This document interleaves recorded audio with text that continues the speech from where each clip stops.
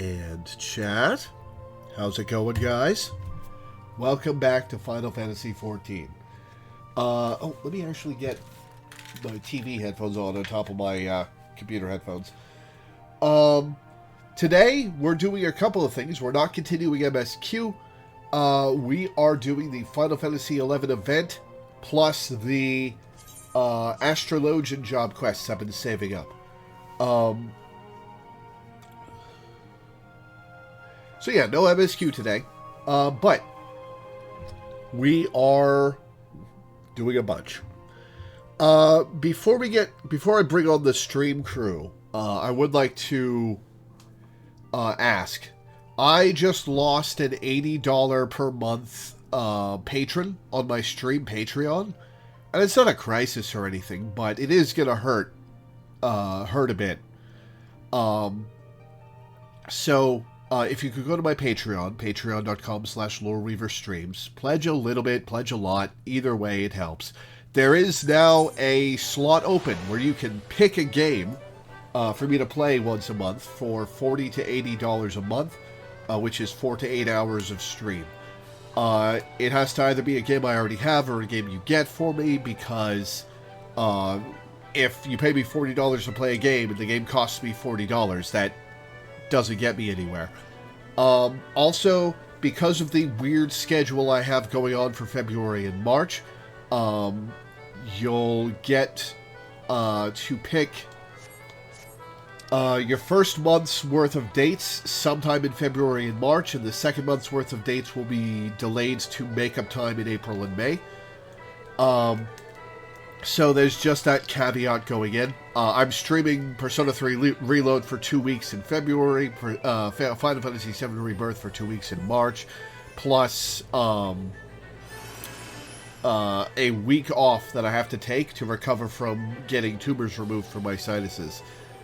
So February and March are packed.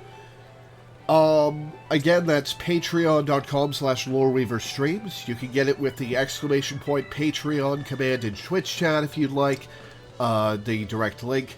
If I haven't gotten the slot, or you just want to pledge and you're watching this on YouTube, it's in the description of the YouTube video. But whatever you do, I'm grateful. And any pledge helps me out.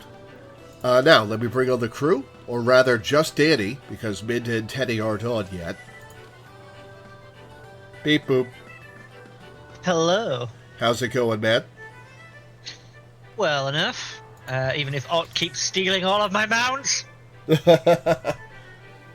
Ott and I have been doing the Endwalker Extremes together to farm the mounts. Nice. He keeps winning them before I do. Also, how dare he? I just forgot to put myself in the chat.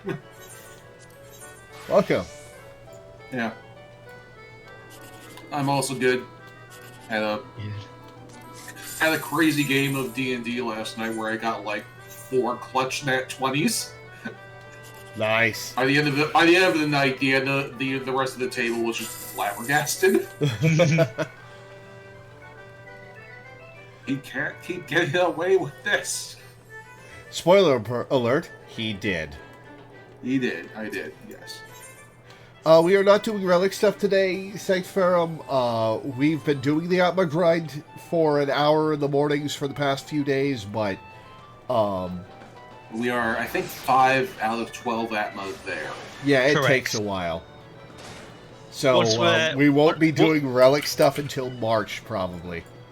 Yeah, once we have obtained all of the Atmas, we will reach the next step of the grind on stream and then continue the grind off stream.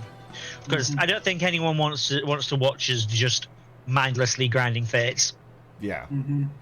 It would be fun to podcast for a while, but no, I think people want to watch me do MSQ and special events and job quests and stuff.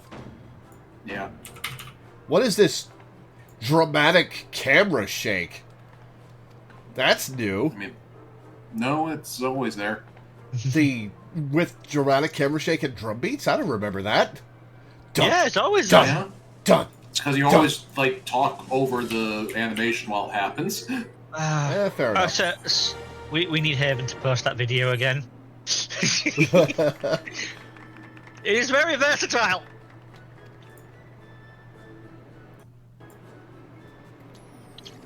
There's my 10k. Let me actually get my Black Mage gear on, because I still have the Stardust Rod equipped. Mm-hmm. Yeah, I've still Although, like, got we're doing Iris. like a level 15 quest right now, so it doesn't really matter. But... Yeah, but I like actually having my gear on. Mm-hmm. Okay. Actually, let me pop on over to Ul'dah, send my people out on the next mission, and then we will go to the 11 quest. Actually, re-equip the Thyris because I've just re-equip the Stardust Rod because I just remembered there's a couple of fates in this quest line. It'd be amazing if So yeah, got some extra Atmas. Yeah. That would be pretty funny. Right, to the barracks.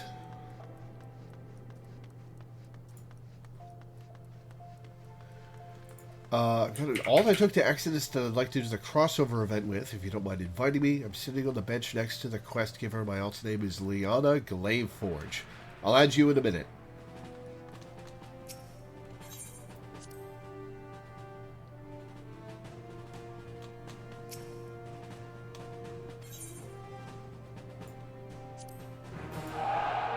My dudes have achieved level 40. Nice. Oh, a new quest. I can hardly recognize those green recruits we started with, Commander. In fact, I've heard rumors making the rounds in the Hall of Flames that our squadron is on the shortlist for the next big assignment. One or more squadron members have reached level 40, unlocking a special promotion mission. Cool. Advise you first... So, yeah,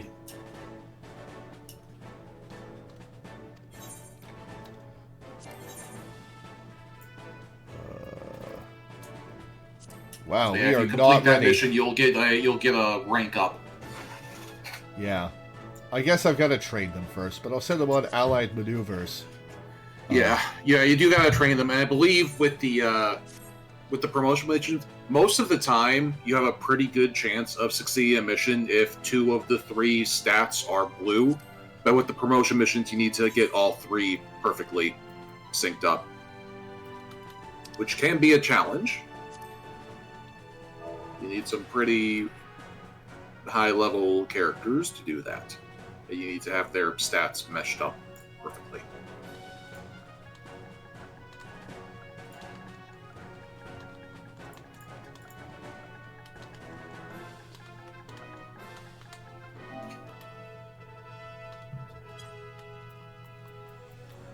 I mean, you'll be able to just invite them by, like, clicking on their name if you see them when you go to them in-game. Yeah, I want to send a friend request, too. Ah, alright. That's fair. Alright, party invite. Invite Danny, invite Minda.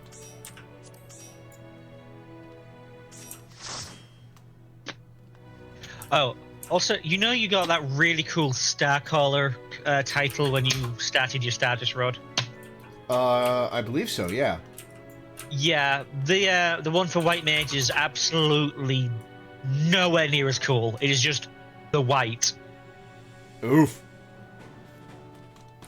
Although it does get that name does get a lot of traction with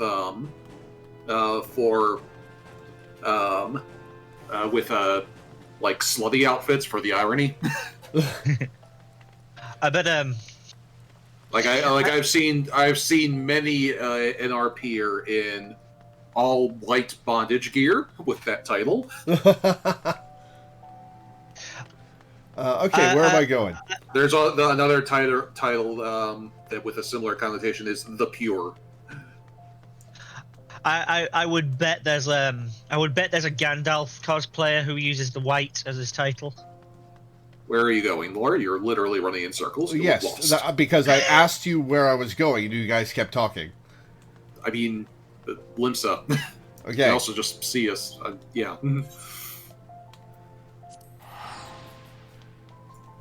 And where in there's Limsa?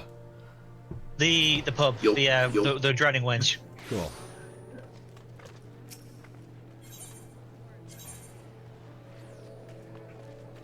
It's the place where everybody else in your party is hanging out.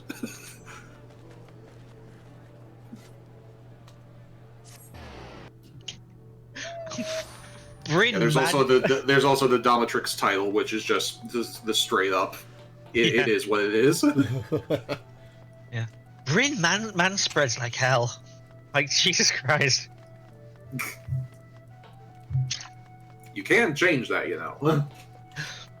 I can, but this is funny. Okay, you guys aren't there. He ran right past us. Oh, there you ran are. right past us. Ramumu? You were not on my screen when I walked through here. We're on your mini map.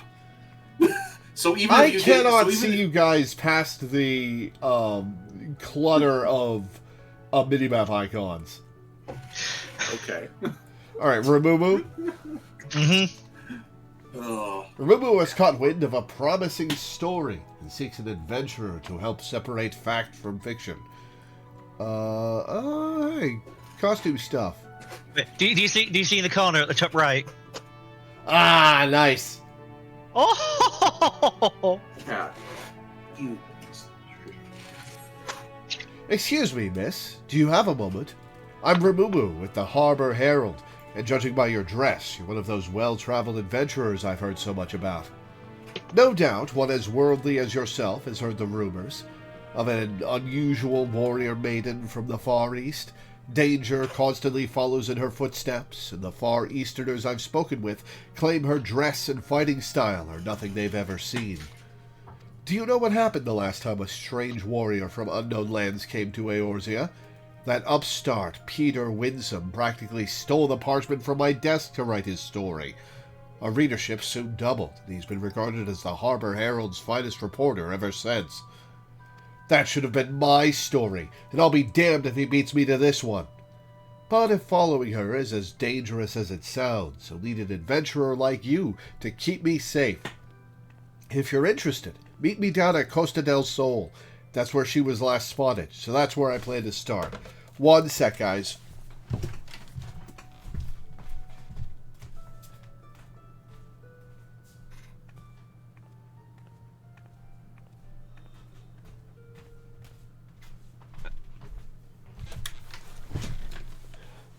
Okay, back. Okay, now, just because I know Hey, that's a different quest accepted image. That's fun. Okay, there we go. I was just going to say, just in case, just because I know you have a good chance of missing it, keep an eye out when you click at the quest message. It was 3/4 of the screen, Danny. We know.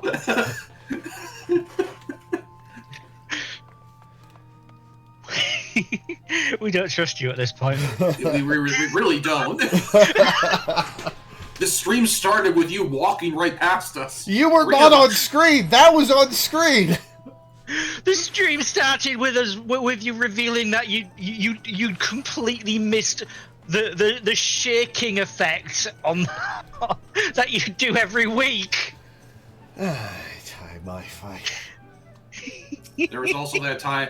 There was also that time where Y'shtola did a limit break right in front of your face, and you didn't see it.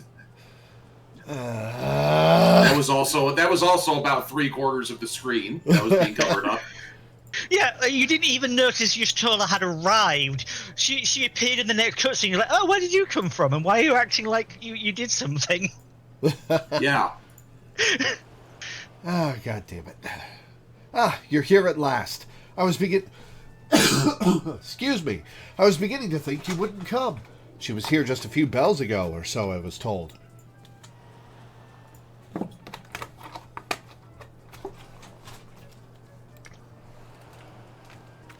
Look over there. Could it be? Staring directly at us. Wonder if this is a character from 11 that's been transposed into the 14 world. Begging your pardons. Prolonged eye contact. What? prolonged eye contact. Begging your pardons, please do not think me strange for asking, but can you tell me if we're close to Selbina, or perhaps Mora? I fear I am hopelessly lost. She is from Eleven's world. Selbina? Mora? Sorry, dear, but you're on the eastern shore of Vilbrand, eastern Landosia, to be precise. I take it you're the far eastern traveler that's been the talk of the taverns as of late? You've cut quite the warpath through Eorzea, from what I've heard.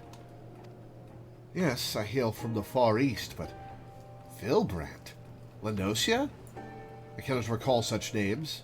Though, truth be told, I cannot recall much of anything since awakening in these strange surroundings. By Beauregard's beard! You mean you've lost your memory? I remember my name is Iroha. I am training in the way of the glaive, though I feel I am still a novice. Before awakening here, I was on a mission to... forgive me. It is hard to make sense of what little I can recall. The only clear thoughts in my mind are of Master and a powerful technique I labor to perfect. Amatsu Kiori. I am certain that it is essential to completing my mission and would make an excellent emote for you. Interesting you'd remember training above all else. Perhaps that's the key. If you continue to practice your master's teachings, it stands to reason other related memories might come back to you. Recalling my mission by first recalling master's teachings. Yes, that does seem plausible. I do not doubt many of the techniques I learned have a specific purpose. It would only be a matter of focusing on this particular one. This is the scoop I've been looking for. A Far Eastern warrior on a special mission? What if we're in danger? This isn't some fairy tale like Peter's story. People need to know. But she's no good to us if she can't remember anything. Help her so we can get to the bottom of this. The whole thing with Peter Winsome was because he got the scoop on Lightning from Final Fantasy XIII during our crossover. That's cool. That's a cool reference. Here, take this. I was not playing that long ago, so I did not know that was the lore there. That was in the first couple of months. Yeah. Along with the 11 one. Of 1.0 or 2.0? 2.0. Ah. Here, take this map before you go. Training won't do you any good if you get lost now, will it? Your kindness is greatly appreciated. Thank you. To journey alone in this strange land would be a trial all its own, I am sure. I'm sure you know already because that's what you've been doing.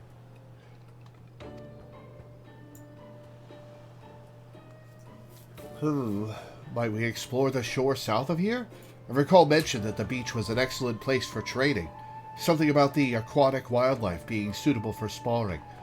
If the creatures here are similar, I would like very much to try my hand against them. And I trust you'll ensure she has every opportunity to do so. Now, don't let me keep you. The sooner she remembers her mission, the better. When she's had her fill of combating critters along the coast, perhaps you should rest in Limsa where it's safer. Bulwark Hall should do nicely. It's the first place she'll see after coming through the gates.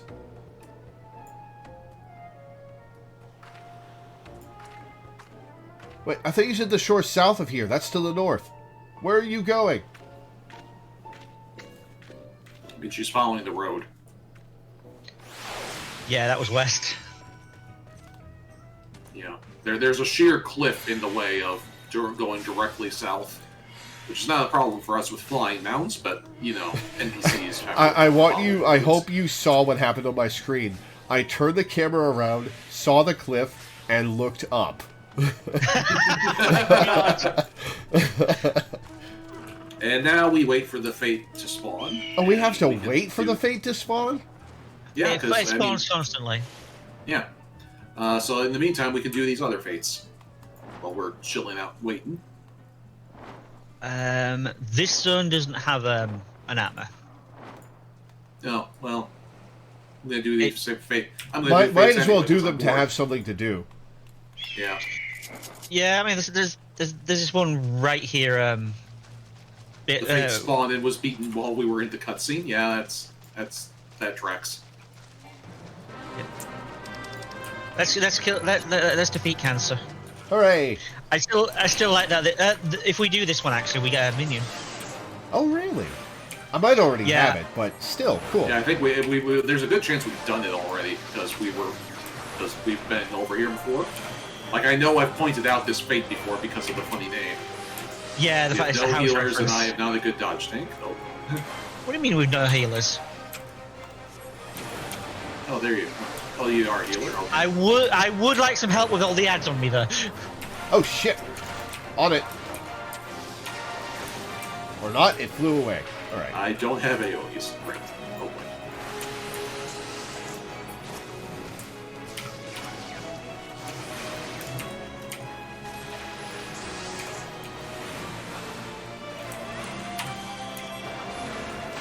Cancer is tough. Yeah, this thing is taking a lot of hits.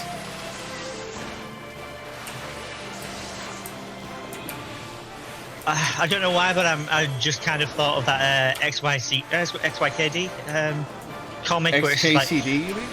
that's it, XKCD. Thanks. The one comic where it's like, remember when people say that that some sort of treatment that they've discovered is able to kill cancer in a petri dish. Remember that so kind of gun. And none of us here are even machinists right now.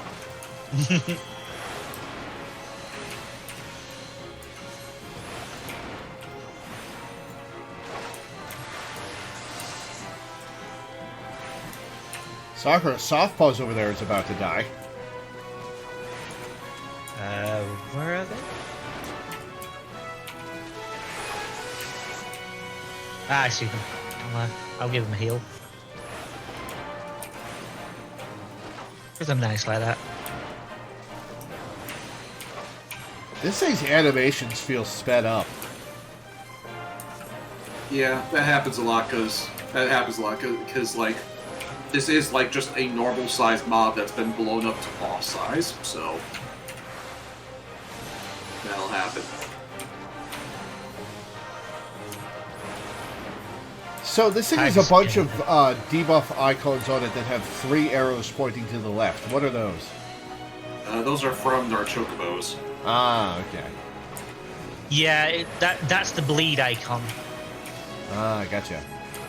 Because our chocobos have a bleed attack. Oh, our fate spawned. And the cancer is dying slowly, so we should jump on this one.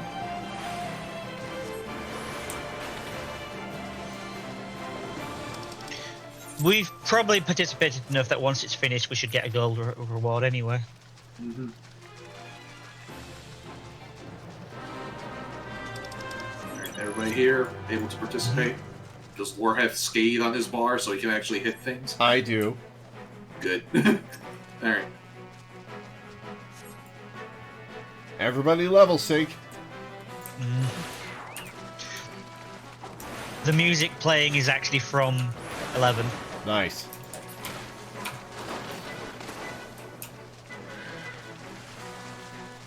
Because, yeah, for those of you who have not been watching our off-stream content, a problem Lore has been running into is Danny and I killing shit too fast for his little black mage self.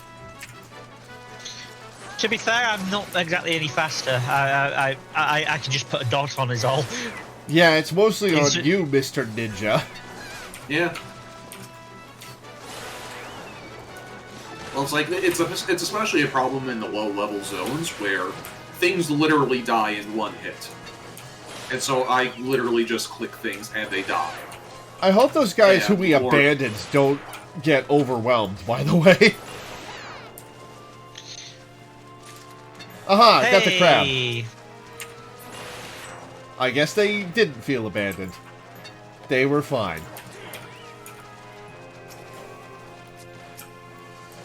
What level grinding in the Valcam Doom Zone, huh?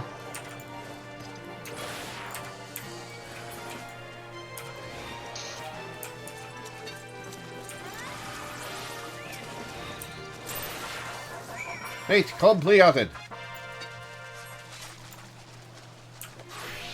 Present the strange stone to Aroha in Limsa Lominsa. Back to the drowning wench? Fighting alongside such a seasoned warrior has been educational. I am grateful to you that you chose to accompany me. Well, that's nice of her.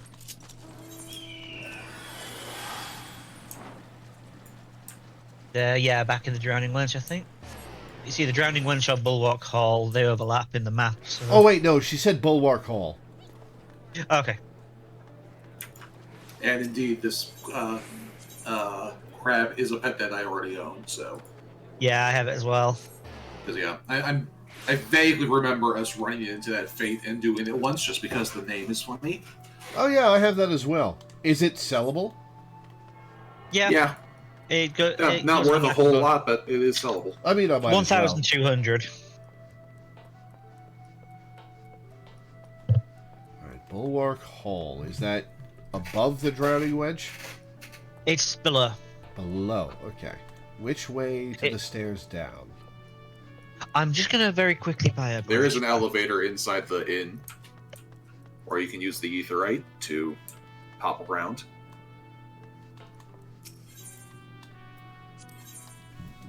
Excuse me.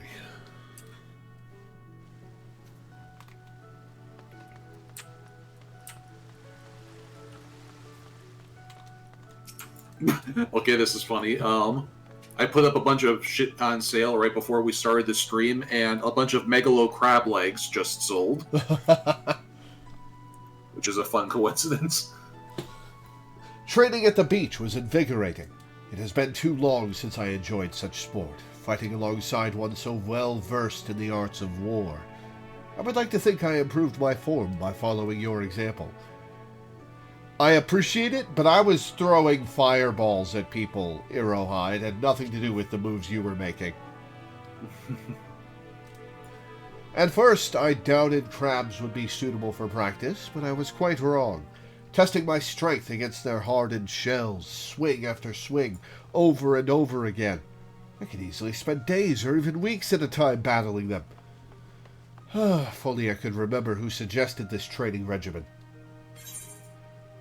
Optistone Shard. Megalo Crabling is my favorite song from Undertale.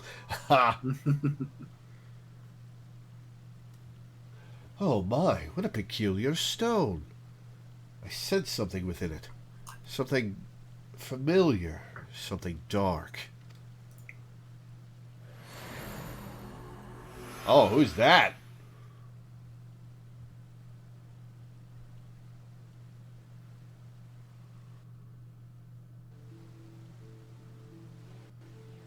A grueling battle in the cold against evil made manifest. A lord of shadows, long dead, yet somehow resurrected. The fate of the realm hanging in the balance, I remember. So this is a named NPC from 11. And yet, I am not convinced these visions relate to my mission. Why would Master entrust me with the means to slay such a foe? The answers must lie within my memories. They have to. All the more reason I must hurry to complete my training and perfect Amatsu Kiori. While waiting for your arrival, I asked a couple of travelers from Gridania, I think, where I might find creatures of a more dark and unusual nature. They told me of a place called Hawk Manor, a cursed estate whose grounds play host to various sorts of hellish monsters. Are we doing a dungeon? That's the final boss of 11's base game. Ah, cool. These creatures sound like promising opponents, full of the fury and cunning I would expect in a true battle. Now then, let us be off. When we are finished, we can meet in the nearby town. Are we doing Hawk Manor? I think we're doing a pseudo-dungeon, where we're just... Actually, no, we're doing another fate. Oh, okay. Alright, so to Gridania, is it which... Travel to Bent Branch Meadows, cool. I'm back. Let me just get through this cutscene and I'll join you. Is the fate up? The fate's up, so if we hurry, we might be able to reach it. Which direction? Which direction? West.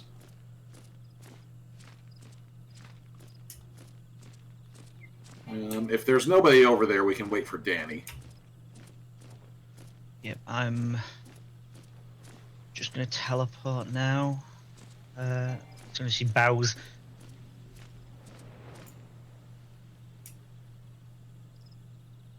Oh yeah, there's the manor.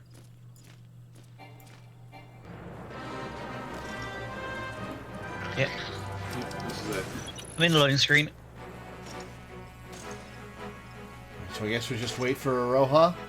Oh, sorry. We're waiting for Danny. Danny. Yeah, we're waiting for Aroha might need some healing in a minute. Yeah. Yeah, Danny can heal once he gets here, or I can just do this.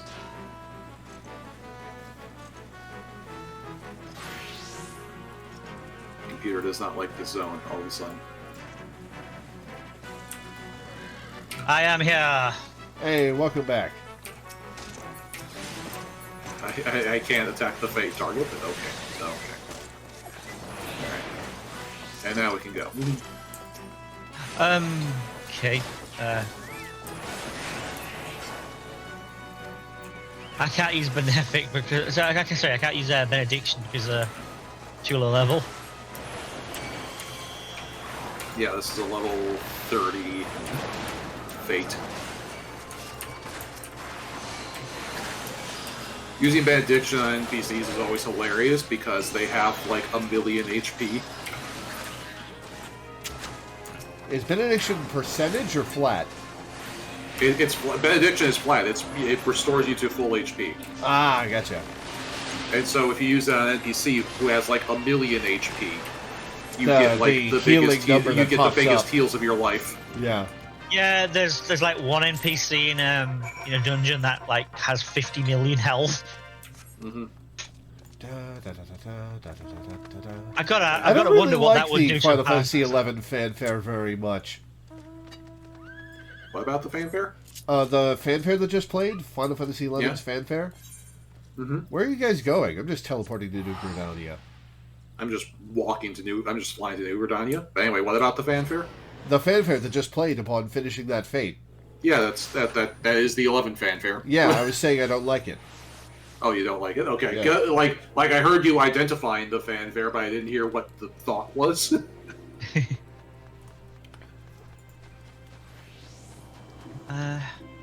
It does have an but I can't remember.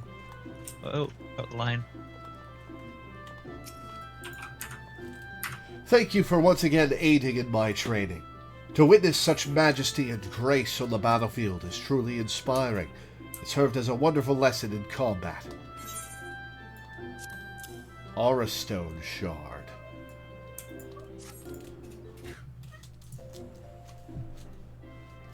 Kitty. Well... Oh, you have found yet another strange stone. Yes, it radiates with a warmth much like the last, but the color is... Wait, do you hear that? Hey, Oh, Prish. those low-res PS2 graphics. I like Prish. I used to play as her in Oh, that Dissidia was sometimes. Prish? Oh, Yeah. oh, cool.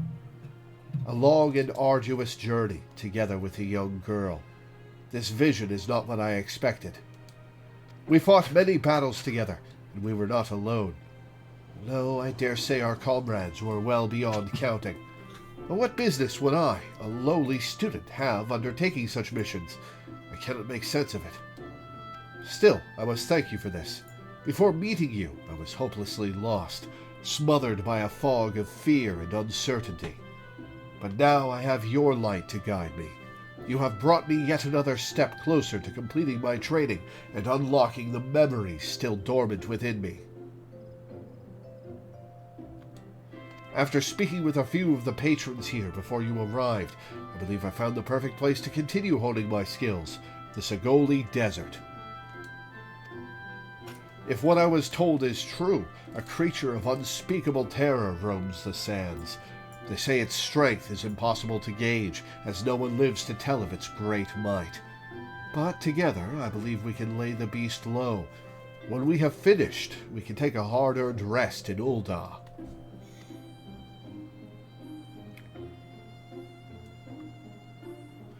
Alright, Sigoli Desert, which is...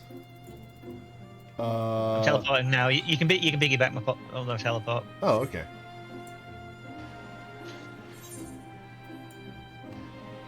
Or you can... The easiest thing to do is to click on a quest, click on the map, and that'll show it on the map, and then that'll show you where you need to teleport. That's a good point, and that's what I usually... Hey, hang on. I haven't talked to that Chocobo Keep. Huh. Is he's hiding underneath a tree.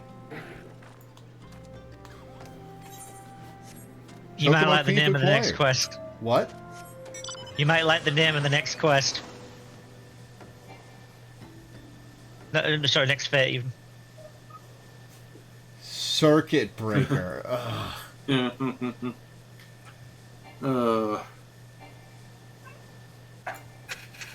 See the Rhino Mount phasing in and out of existence ahead of me.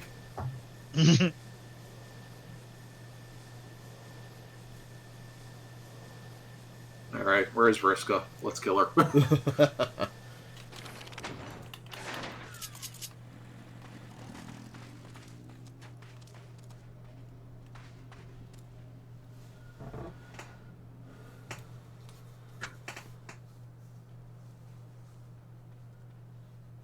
Well, there's a bit dry today. Impossible to gauge is the strength rating for NMs in Final Fantasy XI. All the mobs have strength level you can check. What's an NM? Notorious monster. Ah, I gotcha. Yeah, it's a whole mechanic. It's basically hunts, but in FF11. It's basically... Oh, hunts. Okay. Yeah. Sounded like you started that word with a P for some reason.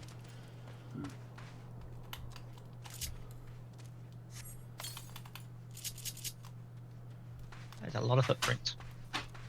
Yeah.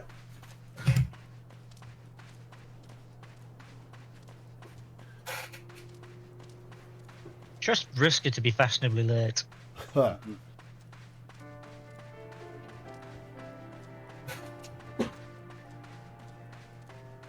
Ugh.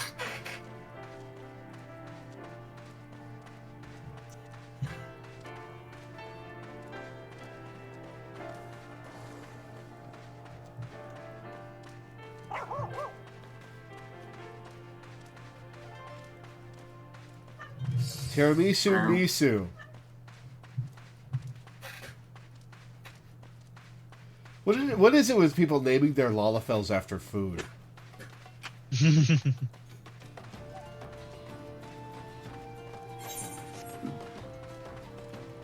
Oh, somebody's trading me something. Was that you, Melina? It's Misu. It's Tara. It's Misu. The Lalafell is Keep chasing running you. away from them! It's Lalafell! Lore, it's the Lalafell you just talked about. They're literally chasing you. To be fair, your Chocobo keeps getting in the way, but like... Conpeto.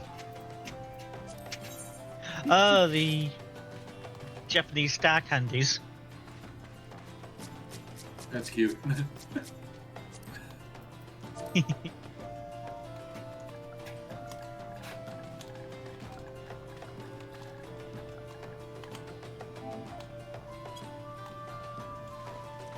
That's delightful. That's cute. It makes you better at harvesting items. As a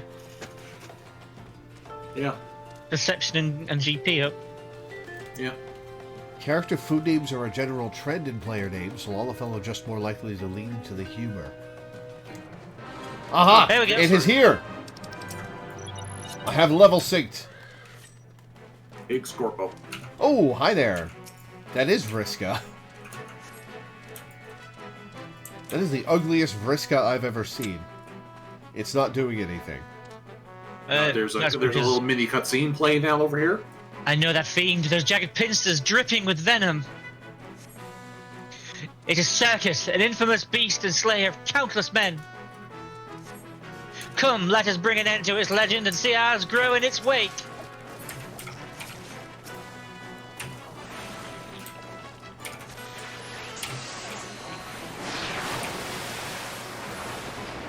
Eleven's notorious monster system comes back in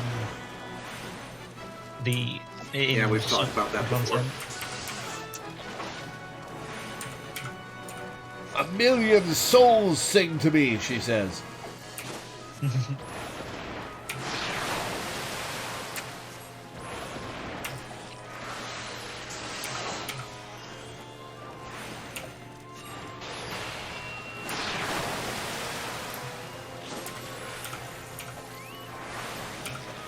So, this is a level 15 quest when you can accept it, but this is very much not a level 15. Atma! Nice! There you go. Perfect. We'll have to check that off the list. Atma of the Scorpion. That is very appropriate. It is. But it's from a scorpion. Nice.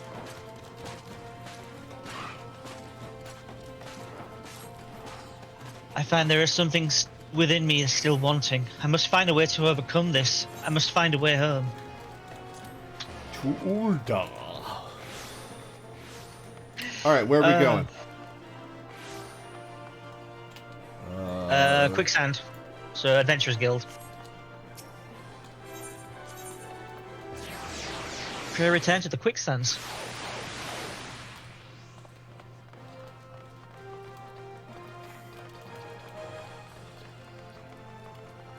That's even the Atma of the Scorpion. That's perfect. That was Yeah. absolutely perfect. There are no words to express my gratitude for your assistance. Never in my wildest dreams did I imagine confronting the legendary circuit. If not for you, I would be but one of the countless victims who succumbed to its poisonous sting. Aura Stone Shard. Rah, rah, rah, rah.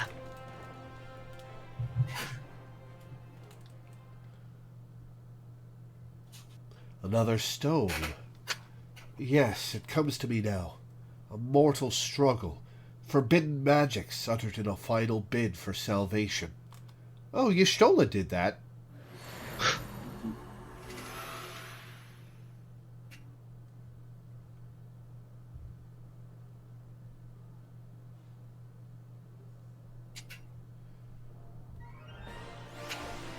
It all makes sense now. The pitched battles, the arduous journeys, the fellowship of adventurers. It was not my life that I recalled, but rather the tales of a great hero I mistook as myself. Oh, she's not a named NPC from 11? Oh well. I think she's thinking about the player character. Yeah. She's thinking about the player character from 11. I suspected such feats were too extraordinary to be my own, and the memories held within this stone have removed all doubt. They were of a journey into the past, one that revealed a horrible truth I dare not repeat aloud. And I remember my home, Vanadil. It is not some territory or continent, but an entirely different world. My true memories return to me now, and it is all thanks to you. More importantly, I believe I now understand how to wield Amatsu Kiyori. It should not be long before my path home is clear to me as well. But first, I must see my training to its completion. So, is Vanadil canonically one of the 14 worlds from the system? No. No. Yeah, none of that's not a thing that happens. At least not yet. It might happen where we find out that one of the shards is just, part of a pre-existing FF game, but it hasn't happened yet. Yeah, it's unlikely. Fair enough. It's unlikely. While waiting here, I heard unsettling stories of a foul beast terrorizing Bronze Lake. This is the perfect opportunity to put into practice everything I have learned. Today is the day I wield the power of Amatsu Kiyori. After this last endeavor, let us meet in Limsa Lominsa. When you get finished with this quest, do you want to know her story? She is very much a named character in 11. Sure. That would be cool.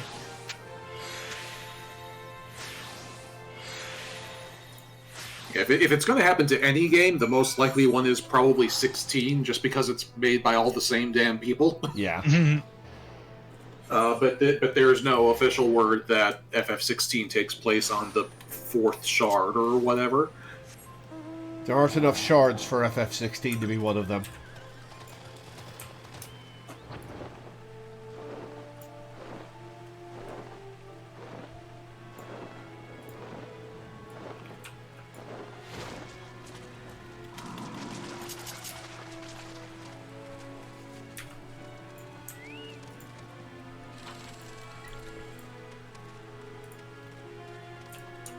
Oh, destination.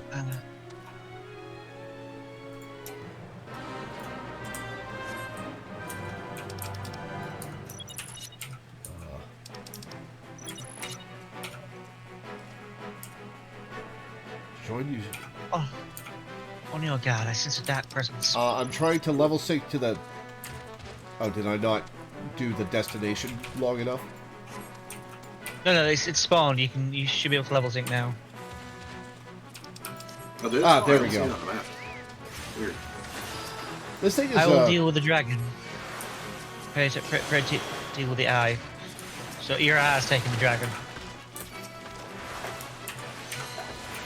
It's true, and yet it is unharmed.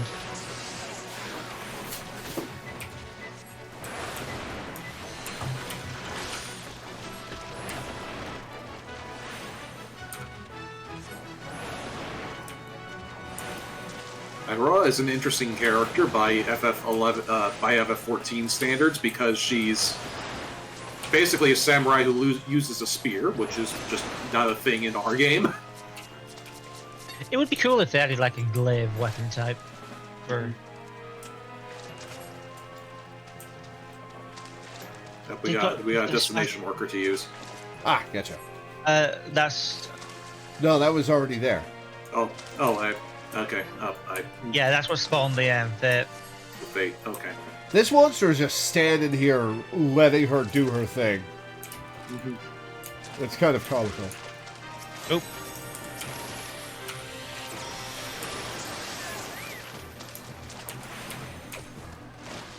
Yeah, we can attack it now. Way ahead of you.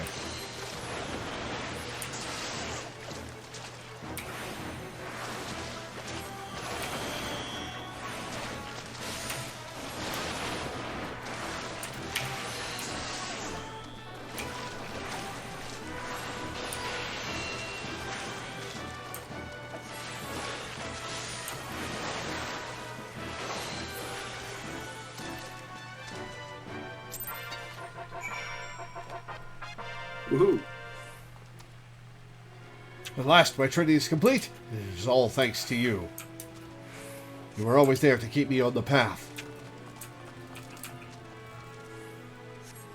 I would speak with you more, but not here. Let us make for Limsa.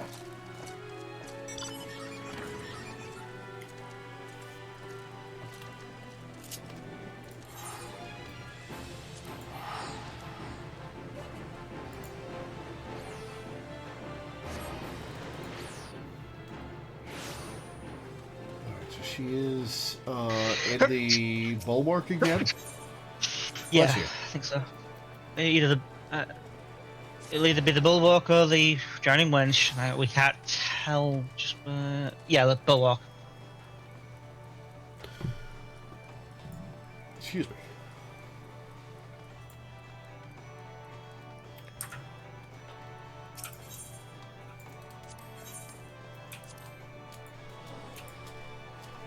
You know, you can get to the bulwark literally by walking east from the big crystal.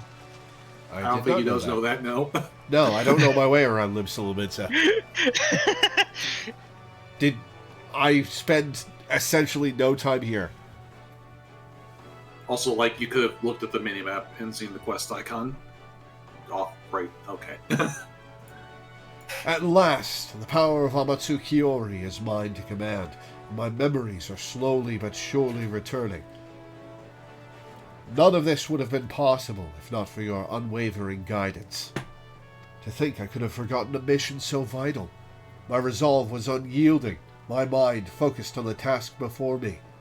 In the end, I fear I may have jeopardized all I hold dear. As I told you earlier, my home is, or rather was, a world known as Vanadil. Try as we might, its destruction could not be forestalled. But fate saw fit to give me one last chance. I was allowed to travel back in time, to escape to the past before the darkness had consumed all, which I assume is where she enters the player character's story, as having come back in time. Together with the heroes of the past, I knew that tragedy could be averted, just as it had been so many times before. Master was the greatest of them all, A hero without equal, whose grand adventures I mistook as my own memories. I cannot help but feel I am still forgetting something else important, something that happened to Master. I suppose in time it will come to me. Before I leave, might we go and speak with Ramumu? If not for her insistence, I would have been bereft of your assistance. It would be rude not to extend my thanks to her as well.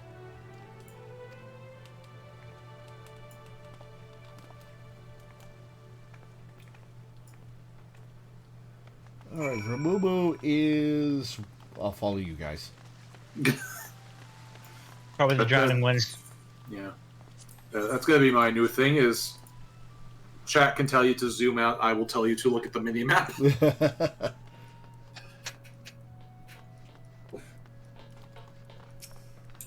Iroha told me the good news. Her memory is... Riro has here as well. Shall I say what she's saying? Oh, yeah.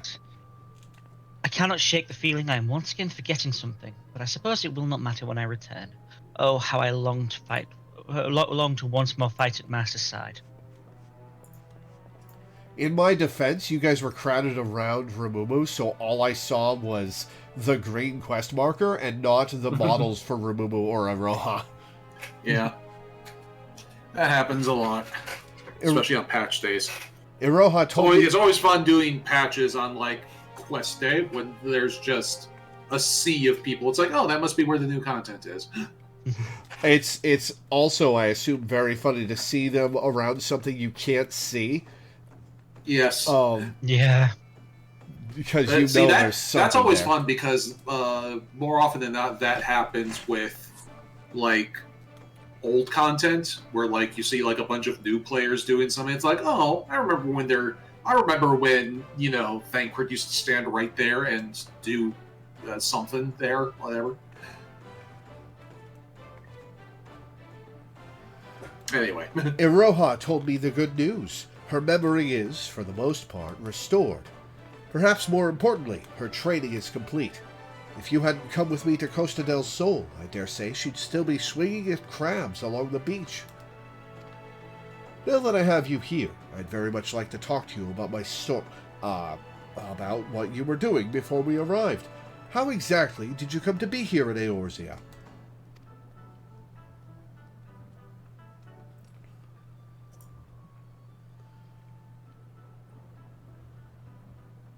And you say you went back in time, trying to save your world? Yes, you have the right of it. No life was spared by the darkness. None save for mine, that is. Fate intervened, and I was sent back to the past, to a time where I could find heroes capable of saving Vana'diel.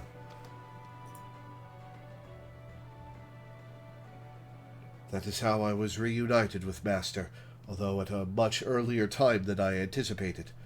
The last thing I remember is a fierce battle and a strange light. When next I awoke, I was here, to be torn away from Master when I was needed most. My heart feels like it may burst. Okay, so... if the boss she saw was the boss of the first part of 11's story, is that the boss she was fighting that she was sent back in time to deal with? Or was that just a speed bump on the way? 11 is my big blind spot, sadly. Yeah, I don't know. Fair enough. Probably that makes sense, but I don't know. Because then this would be a crossover with something that happened 12 years before this this crossover came out. How awful. You were close then? Master was like family to me, and an exceptional warrior besides. I've spent my entire life striving to become such a hero, and live up to the legends I so fondly remember.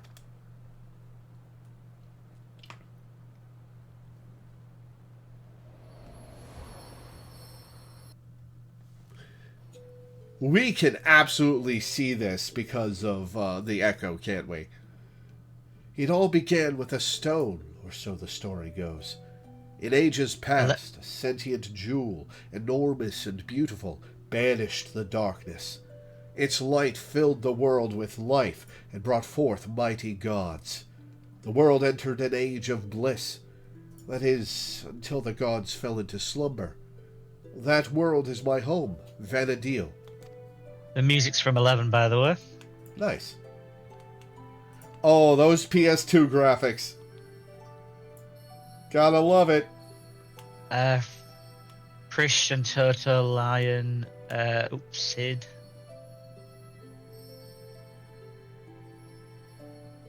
Oh, hey, it's Justinian. No. Oh, man. Man, it's wild how long ago Final Fantasy XI came out, right? Like, obviously, that's where it falls in the chronology of time, right? Because of where it is in the series. But 23 years ago, that's one of the earliest MMOs. That predates WoW by like 3 years, doesn't it? Yep. WoW, the devs of WoW said 11 was a big inspiration for them. Nice. There were a few MMOs in the 90s. Yeah, Ultima Online being, like, and EverQuest. Ultima Online, right? EverQuests are like the big forefathers of the thing. But yeah. It was home to 3 great nations: the Kingdom of Sandoria, the Republic of Bastok, and the Federation of Windurst. Powerful as they were, though, in times of strife, they returned to a single hero, my master.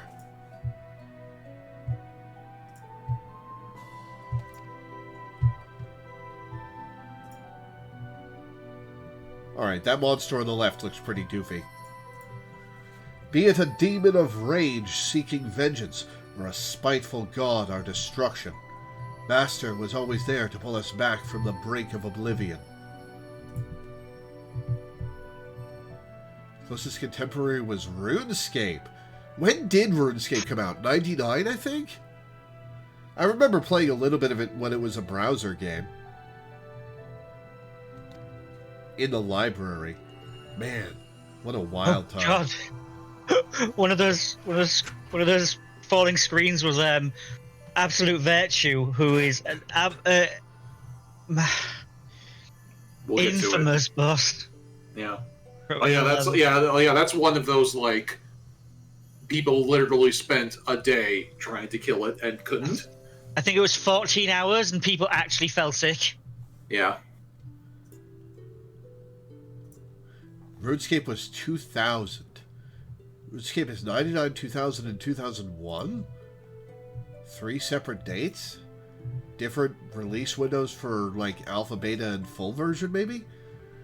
So long as there is light and life in the world, the legend of Vanadil's greatest hero will live on.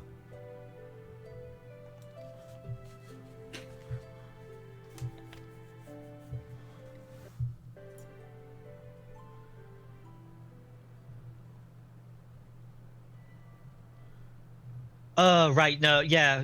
Pandemonium Borden is the one that took it took days of hours.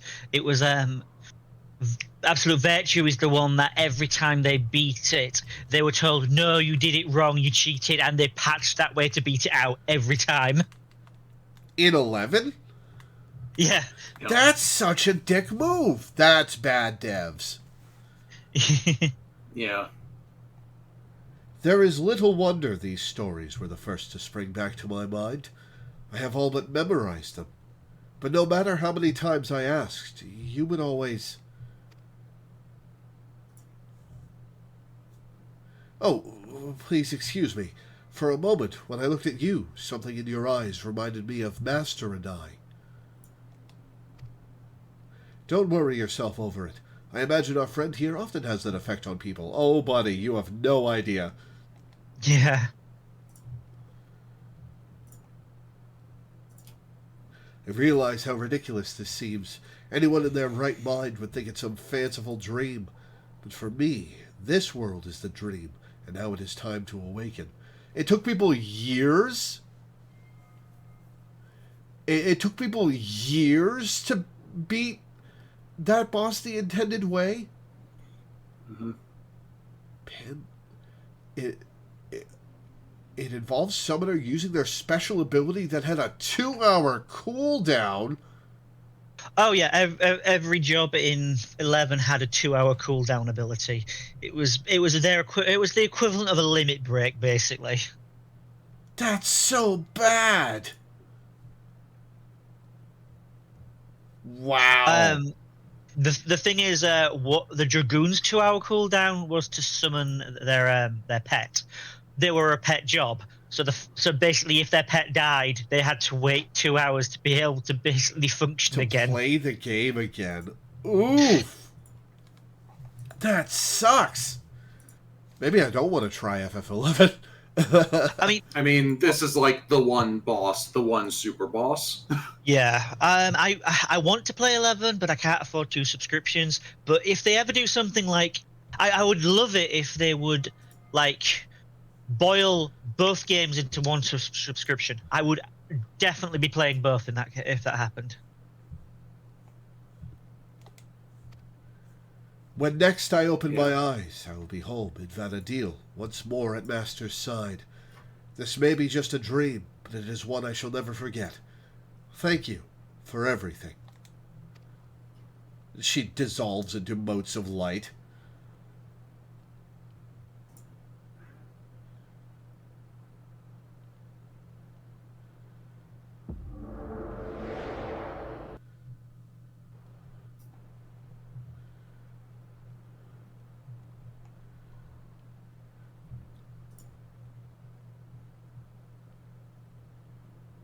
It would seem I am not yet ready to return. Is this perhaps the will of the goddess? The only in-combat res in Vanilla WoW was druids with a 30-minute cooldown? Oh, yeah. This cooldown. is just you going old games are old. Yeah. You know, like this is how old MMOs did things. That's so bad. No, it's just old. It's not bad. It's just old. It really is. I suppose WoW raids were like 40 people, so you'd always have a few people with res available. Exactly. Mm. Yeah. And didn't the battles take like a couple of hours each? No, I mean, No. again, there's like 1 or 2 legendary ones, but by and large, not really.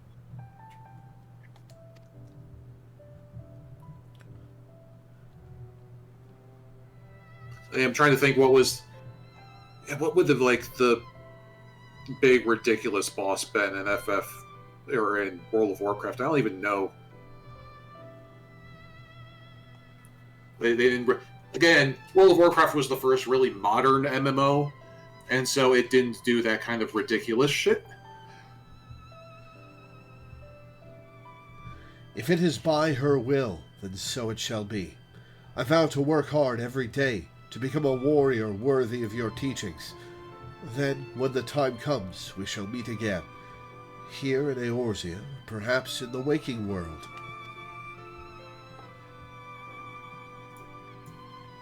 From her perspective, she had that little ethereal moment, but from our perspective, she just closed her eyes for a few seconds, then opened them and was very confused. There goes the greatest story I'll never get to write. An adventurer from another world, traveling back in time to save her people. Who's going to believe such a silly tale?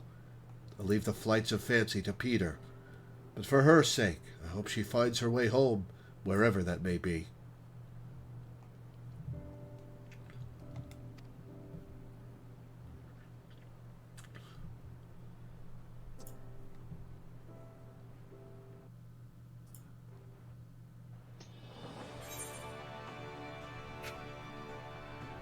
Roha's story is that she comes from a future where she, another FF11 character who was her dad in this timeline, and the player character were the 3 survivors of the apocalypse caused by the Cloud of Darkness. When the Cloud of Darkness overwhelmed the 3 and killed her dad and the players, she escaped back in time. Interesting. And I'm guessing that this storyline came out around the same time as this crossover happened? No, that would have happened like a decade before this crossover. No, they happened. said that this No. was from the The final very last- expansion. Yeah. Oh. Let me. Oh, well then, yeah, maybe, I guess. See. Heaven 11. Cute. Cute. All right, I'm gonna drop this stuff off in my armory chest or armoire. Yeah, luckily we're right by the end.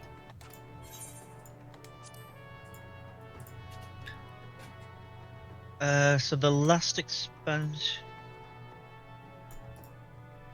Right. Rhapsodies of Vanadil.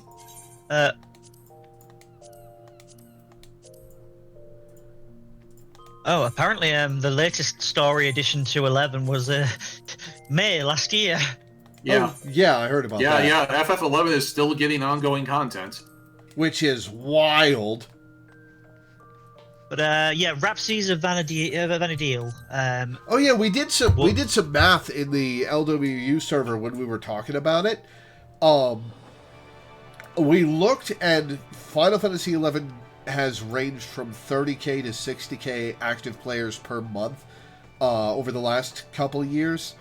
And we were talking about how the game could possibly be profitable before we got that figure, and it charges a $12 subscription fee plus $1 per character you have, up to a maximum of 16. So it costs $13 to $28 per month.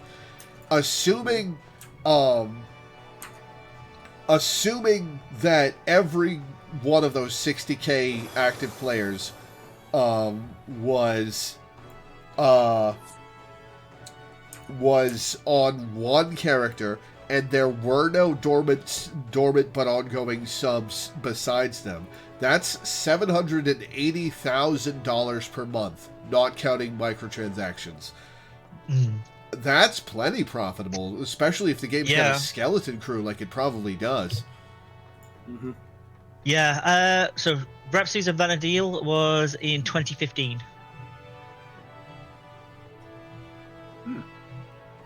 So yeah, really, it literally was a current event crossover.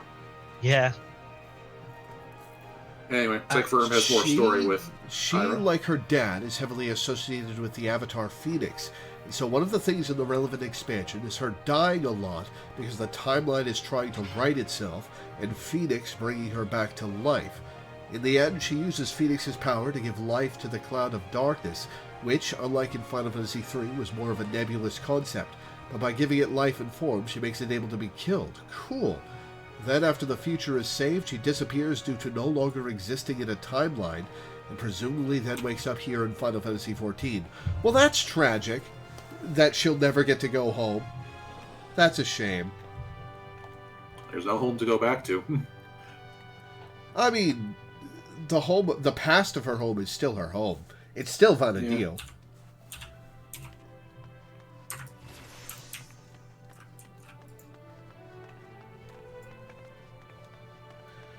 Okay. So next, Astrologian. Unless there's more 11 stuff to do. No. No. Minda, since Laura would be doing the Astrologian stuff solo, do you want to come to Southern Fanland with me and we can get our own Atmos of the Scorpion? Sure. Cool. 1 second. I just hopped on my alt to do other things since we're not doing MSQ. Fortune favors the bold. To Quarry Mill.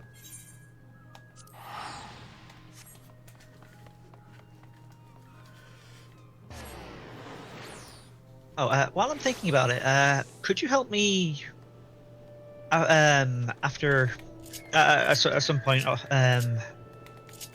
Oh, I don't grab a have a couple note on this one. glamours? Huh. Grab a what? Grab a couple of glamour pieces, like as one of the chess pieces from Alexander 12 Savage. Oh, sure. Let's do Emma first, because I already am logging back in after I logged out. Of course. So, Marines. So, to Falkvar. Alright, I'm just heading straight to Southern Thanaland. Okay. Traits.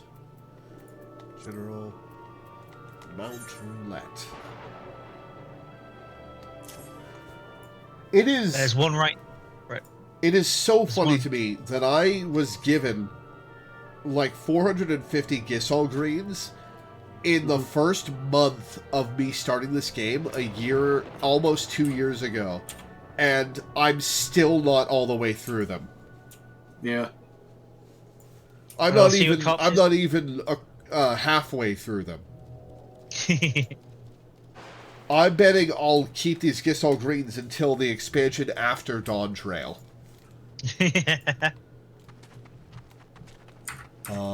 Okay. Oh, hey, it's the Hildebrand fate. Yep. Final Fantasy II music.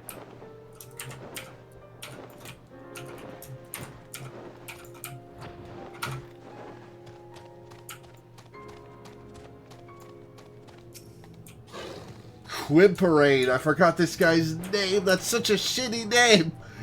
What Yeah. monsters his parents were. I have been a guide in these woods since my 10th name day, yet never have I encountered bandits the likes of these. They are not of the Twelves Wood. I find it highly unlikely that a sparkling globe will sufficiently protect you from a bandit's blade. Stay back and leave the fighting to me. Loreweaver! Living La Viva Loca. Now listen carefully, for we haven't much time. The star globe which you hold is both your sword and shield. It will grant you strength as well as protection. Most important of all, it will grant you insight into the current location of the stars, enabling you to channel the heavens' ether into your body for use in all manner of magics. The better attuned you become with the heavens and their malefic and benefic bodies, the better that ether might be manipulated to bring succor or pain. But as you already know, the star globe is not the only tool an astromancer has at her disposal.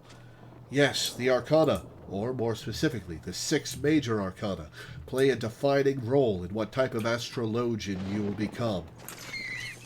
Any layman will tell you that the cards can predict a man's future. This is both true and untrue. It is not the future that a card predicts, but the card influencing the man so that a certain future becomes more attainable. Well, that brings some free will back into the equation. Seeking to tell a man's fortune, you draw a card from your deck. Upon reading the card, you scry that the man will be victorious in a coming battle. Is that the only possible fortune? You'll win a fight? What is it that brings this man his victory, but ether tapped from one of the lower 6 heavens, granting the man strength, making it all that much easier for him to overcome his enemy? Of course, what card is drawn is linked directly to a target's destiny, as well as yours. Are you the one who will see this man to fortune, or will you lead him to downfall? It all depends on your reading. Normally, I would not dare cover so much in a first lesson, but it is my grandfather who has placed his life in your hands, and I am not about to watch him have his throat slit because you cannot tell the face of an arcana from its back. We have 2 seemingly capable soldiers here to take the brunt of the bandits' blows. Allow them to carve a trail of carnage, while you convince the stars to nudge the 2 in a direction favorable to my kin. I understand this must be a lot to digest, but if you are ever to become a capable astrologian, you must believe in the path laid out before you, and in your power to read it, follow it, and, ultimately, control it. Take some time to acclimate yourself to your new abilities, and let me know when you are ready to begin. You've learned all astrologian actions and traits to level 30, blah blah blah. Solo duties. How I loathe you as a healer. Okay. Got my dudes. It's going to lower me to level 30. So I'll probably have Benefic 1, Combust, and Malefic. Plus, of course, Draw and Play. I see in your eyes that you are ready. Whether that actually makes you ready or not, only time will tell. Time, unfortunately, is something we no longer have in abundance. Let us take to the shadows and find out where these bandits are holding my grandfather. May the stars be our guide. Sync to level 34. Do. Healing solo duties would be so much better if they actually put the NPCs that you're supposed to heal in a party. Yeah.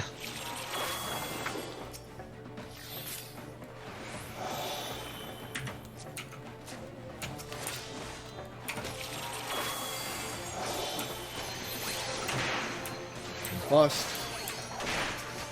Bust. And bust. Alright, do my dudes need healing? A little bit. Oh, I have Benefic too. Cool.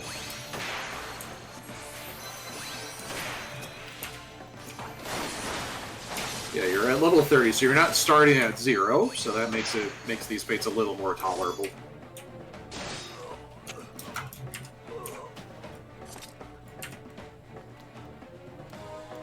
This is a card from my grandfather's deck. He is leaving us a trail to follow.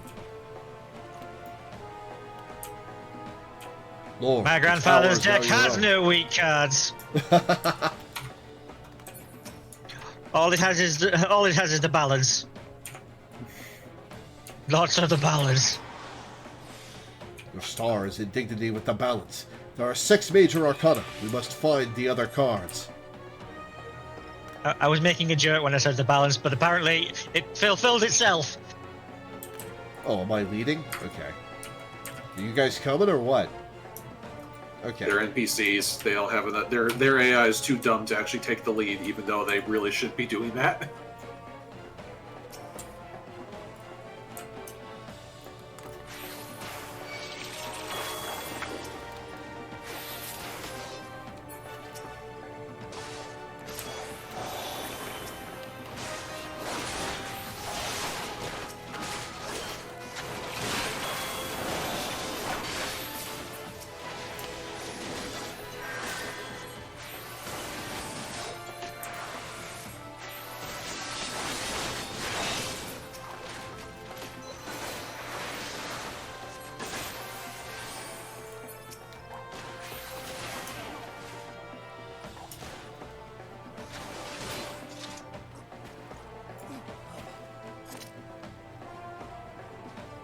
Oh, right.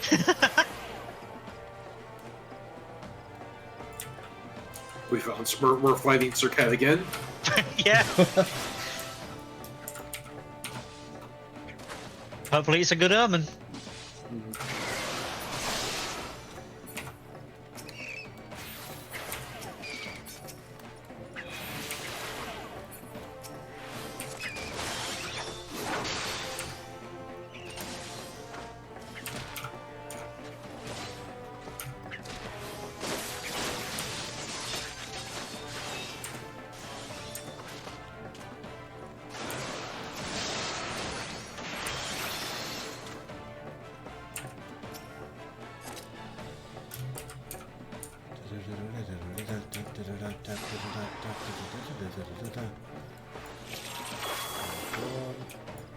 Not yet. Okay, not that way.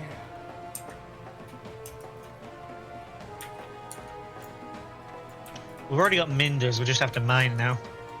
Mm-hmm.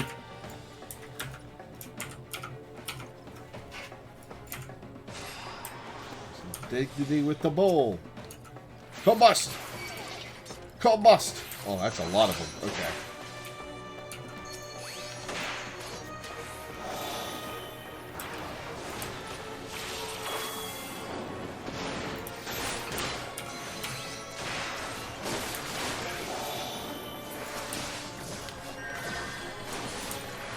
Get out of the AoEs, guys. I misread his name as Mad Lad. Bad Lad Giga Chad.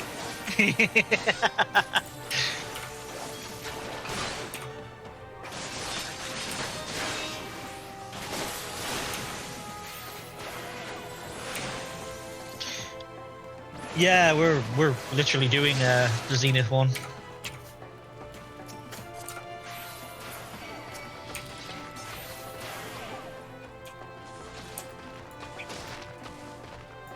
Still no.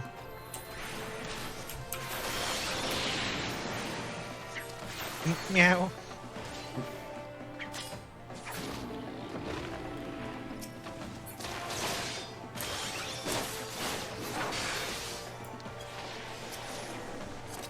Some cats just aren't vocal at all, but yours makes up for that. Yeah, he's a Like very the- vocal kitty. Love Makes vocal it like the- cats.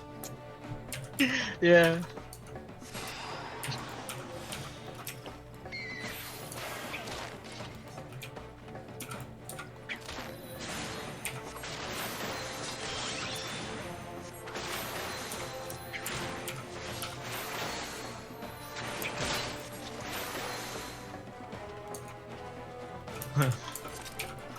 My best mate lives with 2 cats. One of them, Shinx, is very affectionate and sweet.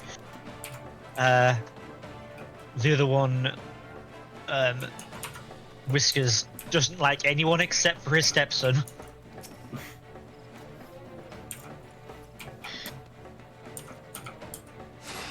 Shakes is a good kitty name.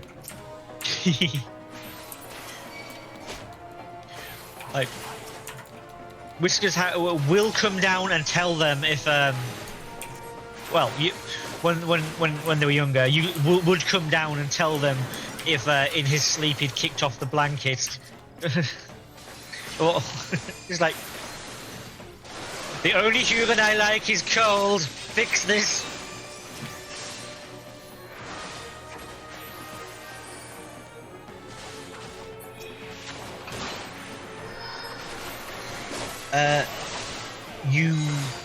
I believe you need to be equipped with the weapon in order to.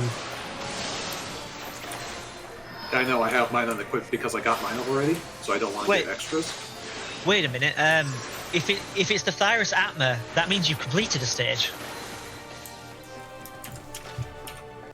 Oh, you're talking to someone in chat. Oh, the voice that got Milena. summoned and went down in 2 seconds. Like we were supposed to be scared of it, is what she's saying. Oh, okay. I was not told there would be 2 astrologians. Enough of this. Wait, was Loreweaver helping? I only saw my spells going off. Yeah, Lavina was doing stuff.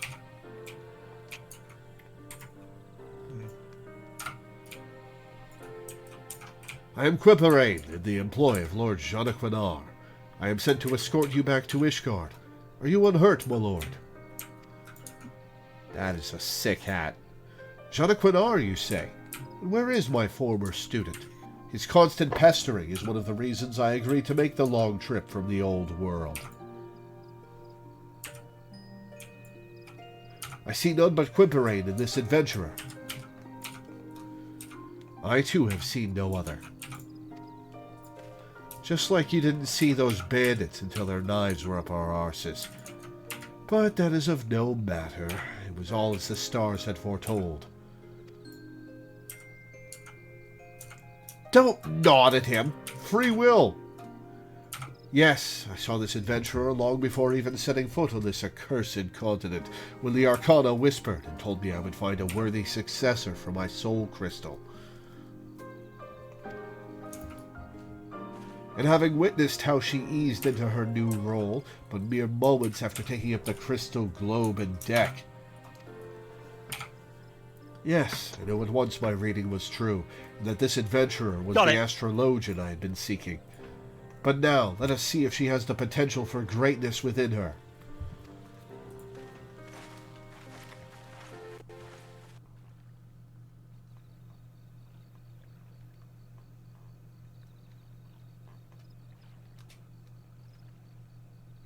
Look to the skies, Lord, like a tilted pig, and there you will see 6 stars aglow in pale yellow. This is the bowl.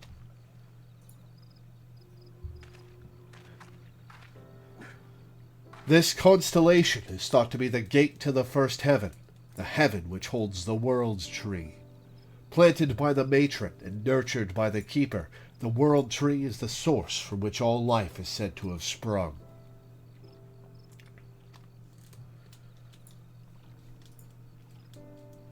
The trunk of the world tree, or the bowl, grants strength to the weak, allowing them to stand firm in the face of adversity. You have now opened that gate, and its power is yours to command.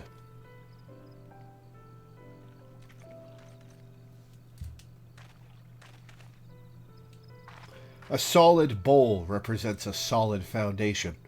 It is not coincidence that this very constellation is risen to mid-heaven at this very moment, the moment of a new astrologian's birth.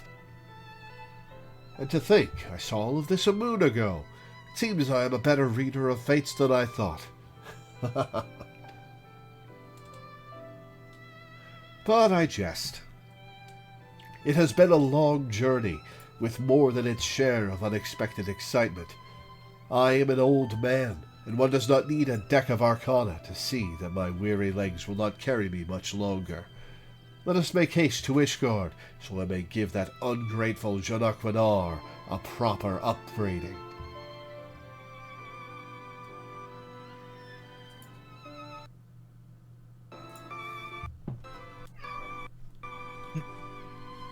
The bowl blazes in the welkin, unlocking the gate of the first heaven.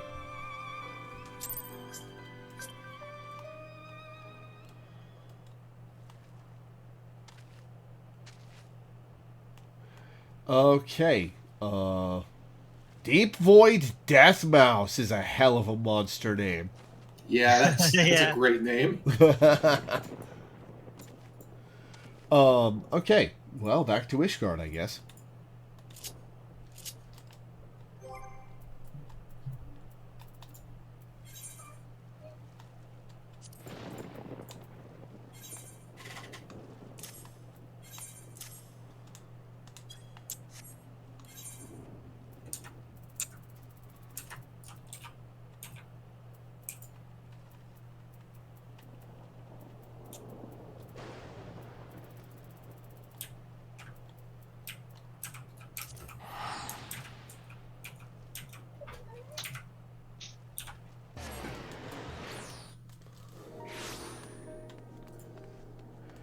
Okay, before we continue, I'm going to take a quick break. I'll be back in a couple of minutes, guys.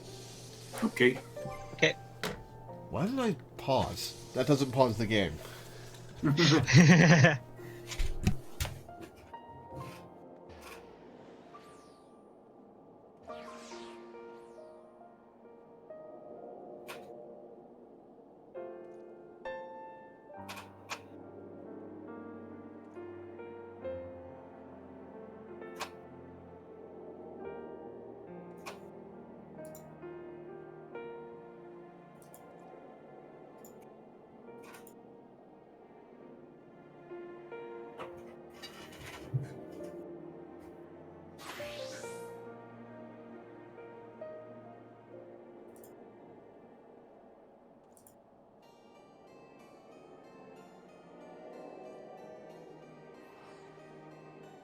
Are you swapping over to your? Yeah, I'm on my main now. I came over to this server though, so I'm here. Yeah.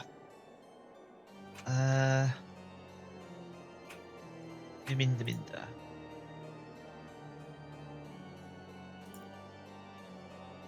Whoops, I'm in the middle of a craft, so I can't.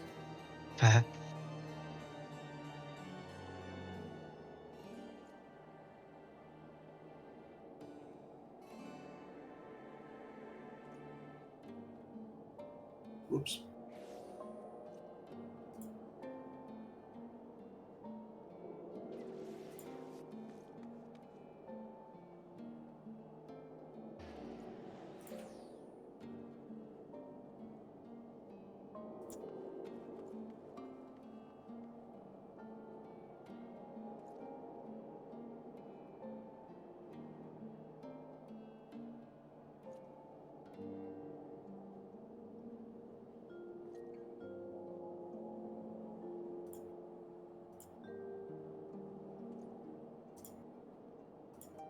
You and Elena doing some fate grinding, or what did you need? I was hoping you'd help me unsync the armor from the Alexander's. Yeah. Okay. Okay. And then after that, I'll join Milena. Okay. So just like 9S and whatnot.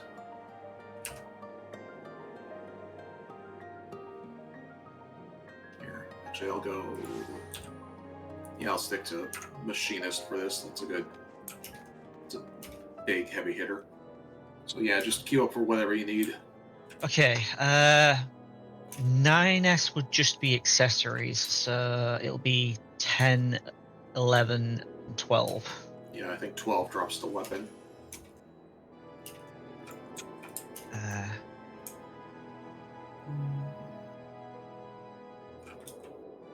I'll bring paladins because I'm best at it, but It's not really going to be relevant, but yeah.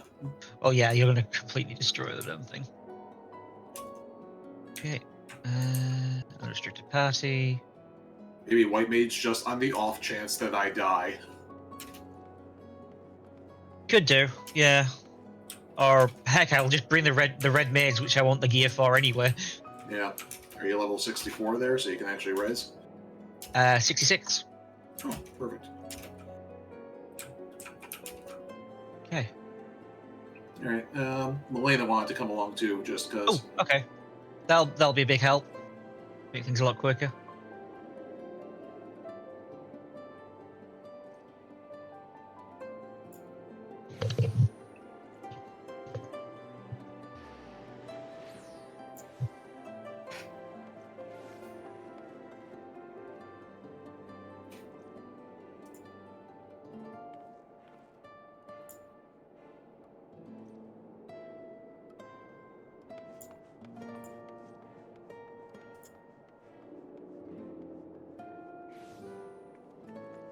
Right, I'm after getting the full set, and then I'll might not use all the pieces. Depends on how I customize it.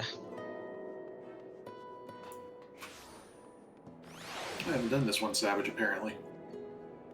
Since I'm getting the cutscene for it.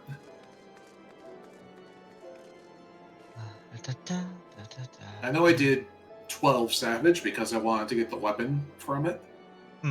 Because, like, the Dark Knight weapon from AS12 is very funny. It just looks like a big-ass wing, kind of. Fair.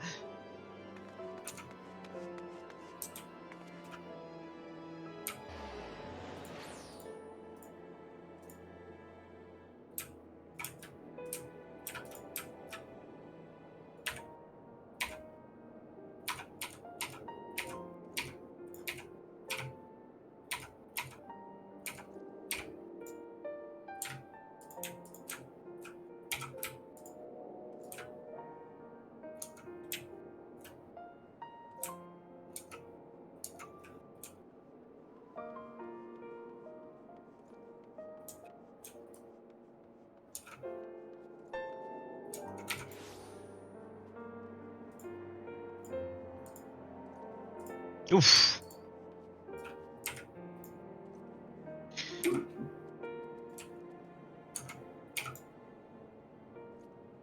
Yeah, at level 66, I still have mechanics to do. I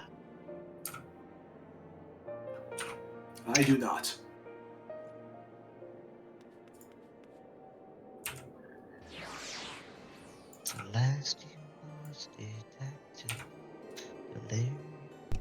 Alright, I'm back. Before we continue, since I've got a bunch of you here, I'll repeat. I just lost an $80 a month patron on my stream Patreon. And that's not a disaster, but it is going to hurt. So if you guys could go to my Patreon and pledge a little bit or a lot per month, you know, whatever you can afford or want to give, I would be grateful. It'll really help me out. With this patron's exit, I now have a slot open for somebody to pick a game for me to play once a month.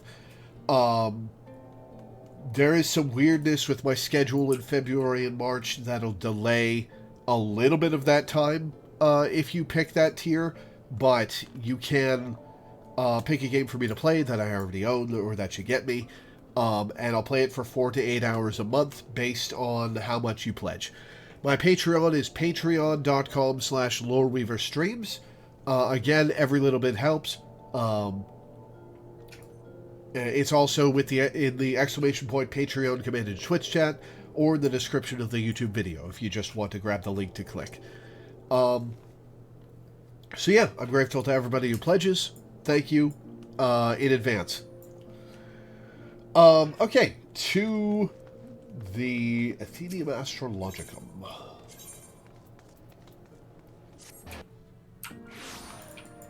what's the thing from the Genshin meme? Love isn't here. They would know. Yeah. There are a lot of Genshin memes, none of which I am aware of. It's like it became a TikTok because there's this one meme of a character saying like a silly sounding place. Ah, gotcha. Yeah. Well, I don't use TikToks, so that is doubly lost on me.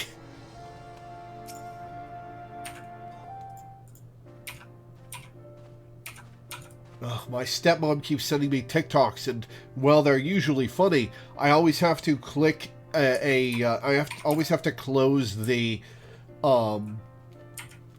thing that says "Please sign up" in order to view the video, and I still have to click the volume bar to turn on the sound and then restart the TikTok because of what I missed. It's so annoying. Jean 15 summers passed, and still the flippant Claude. I lost half of my hair tutoring. Sending an adventurer to find the man you summoned halfway across Heidelin, always taking the easy route, and you wonder why you still haven't been able to open the second heaven's gate. Allow me to explain, Professor. You see, I was waiting here in case you made it to Ishgard before my manservant and Lore could locate you. Think of the confusion had you arrived here only to find the Athenium empty. Wait, how did you know I haven't opened all the gates? My grandfather is the greatest astrologian in all Sharlayan. There is naught he doesn't know unless he doesn't wish to know it. Like a blind streamer. You of all people should know that. God, it is so weird that my job is to not know things. Isn't it?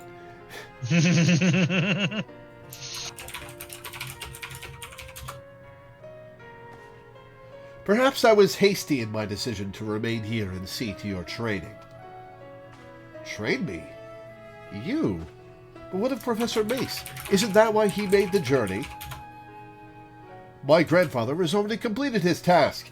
He simply came to Ishgard out of courtesy to an old pupil, one who it appears he wasted years on. Wasted? What are you implying, my lady? Ah, my dear Loreweaver, you still do not see it, do you? Without Jean stumbling into my tutelage nearly 2 decades past, he never would have taken this adventurer under his wing and sent her to us in his stead. It was all as the stars had planned. Yeah, I call it a fun coincidence, Mace. Your soul crystal! Professor, this adventurer has stolen your soul of the astrologian! Ever the unobservant, John. If this adventurer had stolen my crystal, Loreweaver would have read up some terrible fate for the lass. No, Lore is my successor, something I mistakenly thought you might be. But even I cannot see every future, it seems. But do not despair. I have not given up on you completely. Despite your failings, you have tried your best to promote the Sharlayan school of astrology here in this den of fools who fail to see aught and all beyond the dragon's star. I wish to see you continue that fight, and that is why I've bade Loreweaver to remain here and further your and this adventurer's training. This is actually kind of hilarious, considering my atheistic view of fate. Yeah. I get to live. I see. This is all rather overwhelming. Might I have some time to consider your words? No. No!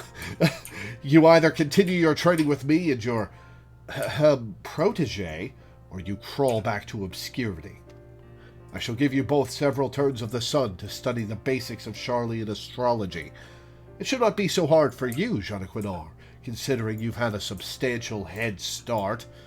Once you have committed the basics to memory, then return here. In the meantime, I will be traveling Eorzea, searching for locations where Lore, and you, will unlock the remaining Heaven's Gates. But you were only recently set upon by bandits. Perhaps traveling alone so soon is unwise. Don't you think I know that?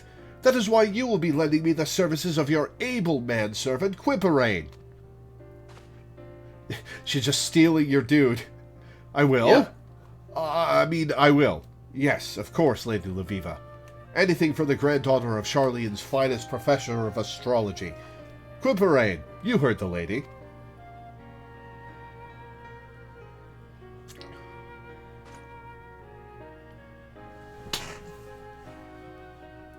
Very I can good. skip this. I shall see my grandfather to the airship landing now, but rest assured that if you neglect your studies, I will know. She's great. Yeah. And she has no time for Jean's bullshit. I love it. Yeah. I know it's your job to not know things, but what the rest of the screen looks like might be stretching it.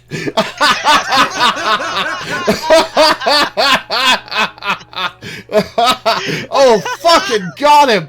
Oh! Oh, you just got destroyed! Destroyed! Oh, that was the best bird I've received in a while. Okay.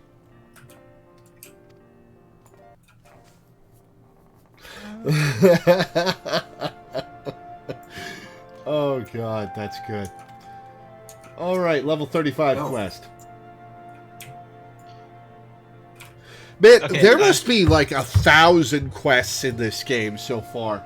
It must be a pain in the ass keeping track of the titles of them all so they don't reuse them.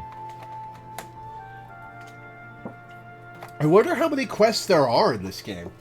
There's got to be like 1,000, right? More than that, probably. Yeah.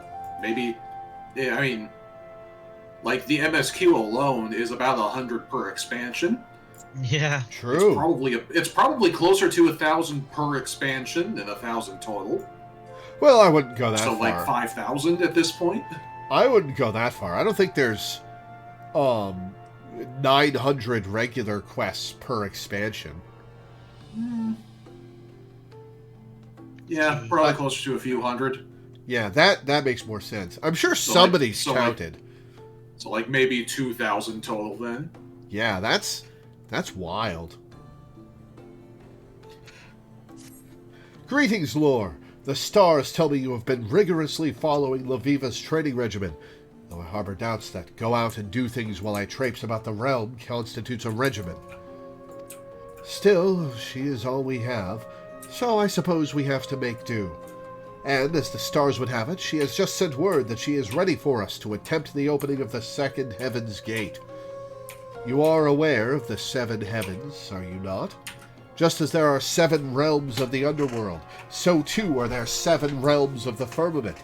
Each of the first 6 represent one of the 6 basic elements: earth, ice, water, wind, lightning, and fire.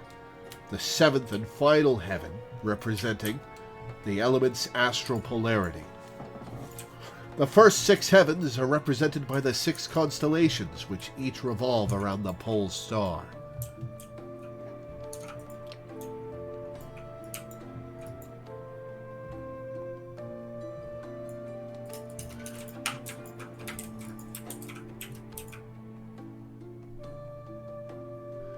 Astrologians of the Charlean school draw on the ether contained in the celestial bodies, excuse me, represented in the constellations by unlocking or opening the gate to heaven that constellation is correlated with. There is no actual gate. Think of it as more a portal to the soul.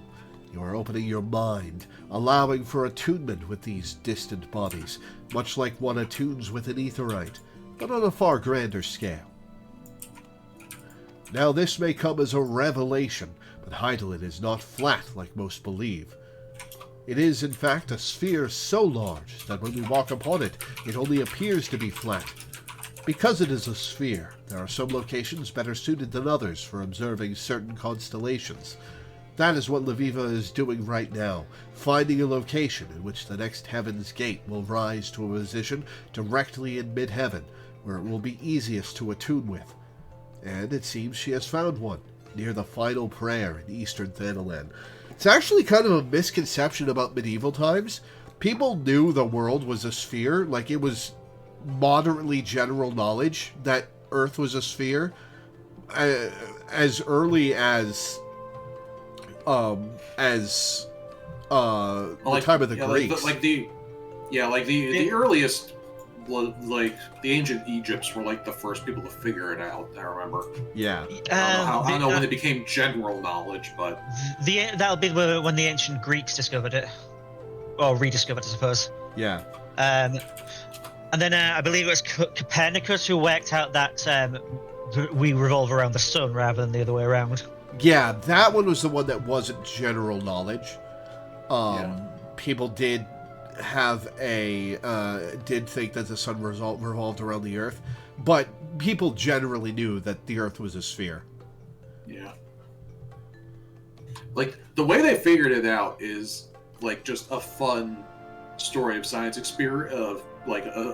experiment. They just they took a well that they knew that on the day of the equinox would have no shadow at noon, and then 1,000 miles away they recorded the length of a shadow, and using those two data points, at this point the angle of the shadow is 0, and at that point the angle of the shadow is 8 degrees or whatever. Yeah. And from there they were able to figure out the size of the Earth 3,000 years ago. Yeah, it's actually fairly simple to figure out. It's just requires some coordination. And as evidenced by the fact that ancient scientists were able to figure it out. Yeah. Anyway. Which is why the flat earthers are so fucking stupid. Anyway. I know, it's just ridiculous. And it seems Count Bob has some interesting thoughts on prophecy that is actually way more in line with how astrologers do things. All right, let me read these Dune quotes. Prophecy and prescience. How can they be put to the test in the face of the unanswered question? Consider, how much is actual prediction of the waveform, as Muad'Dib referred to his vision image, and how much is the prophet shaping the future to fit the prophecy? What are the harmonics inherent in the act of prophecy? Does the prophet see the future, or does he see a line of weakness, a fault or cleavage that he may shatter with words or decisions, as a diamond cutter shatters his gem with a blow of a knife? Well, that is a cool way to look at it. Yeah, and it is actually, as Loreweaver was describing, it is closer to what you're doing than just going, oh, stars say this will happen, so okay. Yeah. Meanwhile, I just don't believe in free will. All of our actions are precedented by our previous experiences. Wow, we have diametrically opposite personal philosophies, man. I never knew that about you. Yeah, I'm much closer to the free will is an illusion crowd, too. The nature of decision-making is a complicated machine, but it is a machine. I just think there's no point if there's no free will. Anyway, yeah. Yeah, that's a long fun, philosophical discussion we could get into the next time we want a podcast. Yeah. And it seems she has found one, near the final prayer in Eastern Thanaland. Okay, to Thanaland. Eastern Thanaland, to Camp Drybone. Okay. I was worried for a second I wasn't going to get legs.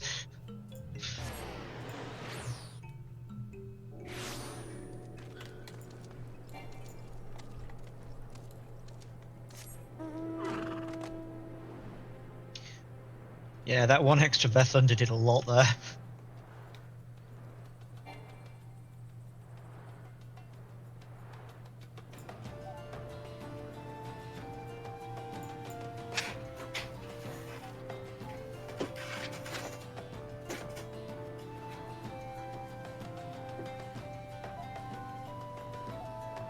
Alright, on to 12.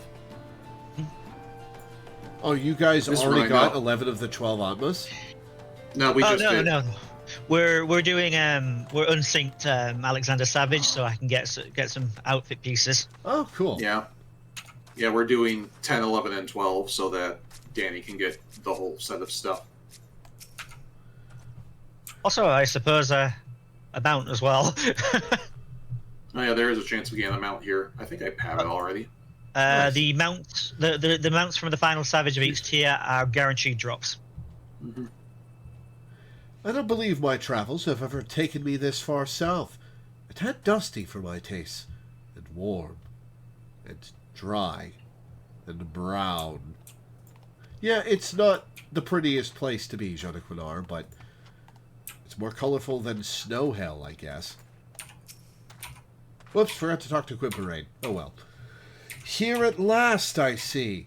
Bandits have kept poor Quimperain busy, harrying our camp since we arrived. I do believe the old man enjoys the excitement, however. I'm certain it beats wiping the arse of a noble brat whoring away his uncle's fortune while dreaming of becoming a real astrologian. I am very well capable of wiping my own arse, thank you very much, and Quimperain has never once complained of his duties. Of course he hasn't. Your uncle pays him to smile and nod, and I'm sure a comfortable position in the pillars beats chasing after cloud rats in the broom to flavor his soup. Are we here to trade banter, my lady? Because I was led to believe we'd be unlocking a celestial gate. You will find Quimperain has a good many uses, and I haven't the faintest doubt that he will most ably handle any ruffians who happen to come stumbling about looking for prey. Now, Lore and Jean-Equinar, we must be patient and wait for the constellation to reach its highest and brightest point. So wait half an hour of real-world time for night to fall, a point at which its flow of ether is the strongest in relation to Hydaelyn.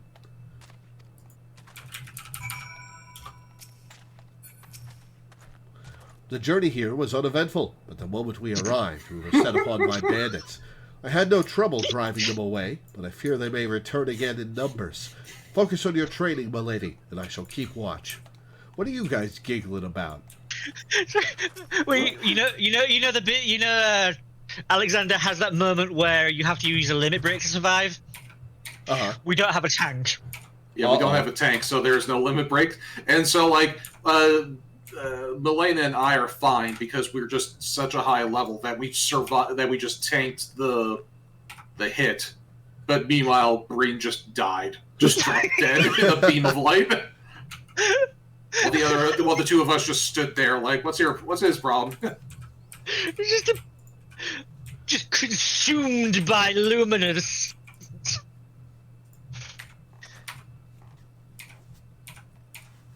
And now the boss is already dead.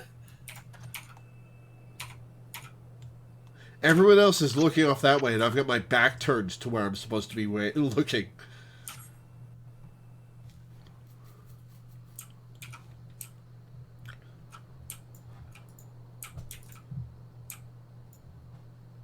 There, Lore. The balance. Focus on the constellation and attune to its power.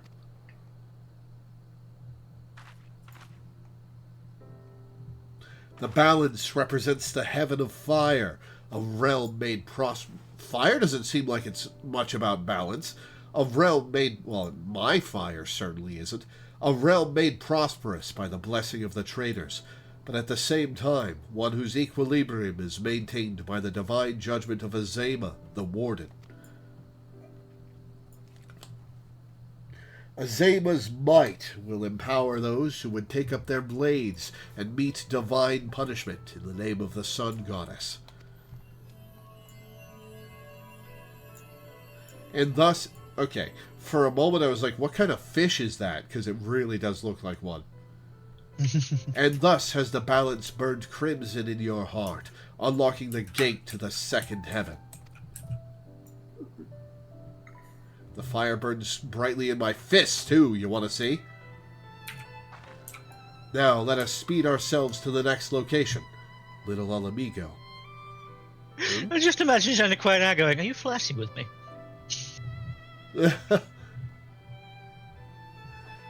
Little Alamigo.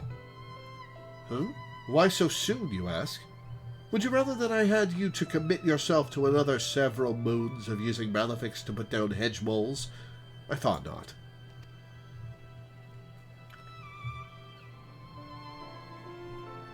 Man, these people have no idea who I am. And that's kind of funny. Yeah. Well, remember, like, canonically this takes place like in the weird gray area between the end of A Realm Reborn and the start of Heavensward. So like you just showed up in Ishgard one day and have no reputation. Yeah, fair enough. I like that we're at one of the Phoenix prayer points.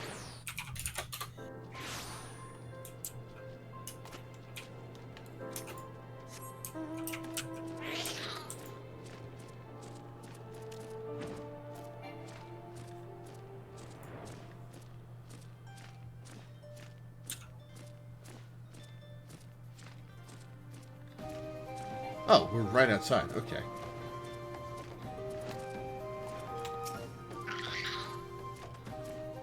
One gate in my first 17 years. Now look at me. Perhaps my previous methods of training were not the most efficient. Yeah, gee, no shit, Sherlock. Lord Janaquinar complains of the sand, but only because he sees it as a nuisance. The sand can be a wonderful thing, if you know of its benefits. For example, it can be used to polish your mail, or cover your body at night to stave off the desert cold. Am I boring you, milady? But you bury yourself in the sand to avoid desert cold? What if the dunes shift and bury you? That sounds terrifying. Put a cloth over your face. Well, then you're stuck under a sand dune and you die. It doesn't matter if you can breathe or not. Be patient, Lore. Allow the stars to make their ascent into mid-heaven. Once they have, survey the skies and let the power run through you. I suppose it's take the risk you could die, or definitely die due to the cold. The cold, yeah. Yeah, true.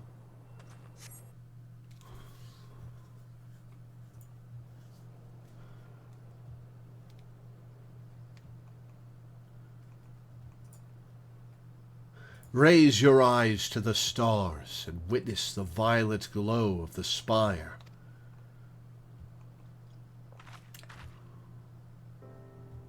In the third heaven rises an iron tower of spinning gears and taut springs, constructed by the builder himself. It is assailed without cease by the jealous Ralger, but the destroyer's mighty 11 bolts only serve to power the spire's clockwork soul. About that, I think I might be on the wrong side of this lesson. It is through the blessings of both creation and destruction that strength is granted to she who sees her stars rise under this sign.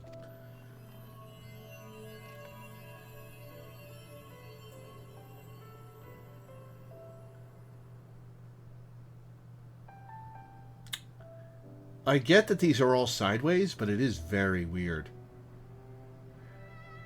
You have now opened the gate, and its power is yours to command.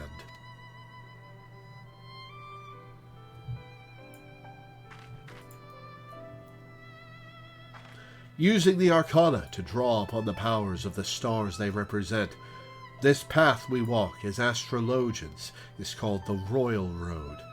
It can be treacherous and fraught with peril, but it can lead men and women to greatness.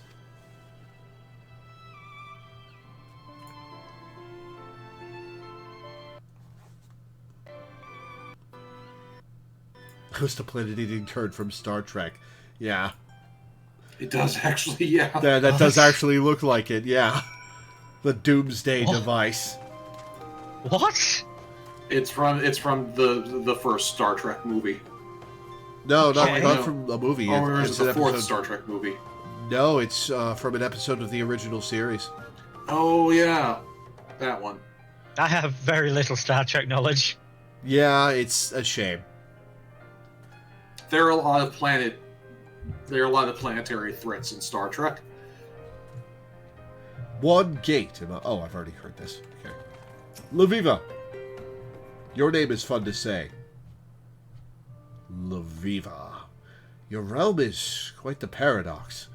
On one hand, it is full of life, magic, and wonder, one of the richest lands on all Hydaelyn. On the other, it is literally brimming over with strife. Take Little Alamigo, the wretched souls displaced from their homes by the flames of war, or Ishgard, mired in its own pointless conflict with an enemy so old it does not even remember why it fights. Don't worry, I'll take care of that in the next 10 levels. The foolish believe that it is their fate to suffer, and so they turn their gaze away from the stars, when those self-same stars have the power to show people there are many paths. But that power can only be channeled by the few, those like me and you, and, to a lesser extent, Jana Quinar. Every opportunity she finds, every opportunity she finds to dunk on this asshole, she does it. This entire quest line is just Jan catching strays. It's not a stray. She is laser focused on him. And it is our duty to use that power to benefit those who remain lost or misguided. Remember that, and maybe one day you will truly become my grandfather's successor. That is exactly what I have been trying to tell the astrologians of my home nation. Why disregard something that has the power to grant succor to the wounded, the power to uplift the downtrodden, to strengthen the weak? Well, it's because the nobility in Ishgard didn't have a lot of vested interest in uplifting the downtrodden or strengthening the weak, Jana Quinar. Mm-hmm. The answer to that is easy. Empowering those without power lessens the power of those who already have it. Yeah. Heal the weak so they might rise up and topple those who made them weak. Why would anyone in a position of power do that? Even our great nation of learning is corrupted by this manner of thought. We hoard our knowledge so that we might remain the brightest. Why do you think that it took so long for Professor Mace to visit you, Jana Quinar? Yes, I know what he told you, but that was not the whole of it. Those of the ruling quarter did their damnedest to stand in the way of my grandfather, worried that his passion for his field would kindle widespread interest in Charlian astrology. They only allowed him his recent trip, knowing he was now too old to do aught of the sort. Fortunately, the ruling quarter did not realize I would be accompanying my grandfather. Lore, these past turns of the sun have been most fruitful. Oh, have you been running around spreading the knowledge? That's cool. Yet while you have opened half the heaven's gates, there is still much of what we like to refer to as the Royal Road ahead of you. Take what you have learned here in the southern deserts and transform that knowledge into strength. If you wish to know more of the Royal Road, I suggest that you discuss it with Jana Quinar back in Ishgard. If my grandfather is to be believed, his time transcribing tomes back at the Studium Scriptorium should have left him more than capable of handling that task.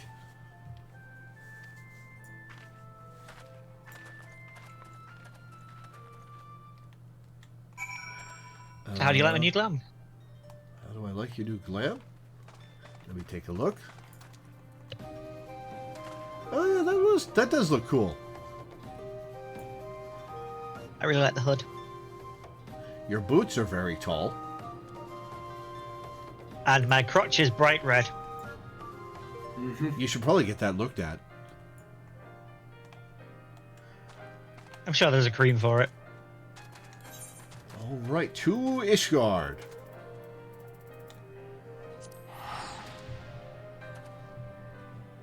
Yep, there we are. Cream yellow dye. Ha!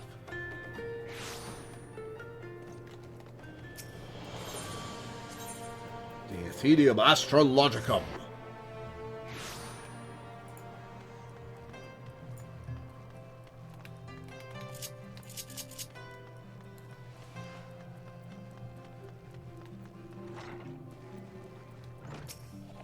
You wish to know more of the Royal Road?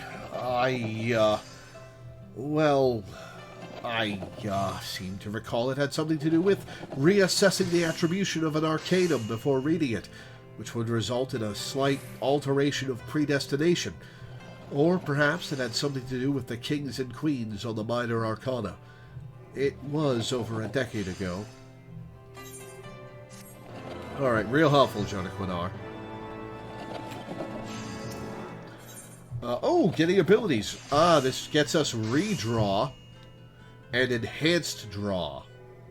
Grants clarifying draw after executing draw. What does that do?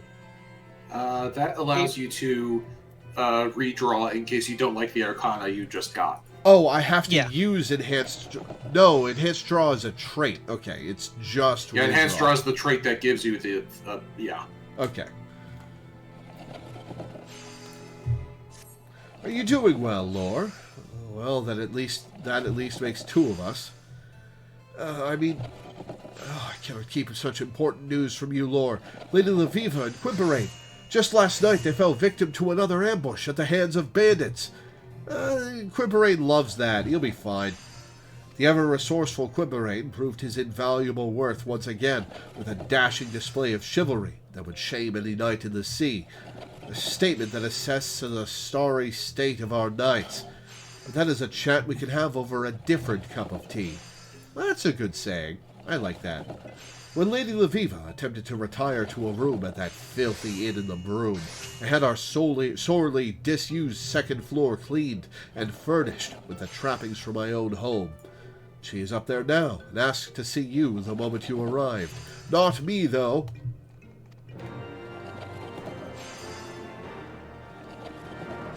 Don't mind me, just crafting hundreds of spools of thread. You and Danny have the same hair color or very similar on that. Mm-hmm. So for a moment I saw your name and your hair color. I was like, are you by Jonaquinar sucking his dick? What? At the angle we're at, if you don't see that that's a Lalafell on the desk, it looks like somebody... I do actually kind of see what you mean. Yeah. Oh, God. Audible concern. Especially with, like, the specific movement of working the loom. Yeah. Which now, in this context, sounds like a euphemism. Yeah. Wait. I am not working Jonaquinard's loom. I'm working my own loom, thank you very much. Careful, you could go blind doing that. Hasn't happened yet. Wait, you don't seem at all surprised to see me here. Did Jonaquinar tell you of the attack? Damn the fool, and after I told him to keep his mouth shut. Though I suppose I must bear some of the fault for ever thinking he could do as he was told. Now I suppose you are wondering why I summoned you here to these makeshift chambers. And no, it has not to do with the bandit attacks. It appears are much more common in your realm than I thought. There are times when the heavens may provide you with a vision of a future that is...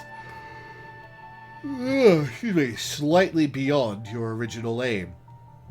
In these cases, the stars are not flawed, only out of order.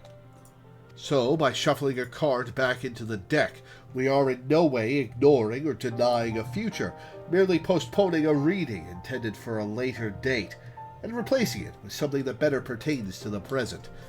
I trust that you will pick up this technique swifter than Jonaquinar. Did you draw a card that says that you and Quimperate are going to get married? Because that would be very funny. Oh, hell no. If she did, she would burn the card. I said Quimperate, not Jonaquinar. Hell. Oh, well, that was easy. Good. That was remember, some of the quests are short ones that give you an ability to use in the next quest at the same level. Yeah. True. Mm-hmm. Okay, actions and traits. Actions, redraw on R2 square. Yeah, you'll want redraw right next to your other card draw abilities. Exactly where I put it.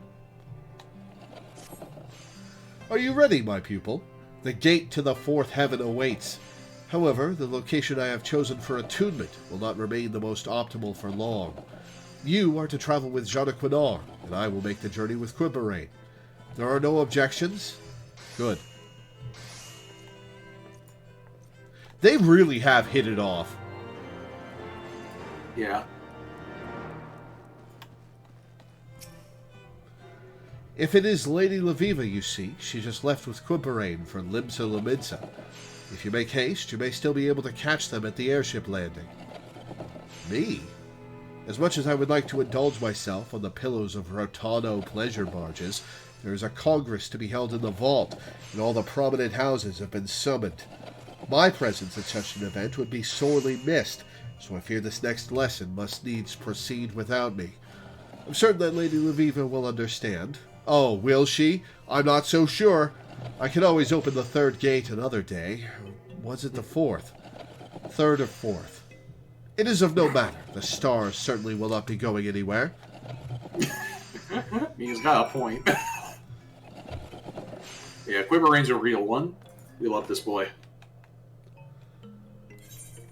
To Limsa. He is our tank, and as the healer, that makes him our best friend. Yeah. As a black mage, the tank is my best friend, too. Mm-hmm. Okay, let's see. Where are you, Quimbarain? You are by Hawker's Alley.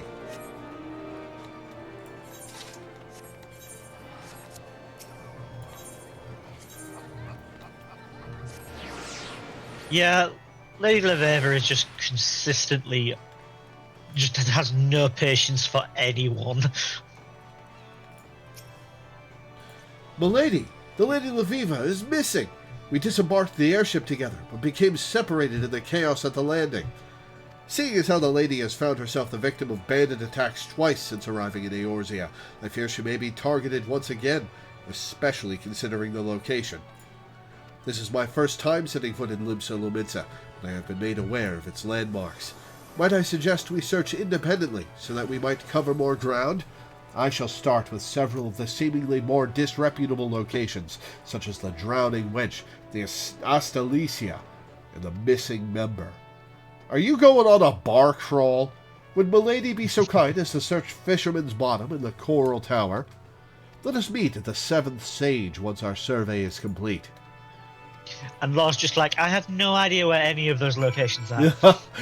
I know where the Fisherman location is. It's where the Rogues Guild is, right? Yeah. Yep. That's one. Do you remember how to get there? Yes. I go to the Fisherman's Guild, Danny.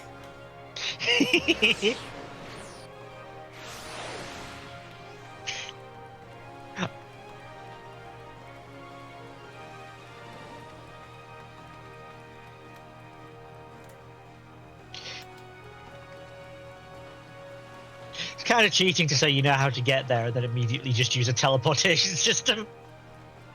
Oh, hey, it's Vakeb. Yeah. 20-odd summers since I spelled from me ma's loins. Well, that's evocative. And ain't once I ever heard the word astrologian. Now, in the span of 2 bloody bells, I gone and met myself not one, but an honest-to-goodness pair of live stargoppers. Vakeb, it's me! Didn't see where that other fair-skinned lass buggered off to.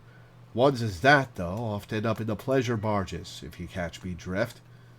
Uh-oh. Alright, where the fuck is the Coral Tower? Let me look at the map. It is not in this area. Okay.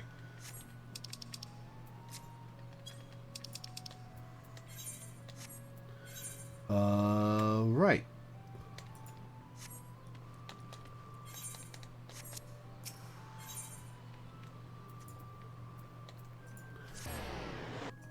I didn't know the Marauders Guild was the Coral Tower.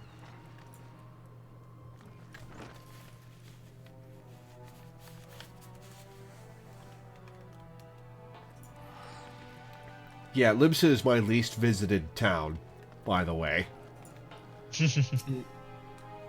Another astrologian. How odd. It is not often that even our city-state, known for its diversity, welcomes a single reader of the stars through its gates, let alone two, and in the same day, no less. Yes, I took a few moments from my duties to speak with her about the city-state. She seemed quite interested in our dealings with the Sahagin, the Serpent Reavers, and the Garlean Empire. I told her what I could, but she left after only a few moments. It was as if she thought she was being pursued, but the Charlian was gone before I could assign her a Yellow Jacket escort.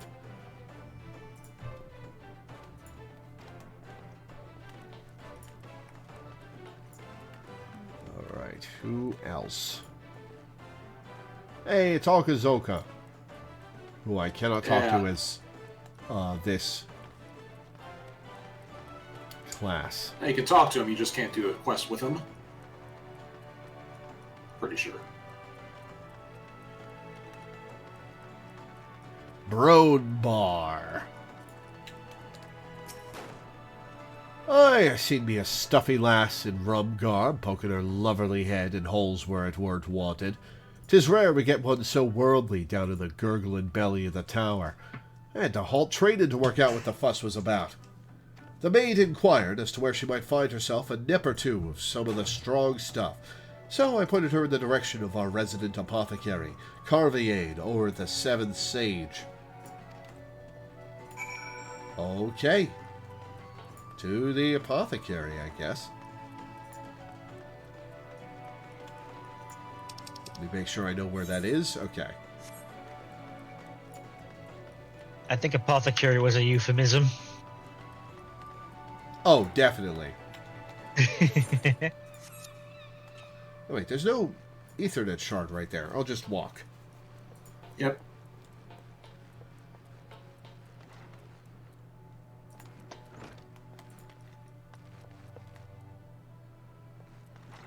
Hey, this is Quimperane. Most folk think of Limsa Lominsa as the city of pirates, but a new era has ushered in a new breed of buccaneer.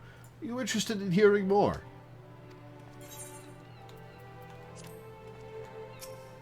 This Lady Loreweaver, you said she was an astrologian, yes? It has been many summers, but there was a time when I too dreamed of reading the stars. To think, if I had a teacher as lovely as her, my life might have taken a different direction. Lady Lore, I bear good tidings. The Lady Loreweaver is scheduled to return here within a matter of bells.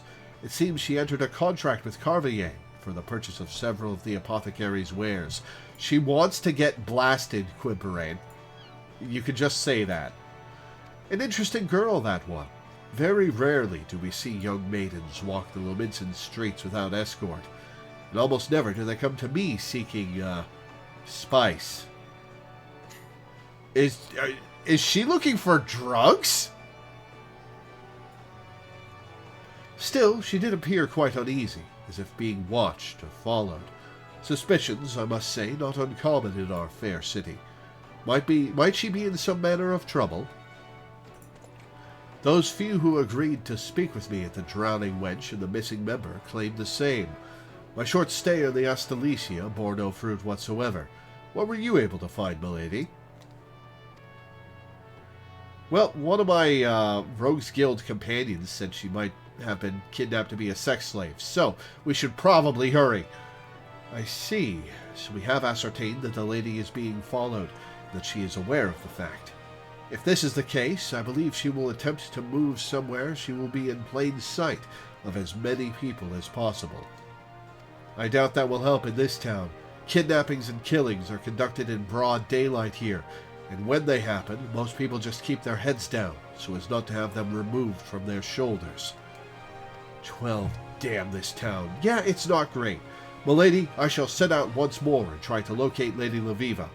There is still the chance she may return here on her own, so I ask that you remain in case she does.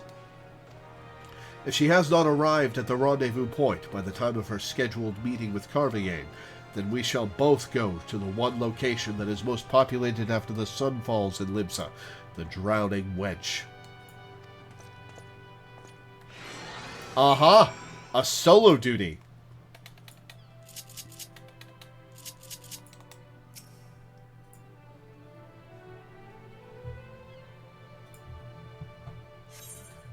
level 44.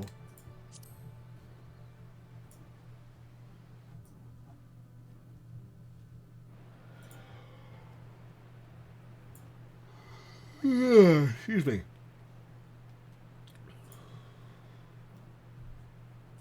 It appears that your companion is tied up. Not literally, I hope. Perhaps you should head to the wench and see if she is there like your friend believes. Though I fear that if she did not make it that far, you may never find her again. At least not alive. Worry not, my starry-eyed friend. If, by chance, she were to arrive here after your departure, you have my word that no harm shall come to her while she remains behind the Seventh Sage's doors.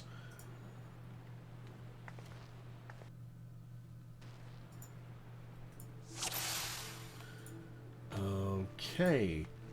We are on a duty down to the drowning wench.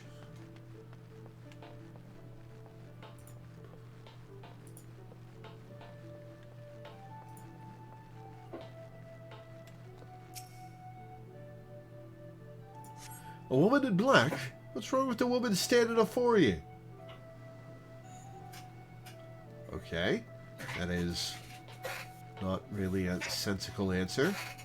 Unless you're a prostitute looking for a job.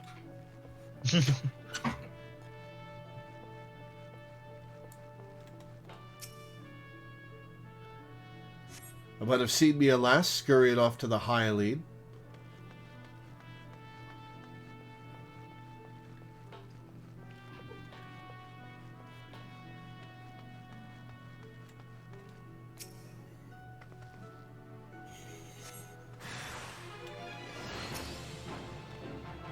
Be private like the shiny armor. Come and give me Gunner a kiss.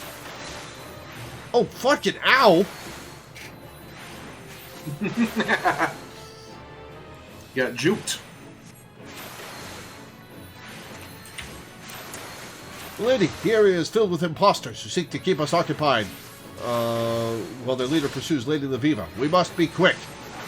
Alright, thanks for the save, Quimperane. Alright, where the fuck are we going? That there are those about who would attempt to stall us means the lady still eludes them.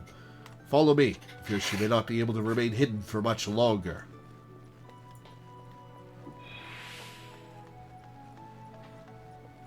Quimperane just keeping the combustion damage going.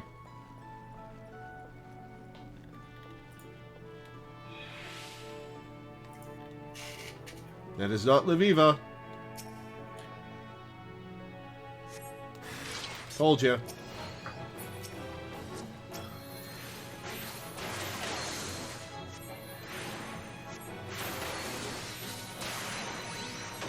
Hey, rogues have standards. These guys are not the rogues.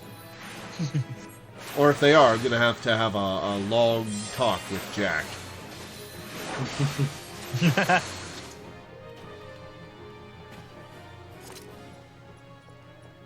What would you tell him? His crew have gone rogue. Ah.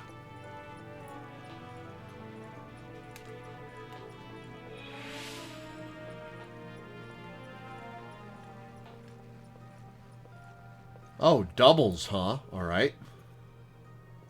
Me without an AoE. What is Lady Loreweaver? Lady Loreweaver, you have to even ask, Quimperane? Lady Lore, I cannot trust even mine own eyes. Which one is the true Loreweaver?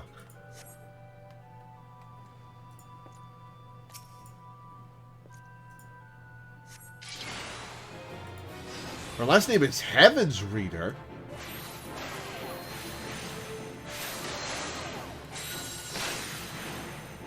It could be an epithet surname. Yeah, true. Like Asinian Wormblood's last name is one.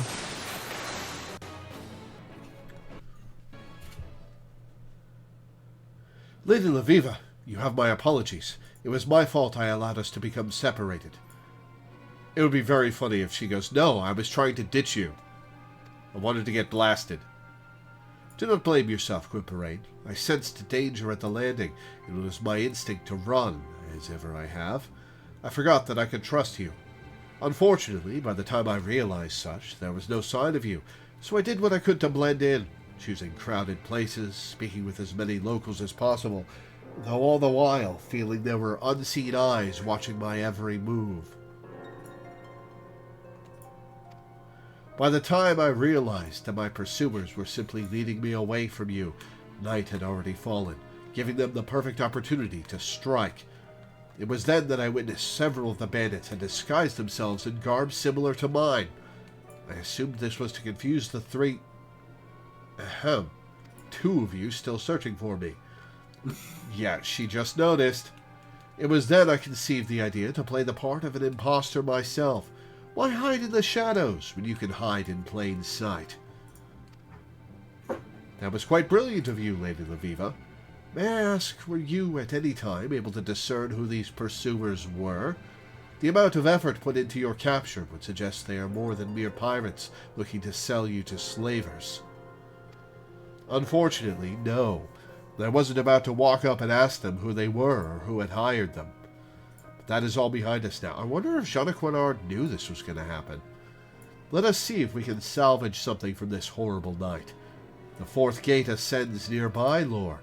Shall we not see it made yours? To the anchor yard. I wonder if Jean Quinard was in on this.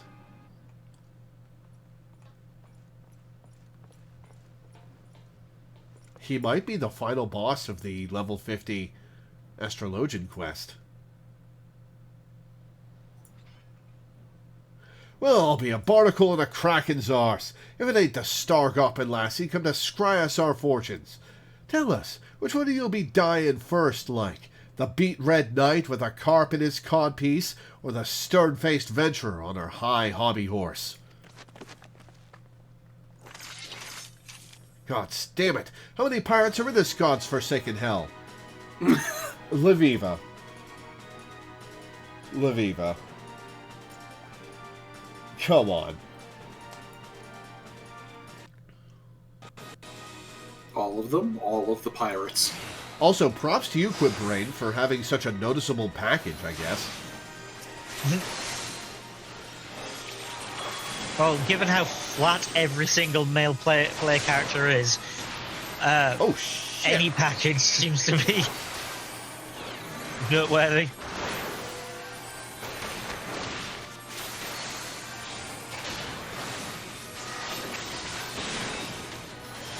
So this is just heal over and over. Excuse me. I mean, you are a healer. You can also throw your buffs on people to help them do a little more damage. Yeah, that's what I just did.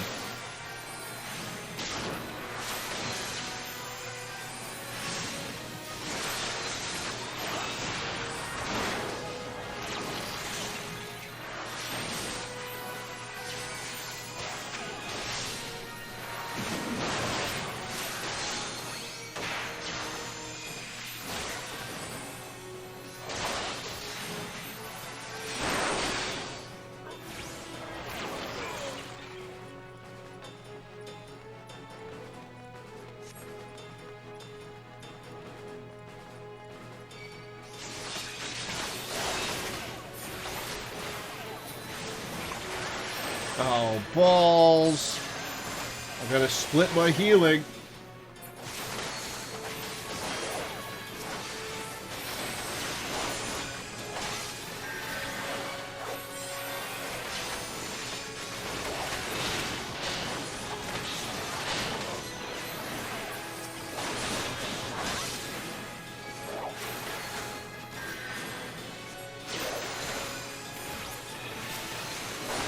Well, the pirate captain's a healer, huh?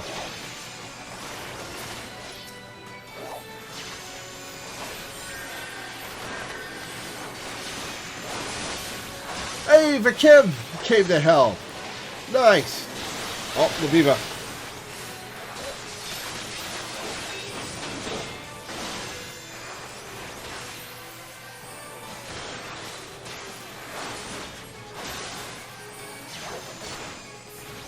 It's nice when the NPCs get involved outside of their quest lines.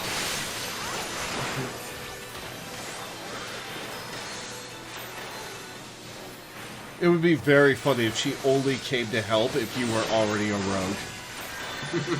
That would be cute. And she's just doing her job. Rogues are meant to keep the peace around here, after all. Manservant to the maid, that's all I was told.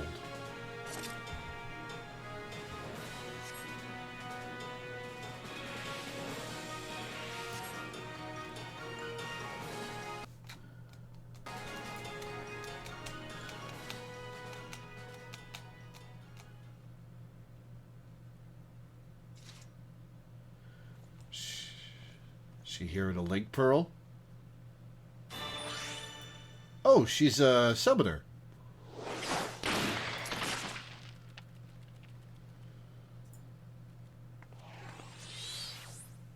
Or I guess arcanist?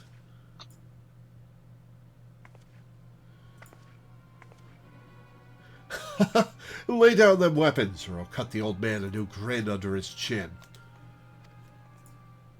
I cannot believe that actually worked. Nor can I. But then again, never have I found someone so credulous. Now let us do this as they do in the Fear Babes. You step over here, I let the man go. Easy peasy.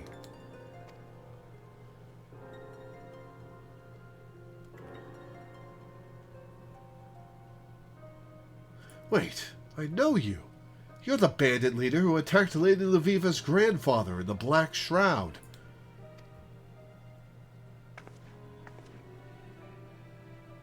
Someone has a good memory for being so on in years. Well then. Wait, Quimperine is actually an old man? Huh. I guess they just had... Or is she just like 20 and making fun of him? Oh well. Well then, this changes everything. I think a little bit of column A, a little bit of column B. First off, I can finally drop this annoying pirate accent that I was totally doing when I read out her lines. And secondly, I suppose I can simply kill you now, rather than after pretending to let you go once the lady is drawn close enough. Verkeb? Hey, Verkeb?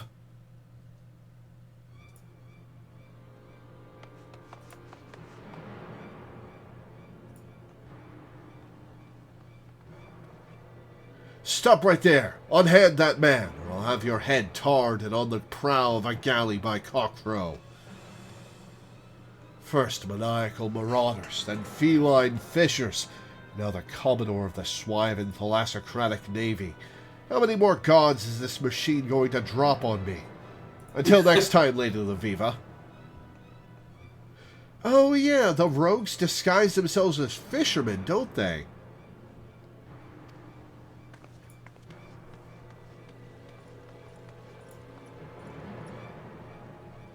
Didn't get to see her dive over the edge. Come on, animation budget.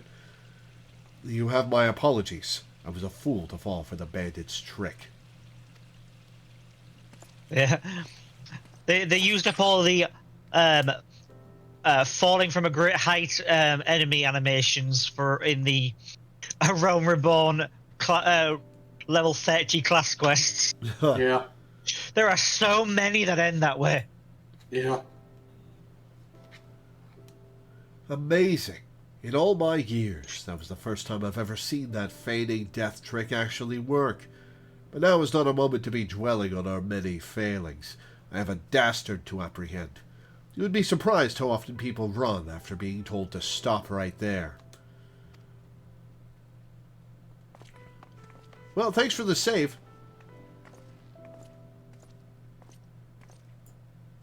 Lady Loreweaver, that pirate. She was the same bandit who... Yeah, with a new coat of paint. Yes, I know. And that changes little, for I still have no idea who she may be, or who she may be working for. There is naught we can do until the Commodore brings the woman to justice, or until she decides to attack us again. What we can do is what we came here for, Lore's training.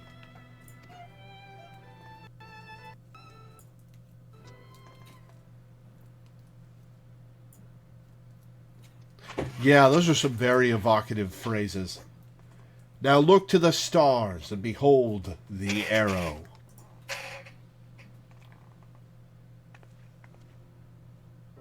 The fourth heaven, or the heaven of wind, was created atop a lofty peak by Oshon the Wanderer, whose footsteps had been guided by the navigator. The wind that blows off Limland seas guides the arrow fast and true, and so shall it deliver the weary souls of those trapped in the mire of confusion, indecision, and over-contemplation. Oh yeah, this would all have been before Charlian got disappeared, right? Before the exodus back to Old Charlian. No. This would, like, there wasn't it? No, it was a different group that. Yeah, I think you're thinking of something else. Oh, you're thinking of Baldesian. You're thinking of, yes. Baldesian got destroyed. Yeah, Kryle's grandfather and their island, Old Charlian. The fourth heaven has opened its gates, allowing you to access to its sacred penetralia. Ask me to dinner first. From this day forth, its power is yours to interpret and wield.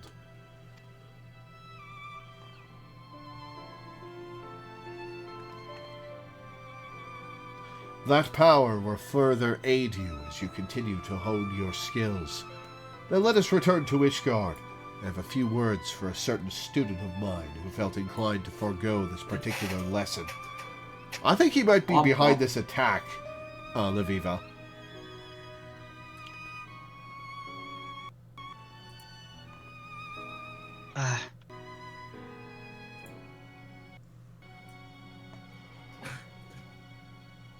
Since I'm helping Melina gather Atma, I'm once again thinking how glad I am that I'm not actually gathering the Atma in real life, because they look tasty. I would just shove these things in my mouth just to see what they taste like. Rock candy. There's a Tears of the Kingdom comic that you keep making me think of. Yeah. It's like, I think Lore knows the one. I do.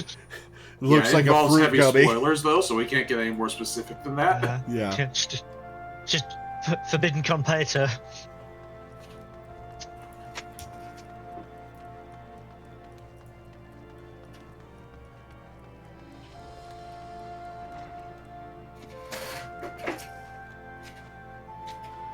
Lore, you might have had the decency to warn me that Lady Loreweaver was in a mood with me for not joining you. How? I don't have your link pearl link. She seemed to think I was to blame for your misadventures. Now why would that be? It is not as if my being there would have prevented the bandits from attempting to abduct Loreweaver.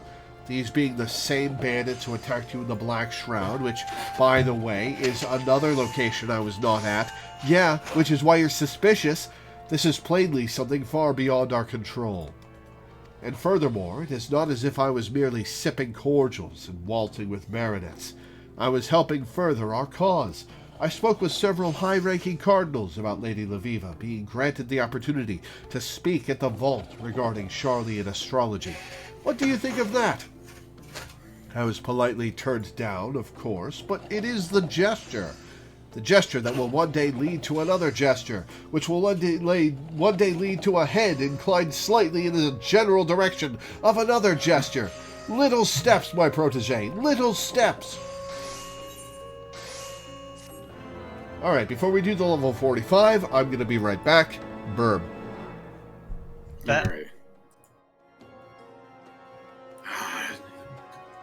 There's some goldsmithing now.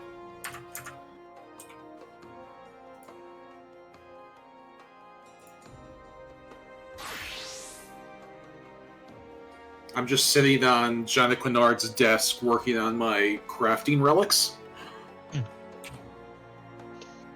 I'm on stage 4 of them.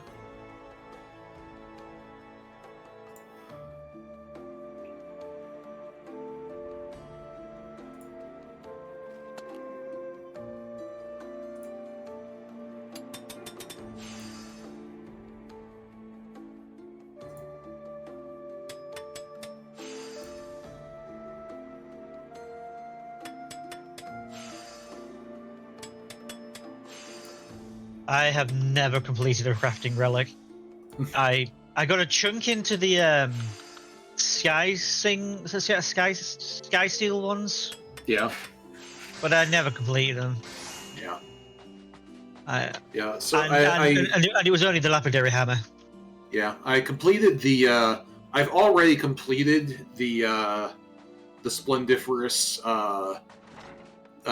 mining pick and botanical tool the axe. So, and then once I got the gathering ones out of the way, I'm starting doing the crafting ones, and I'll do the fishing pole last, I suppose. Yeah. But right now I need to craft 30 gold ingots first before I can do the next stage of the relic. So that's what I'm doing. I'm currently in Ogomara Mines with Milena, and I was just flying along. I opened one of the doors in these mines, and just Cornu, a gigantic zoo, was just up the opposite side of the door. I'm like, what the fuck? Like, why is there a 12-foot bed flying inside a cave system?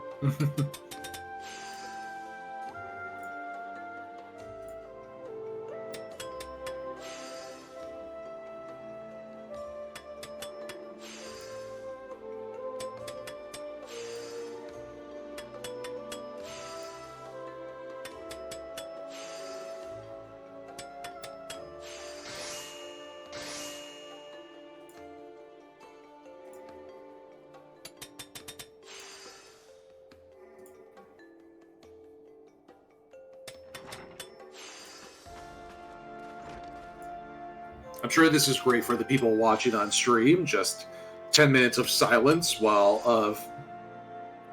I'm hammering away at these gold ingots. We Tink, tink, really need tink, to. tink, tink, tink, tink, tink, tink, tink. Woo! Tink, tink, tink, tink, tink, tink, tink. Woo! We really do need to get like a BRB screen for lore. We do.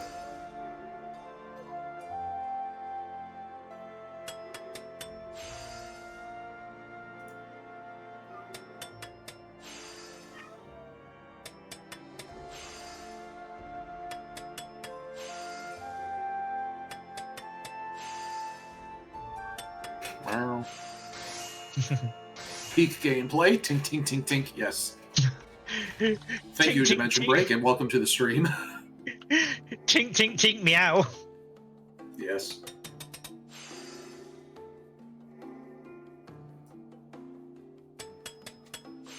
This is the funny thing is, like, unironically, this is peak crafter gameplay. Like, this is literally yep, this is it. Crafting ingots to craft the highest level thing. Crafting is one thing I never got round to learning well. I know there's macros, but I don't even know how to find them. Mm-hmm.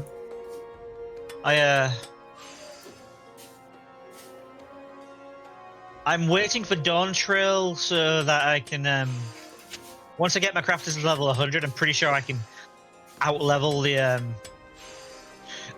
crafting difficulty for the firmament stuff, so I can. Oh yeah, because the firmament stuff has some ridiculous requirements too. Yeah, but once we've got that level of crafting stuff, I'm pretty sure it'll be possible to just outgear the difficulty, so I can get the pterodactyl.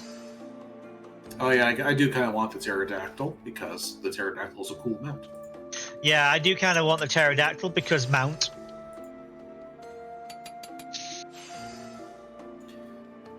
Yeah, I have also not used macros for my crafting, which I'm told makes me a fool, but whatever. Well, I do use like I do lookup macros, but I just do them manually because I can't really, because whatever. I mean, it takes the same amount of time either way, right? Like, either you're clicking the buttons or you're not clicking the buttons, and either way, I'm just listening to a podcast while crafting. So, doesn't make much difference to me. But that's neither here nor there. The thing I do like about crafting, though, is I like all of the crafting quests. And, like, I know this sounds, like, sappy, but I just like that you're creating things. Yeah. Like, all of the crafting quests are very wholesome, you know? Like, in all the other job quests, you know, there's a story of revenge that you get caught up in, or, you know, you're trying to stop, you know, the end of the world, or you're trying to, you know, help somebody uncover an ancient mystery, and you unlock a deadly threat that you inevitably have to fight because you're a combat quest. Of course, every quest ends with a fight somehow. Yeah. Like it kind of has to if you're doing combat jobs. But with crafting quests, it's like you're restoring precious heirlooms. You're making a honeymoon present. You know, you're helping. You know, you're helping people like get together, as in the current relic quest. The alchemist, which is fucking hilarious, by the way. But that's a whole. Yeah, the alchemist ones are really good because they are literally you are solving a murder mystery. Yeah, like the alchemist murder mystery is fun, and like that's the other thing too, is that like the alchemist murder mystery is like as dark and gritty as it ever gets. Yeah, just the fact that you are acting as forensics. Mm-hmm. Also, by the way, welcome to the stream, Dimension Break 75. How's it going? I get back and hear murder mystery talk. I think I already knew that's what the Alchemist questline was, but that's going to be very interesting. Alright, Jean-Aquidar. We were just discussing crafting because I've been sitting here making this noise for about 10 minutes of your stream. Yeah, it's just been tink, tink, tink, meow. So, gravity, for the first time in the series, is not percentage damage. Correct. Yes, unfortunately, it would be, you know, hard to make that happen in an MMO. Yeah. Maybe with a restricted class. Blue Mage literally does percentage damage. Oh, nice. Like with everything? No, with some of their attacks, like Missile. Ah, I gotcha. Yeah, that's why Teddy's been using Missile for all of our fake grinding, because it, you know, just instantly kills things. Greetings! Your timing, my friend, is impeccable, for it just so happens that at this very moment I have need of your assistance. While our lovely Lady Loreweaver has been out making herself a target for every cutthroat and cur in the realm, I have been focusing my efforts on our main objective. Training? Ha! There will be time enough for training later. No, I speak of our ultimate goal of spreading knowledge of the Charlean School of Astrology throughout the Holy See. As you know, the Vault recently turned down my request to allow Lady Loreweaver to speak before them. But I am not one to be turned away so easily. No, I have a plan. I will entreat Chief Astrologian Forlamo to draw up an official recommendation. The Vault will not so quickly dismiss the words of a man of such standing. Yes, I know mine uncle loathes me with a passion rarely seen even in young lovers. There is really no reason why he would aid our cause, being a staunch opponent of change and all. But that does not mean we cannot try. And if we fail, well, then we can try again. And again. And again, until he is so annoyed that he writes us the recommendation simply to see us out of his thinning hair. And by we, I mean you. Considering how red the Chief Astrologian became the last time I visited him, I reason it would be detrimental to mine uncle's health should I arrive at his place of research, and we most certainly would not want him to fall ill or collapse before he penned us that recommendation. Is that your only concern for his health? Is what it can get for you? Alright. Okay, to the observatorium in, It's out in the world. Yeah. You just have to, like... The camp, it's in the zone with Camp Dragonhead, right? Yeah. Or you can just, like, you use the ether shards in the city to teleport to the exit. Milena's having bad luck with that now. We've been farming since after I showed off my new glam, and we've only found one so far. Oh, wow. Jesus.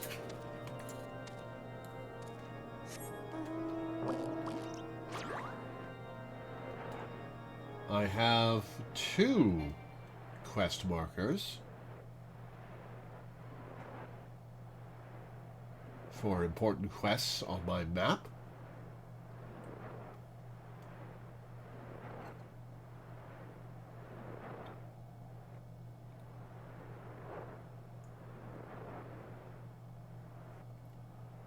I cannot come in from above. I have to go down underneath and up through the tower, right? You can go in from above. Oh, well, I'm going to go in from above then.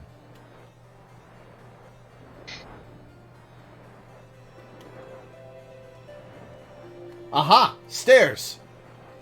Just as we complained, we got one. Nice.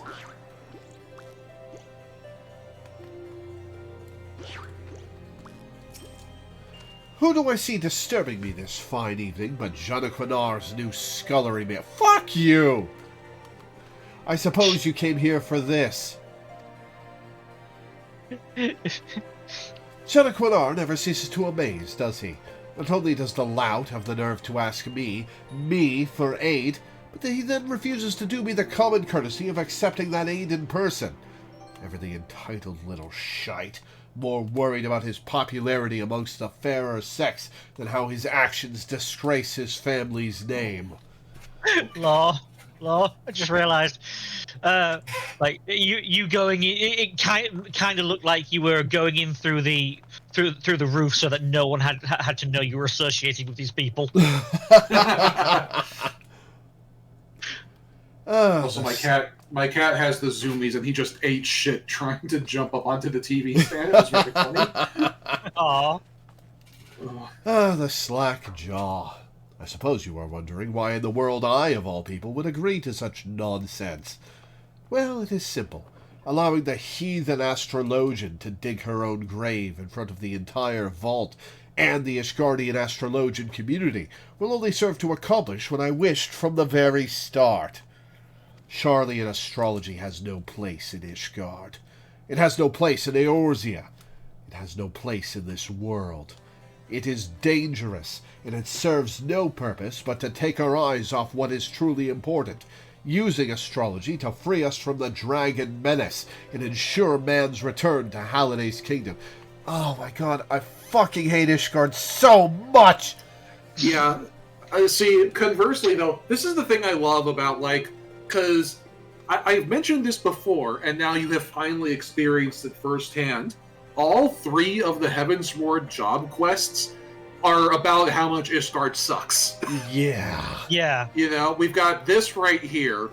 Machinist is all about trying to... About the nobility get crushing the common folk. The nobility crushing the innovation of, firearms. And then the Dark Knight quest is the Dark Knight quest. Yeah. And it's such a contrast to look at the Ishgard that of the past now that we've changed it so much. Yeah, I already fixed this, asshole. Keep up. Loreweaver's dithering will only make it that much clearer. And Janaquinar. Perhaps this will finally spell his downfall. He has only been allowed to continue this nonsense because he is harmless, too caught up in the luxury of being in line to Count de Durandair's title to actually put forth any real effort in furthering his cause. Charlian astrology is but an oddity which he can boast about at balls to get him in bed with the slatternly maids of lower houses. His father has protected him thus far, but allowing him and this lady to speak, there will be no brushing under the rug the shame this brings forth. Janaquinar will be finished. Fucking hell, I hate it here. I hate Ishgard so fucking much. We've got 2 new two more atmas since we last mentioned it. Nice. Very nice. Hey, I lived. My house was in Ishgard for like a year. I moved to Gridania lately because I was able to. A plot opened up right next to one of my FC friends, and so now I live right next door to one of my in-game friends. So that's kind of neat. Oh, that's fun. But until then, I was living in Ishgard. I was living on plot number 420. It was great. Yeah, I really like Reformed Ishgard. You are still going, Minda. Yeah. Hey, how many have you made so far? Okay, so what I've been doing is I've been crafting the high-level ingredients I need to actually craft the thing I want to craft. Yeah, that Phrygian ingots, right? Yeah, well, yeah, it was ingots before. Before that, it was also 2 types of cloth and a type of leather. And I've crafted about 120 things. Damn. Inform me right away once Chief Astrologian Forlamo has denied my request for a letter of recommendation, so we might begin work on our next request. Is this? It cannot be. It is! The seal is Forlamore's. How did you... What did he say? No, wait. Mayhap it is better that I do not know. Yeah, to keep that idealism of yours. Well, this changes everything. I will have to arrange another meeting with the Vault. Summon the Cardinals to Durandare Manor. We will need wine, and sparrow-stuffed pheasant, and pheasant-stuffed goose, and goose-stuffed chocobo. You eat chocobos? I hate it here. And bars. A whole... They're doing all of those here. What? They eat chocobo in all of the yours here. Oh, fair enough. Also, he just described a turducken, but Final Fantasy. And bards. A whole troop. Not to eat, of course. No, I fear I will no longer be able to join you in Lady Leviva's next opening of the gates. Do give her my regards, though, when you see her in Mordona. We can't eat the bards now. I'm disappointed.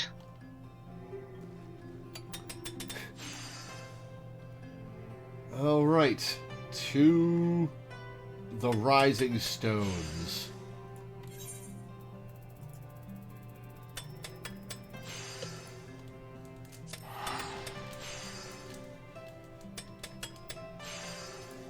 Why wouldn't you eat a chocobo? For the same reason people don't eat horses.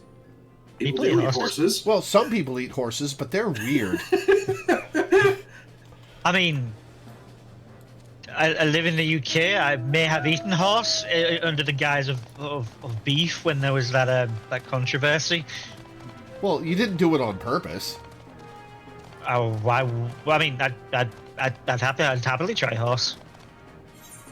All right, where is she? She is... You were right. Okay.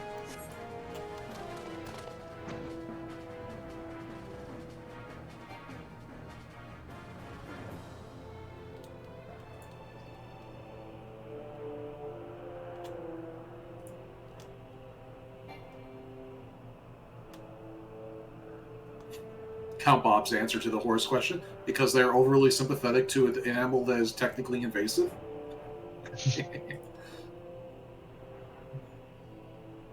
That's a fair point. Horses are not a natural species in most places where they are natural.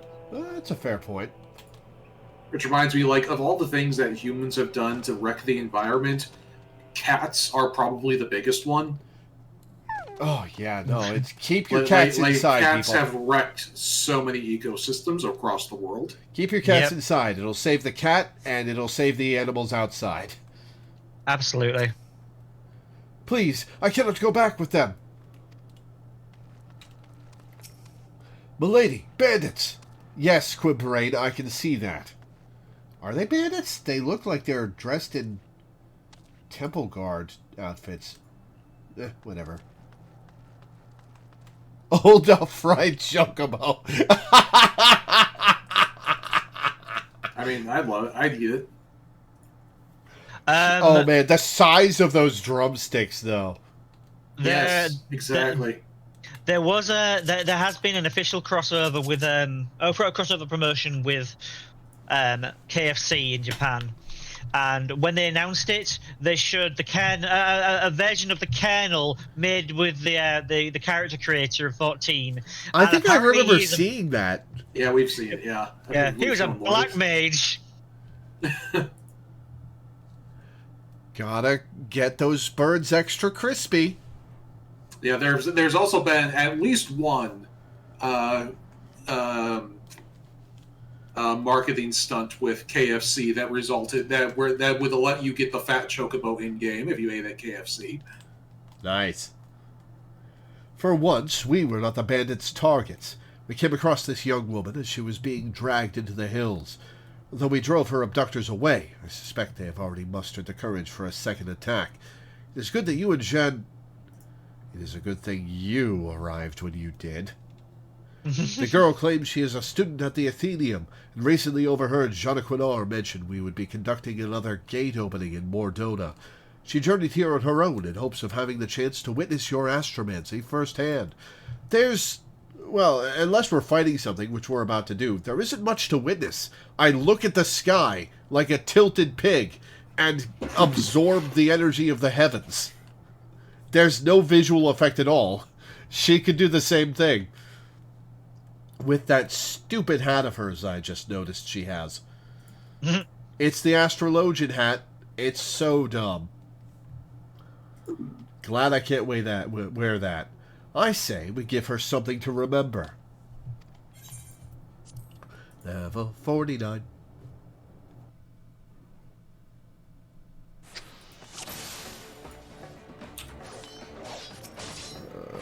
Combust. Combust. Combust. Good brain. And pick.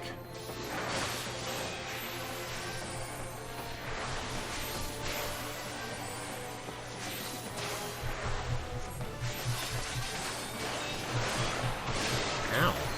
Okay, that did nothing. Never mind the ow.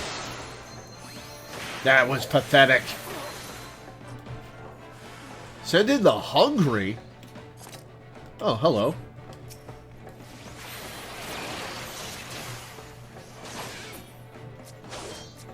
He just said send in the hungry while Count Bob is recounting the tale of the KFC extreme.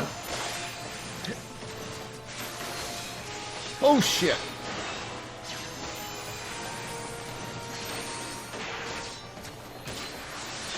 shit. I'll have to read that in a bit.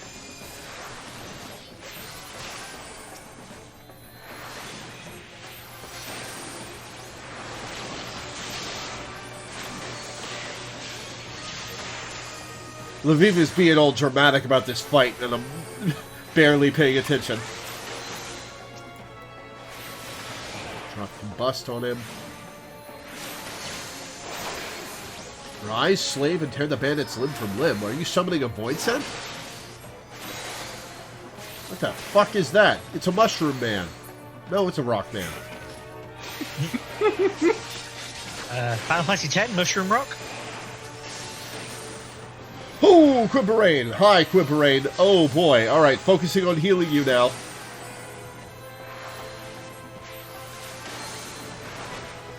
Oh, everybody's going down. Oh boy, okay.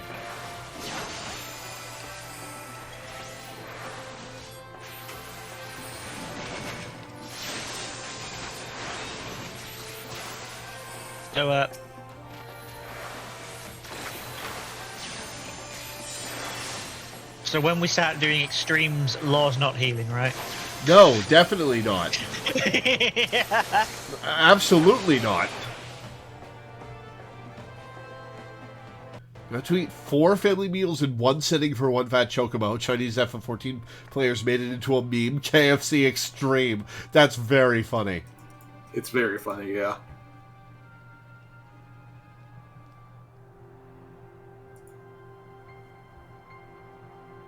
Pepsi Man.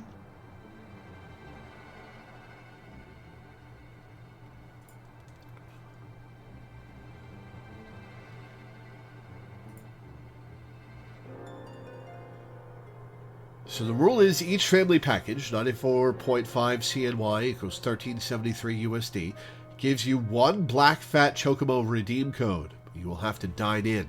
Easy, right? Well, we are talking about a family package, which consists of 4 meals, that is for 4 people, what you see in the image above, that comes with 1 double chicken burger, 1 vegan mushroom burger, 1 5-piece chicken nuggets, 2 original recipe chicken, 1 2-piece New Orleans chicken wings, 1 Old Beijing spicy duck roll, which would definitely be the hardest thing to eat, 2 Pepsi large, 2 peach oolong tea large. Okay, that is an absurd portion size for Chinese folks, but there are plenty of Americans who could eat that. Mm-hmm. You have my apologies, Lady Loreweaver. I did not think... Your only fault was an insatiable thirst for knowledge. A realm where one must apologize for being a victim is no realm worth living in. Amen to that. But why would those men attack me? It was probably because of your tiny glasses they were offended. I believe it is now quite obvious that these bandits were not meant for you, but for me. It would seem that certain parties fear the spread of Charlian astrology and will stop at naught to prevent it. My Charlian constellation chart. Oh, the bandits. It must have been torn when they seized me. Here, you may take mine. I have the stars committed to memory. Oh, you get 4 of that? Oh, you had to eat 4 family meals in one... Oh, okay. What the fuck? Yeah. So yeah, take everything that was just stated and then multiply it by 4. And you only got 1 mount out of it. That is one hell of a mukbang. Here, you may take mine. I have the stars committed to memory. I don't know how I'll ever be able to... But I will think of something. Just you wait. I will repay this kindness tenfold. Learn astrology. That's all she wants. This astrologian is kind of cute, actually. I like her. Clearly, the real reason they attacked is because they wanted her hat. They can have it. Lady Loreweaver, you mentioned something about certain parties wanting to prevent the spread of Charlian astrology. Have you any idea who they might be? I do, but I shall require more proof before I can be certain. You and Lore should be able to assist me with that. However, as they say, first things first. We have a gate to open.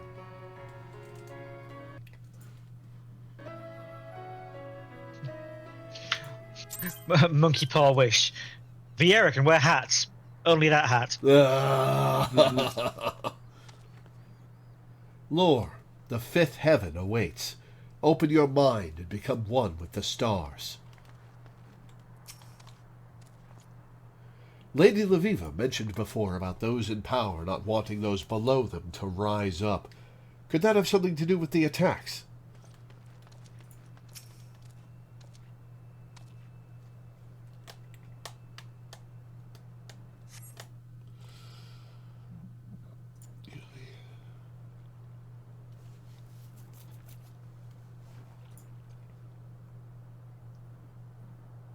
There, the ewer.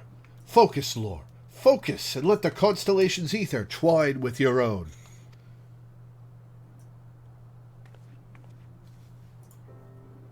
It is said through the 5th heaven flows a mighty river, carrying the water spilled forth from the scholar's vessel. And in that water is the strength of all that have come before and all who will follow. Thew spun from Nymea's loom, thew from which might and metal is weaved. And now the power of the ewer is forever yours, and forever shall it point you to victory.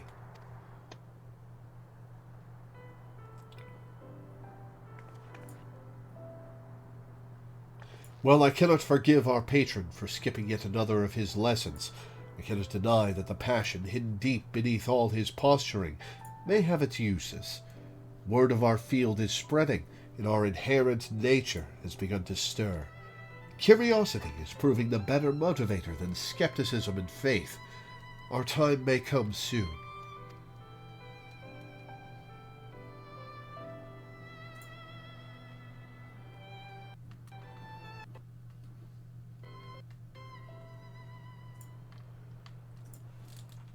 What the fuck is a welkin? I'm unsure. The ewer blazes in a welkin. The welkin were elves in the fantasy RPG in Disco Elysium. I know that much.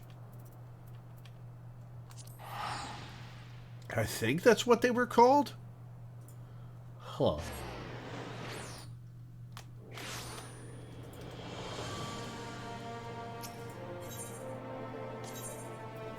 To the Athenaeum Astrologicum.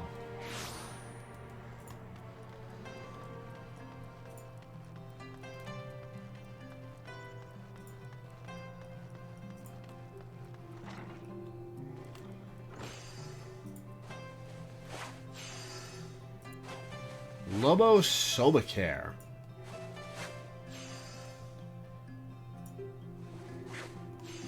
Huh, okay. It's the sky, apparently. Huh. Minda's still at it. Oh, you're making the clothes now. Yeah, this is the actual thing. All of the work I was doing for the past couple hours has been to get to the point where I can actually craft these things. How many are you going to make? 30 of them. 30? I need to make 30 of them, yes. Oh, is this for a quest? Yeah. That's a lot of time grind. Yep. Do not tell me. Yeah, I need exactly 30 of them. Do not tell me. Lady Loreweaver was attacked again. I knew it, and without a reading. My talents grow by the day. Yeah, gee, I wonder how you know. What is this you claim? A fellow astrologian was moved by my words and went to witness the unlocking? That is amazing! I wonder who it could be, though. I would certainly recall speaking in detail with a young, supple, mind. I must find this woman and hold another, special lesson with her. I hate this guy. Lesson? He's such a loser! Lesson? Ah, that reminds me. Lady Loreweaver asked me to teach you a new technique before you head to open the fifth heaven's gate, which you have already gone and done. But it appears you were able to overcome your ordeal without it. Yes, exactly according to my lesson plan. You still wish me to teach you the technique? Very well then, though I do not really see the point. Alright, I've got gravity. Time to figure out a place for that on my hotbar. It's your main AoE attack. Yes. Oh wait, I have doubled up, attacks on my, R2 face buttons. I can just put it, R2 triangle.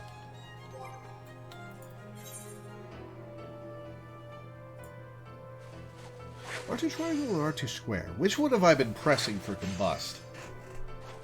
Now it's been muscle memory, so I'm having to rack my brain to think of which I've been pressing for combust. Hang on.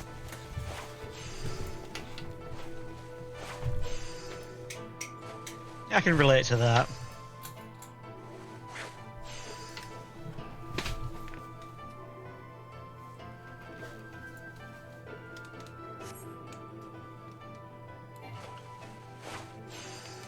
Okay, I've been pressing R2 triangle for combust.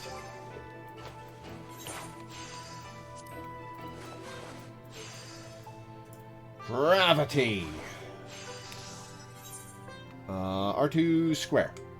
Cool. Remember that pirate friend who took you across the sea? Yeah, it was Carvian, who is Jana Quinard's cousin. Yeah, because he ran away from his high house, Jana Quinard is actually in the running to inherit the entire estate. Mm-hmm. Grand. Good for them. This will get me Sinistry. Generate an etheric bond with target party member. Each time you cast a single target healing spell on yourself or a party member, the party member with whom you have the bond will also recover HP, equaling 40% of the original spell. Cast that on the tank. Yep.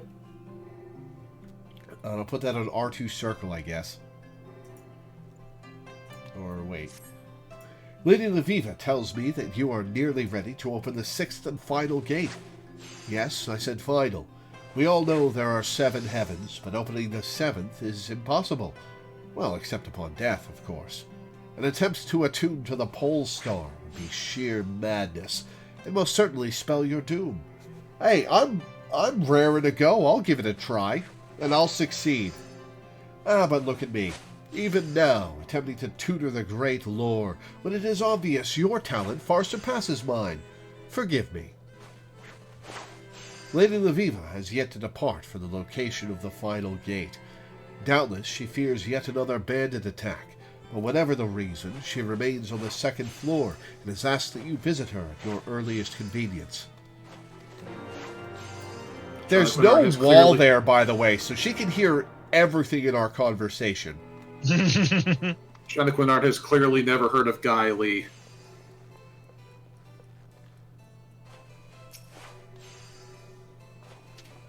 You have come far since that fateful day our paths first crossed in the Black Shroud. And now, here we are, on the cusp of your attunement with the 6th heaven. Time truly waits for no woman, does it? Before we set forth on this task, I wish to teach you of a technique known as Sinistry. By temporarily enjoining your fate with that of a companion's, they will reap the star's benefit, as do you. As a passable journeyman astrologian, you already wield sufficient control over ether. You need only focus it upon establishing a bond with your chosen ally to achieve Sinistry.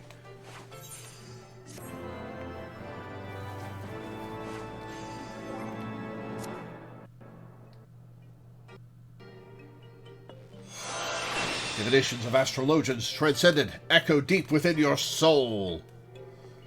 Okay, where am I putting that? I guess I will put that on R2 circle. My hotbar is a bit of a mess. But, oh well. Street R2 good. circle.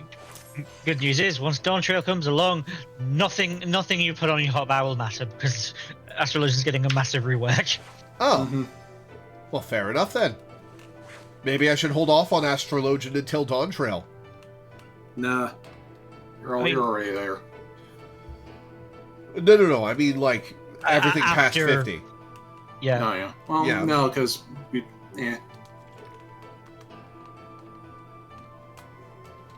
Alright, well, I've got Sinistry. Let's do the final Astrologian quest of this line.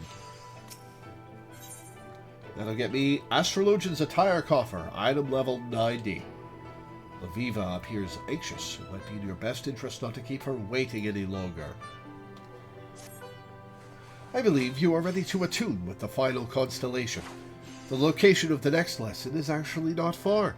I assume your travels have taken you to Camp Dragonhead? Excellent. I, as always, will go ahead to make my final readings. If each of our previous outings are any indication, the bandits which harry us will most certainly jump at this opportunity. So I would have Quimperane scout the area ahead of time and report any suspicious activity to the knights garrisoned at the camp.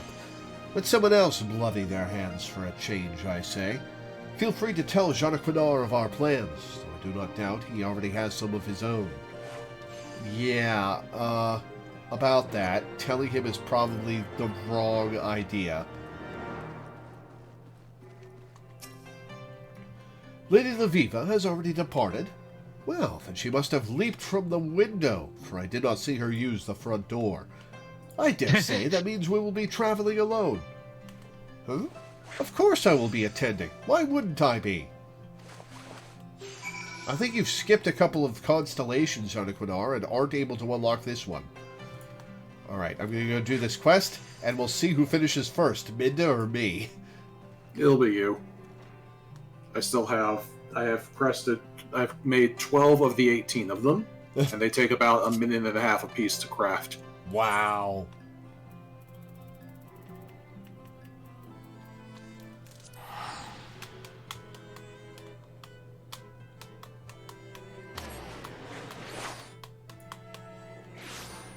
What's that good at in Maiden? Is that at Astrologian getting reworked? Do you not like Astrologian?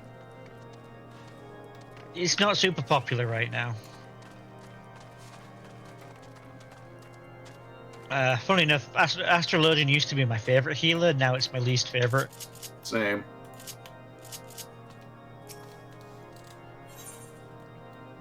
It was my favorite healer in Shadowbringers, and in Endwalker, I got it up to level 90, and pretty much haven't touched it since. All right, spearheading initiatives. Let's see if I can handle this.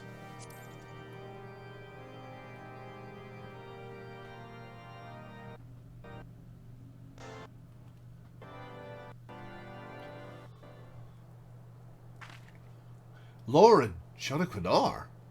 Well then, it appears giving my constellation map to that Astrologian in Wraithfrost was unwise, as my readings for the location of the sixth heaven have proven slightly off.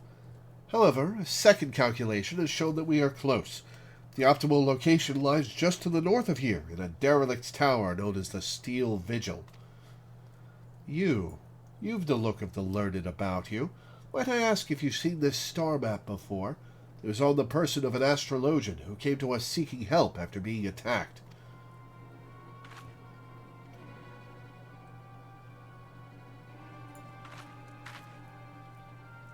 That is my map, the one I gifted the Astrologian in Wraithfrost. Do you mean to tell me she was set upon again? Your map? Well then, I am going to have to ask you to accompany me for questioning. The Astrologian claims she wrested this chart from one of her assailants before escaping their grasp. Oh, interesting. That's why she gave that weird smile before she left.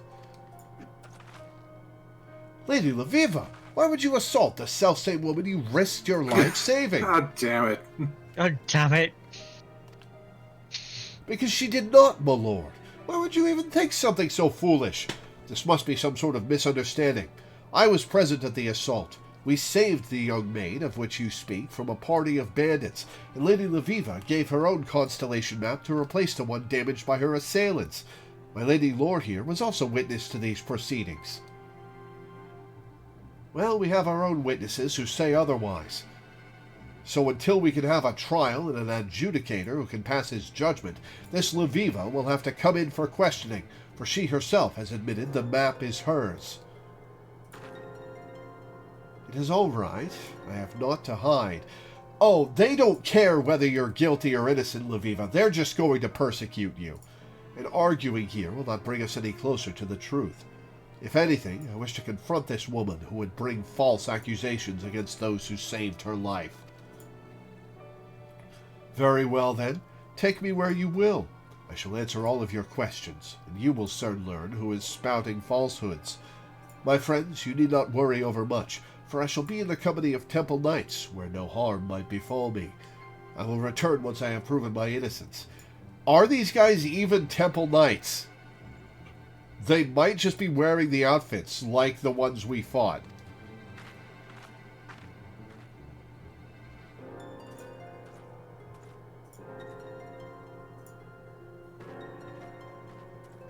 Yeah.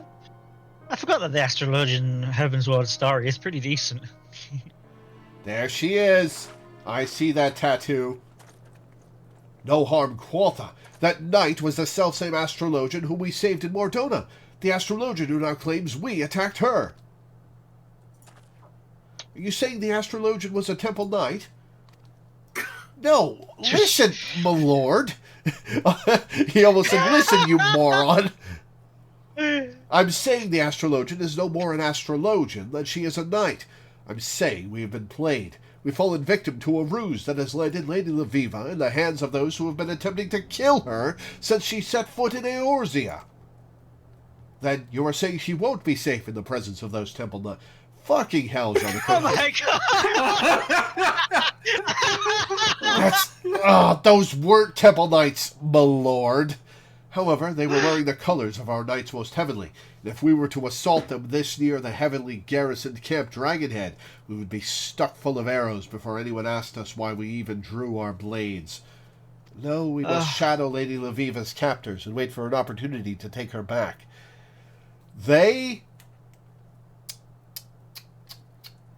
knew that this would be done in the Heavensward expansion where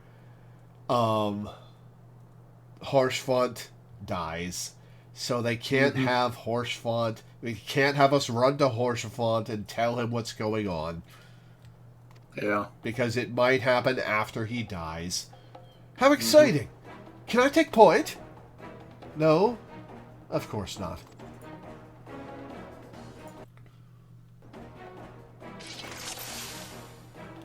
I thought we were doing this right inside. I say we keep our distance until an opportunity to rescue Lady Loreweaver presents itself. And I say that is what I have been saying all along. And might I ask you to keep your voice down, my lord? Or it will not matter how concealed we remain.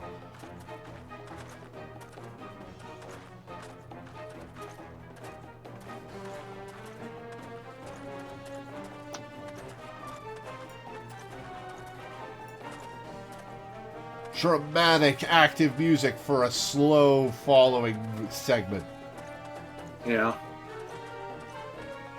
Really should leave the stealth to the rogues.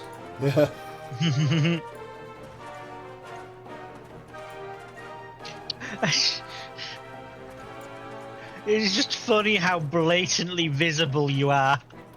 It's broad daylight. And you are wearing bright blue. None of us, okay, the guy I'm next to is wearing gold and red. I am hardly the one who blends into the snow the least.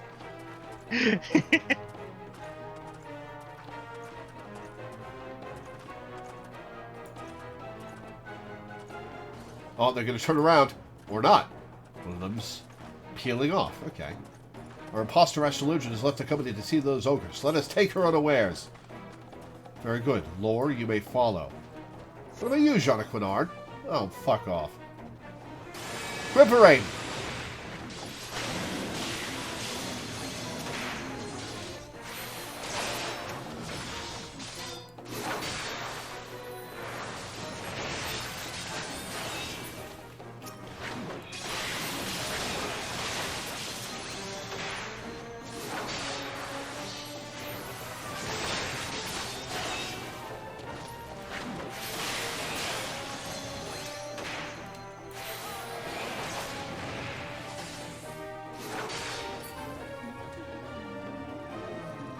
It is as I thought. This woman is the same one we had assisted Mordona. I do not believe she was working alone.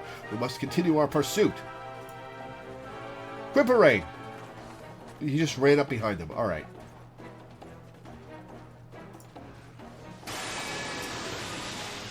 I guess they're peeling off little by little.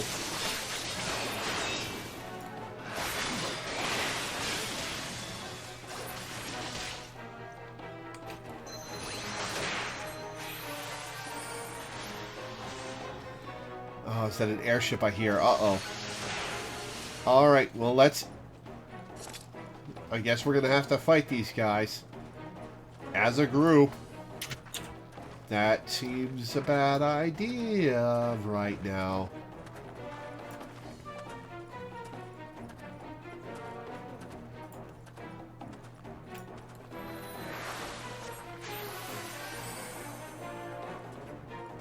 More are peeling off. Okay.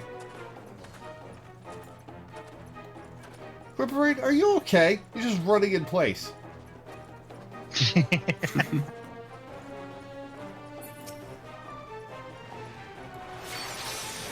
Oh, I shouldn't have fired that off. Oh well.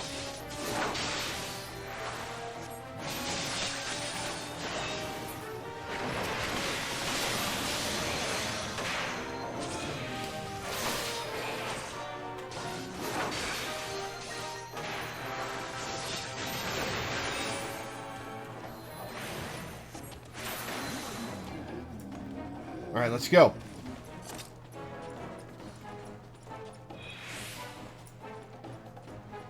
What conveniently placed demons?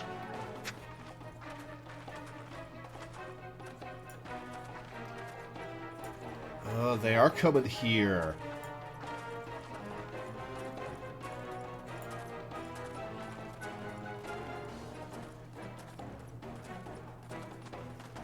Alright, what are we doing?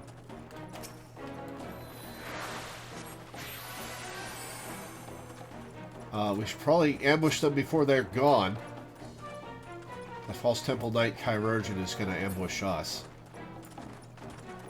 You could have also followed them and killed them when they peeled off. I'm following Quimperane. In front.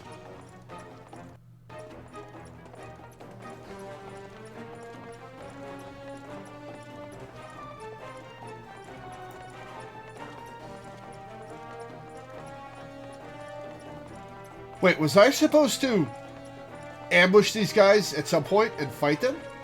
I thought we were just... Because I'm blocked. No. I think this is part of the script. Okay, good.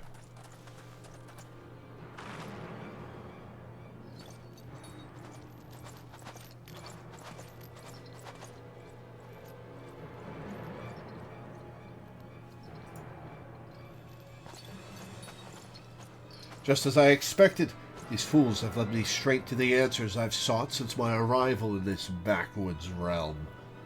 And if I am not mistaken, my trusted companion should be arriving right about... happy to live up to your expectations. Now, I'll be taking this.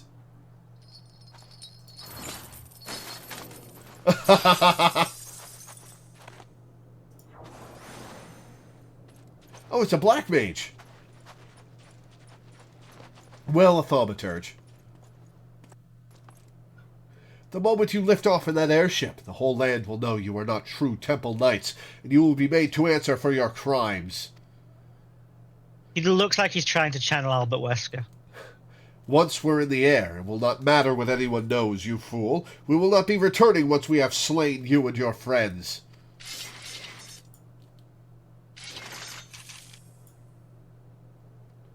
No one shall stand in the way of my fate, especially not some dog's body of the Forum.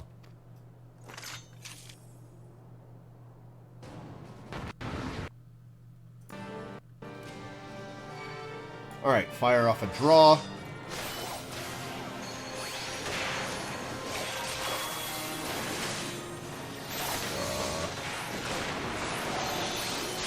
Where's Quimperane? Quimperane!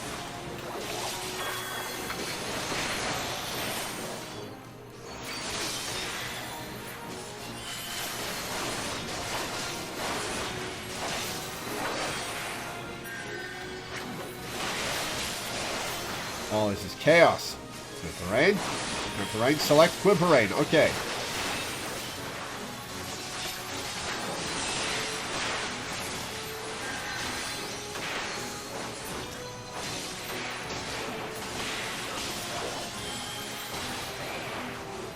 Quimperane's fine. Loreweaver needs healing.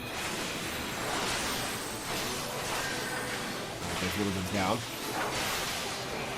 All right, Quimperane.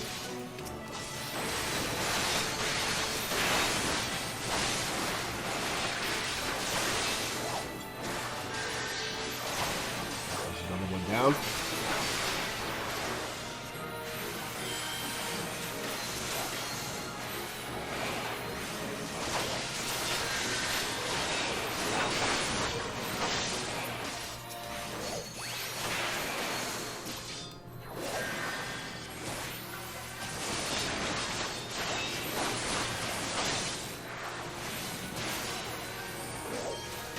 All right, now we can all focus fire. Oh, right, I had gravity. I should have been hitting AoEs.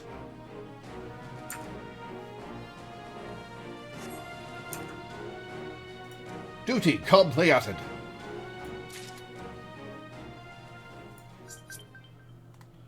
Okay, so Jean-Luc Menard was not sinister or involved. He's just a fucking moron. Yeah, he is just he's just that stupid. What a loser. Yeah, we've been We've been laughing say- about in spoiler chat.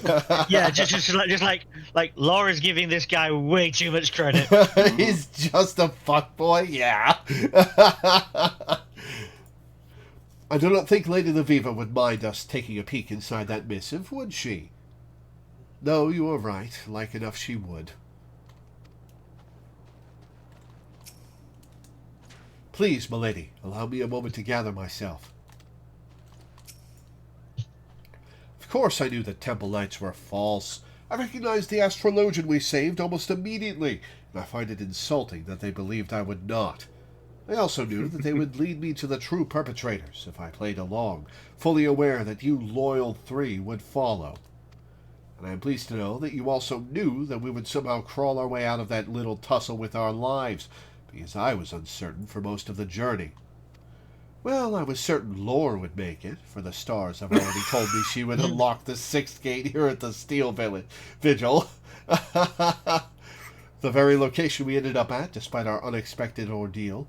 Your fate, Jean-Luc Menard, well, I never bothered reading it, for I thought that you would skip this lesson like you have every other one.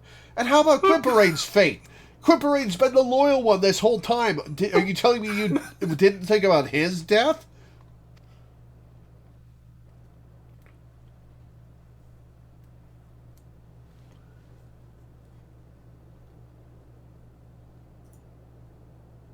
Lore, gaze upon the night sky and open your soul to the final constellation, the Spear.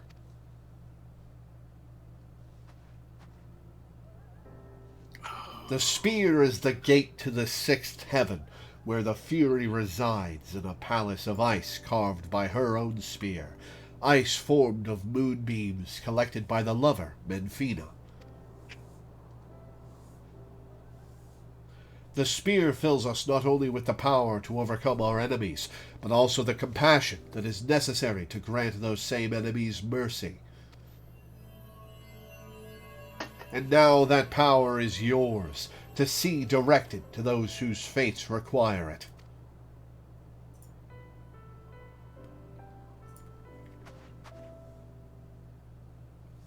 It is done. You have attuned yourself to the 6 lower heavens. And now that you know their strength, the true journey begins.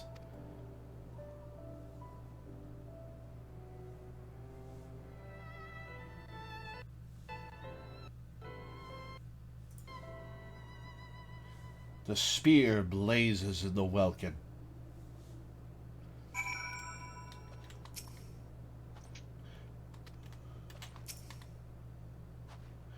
Like I've said from the beginning, the stars, the heavens, the arcana, they know our fates, but they are fickle with their information. It is up to us to prize it from their hearts and use it in a manner that might benefit all mankind. You have my congratulations, Lore. What has taken me more than 15 summers to accomplish, you have done, and more, in a matter of moons. Jean-Luc Menard, it's been like 3 hours. I guess it's been like 4 days in universe. Mm-hmm. But our time together has taught me that, despite what we may believe they are, we all have our roles, and each role is just as important as the other. You're going to use that as an excuse, aren't you, Jean-Luc Menard? Without taking both Quimperain and you under my wing, you would have never saved Loreweaver from her assailants. Meaning, in a way, I saved Lady Loreweaver. God damn it, Jean-Luc Menard. I fucking hate you, holy shit. Not that I am one to take all the credit for such heroism.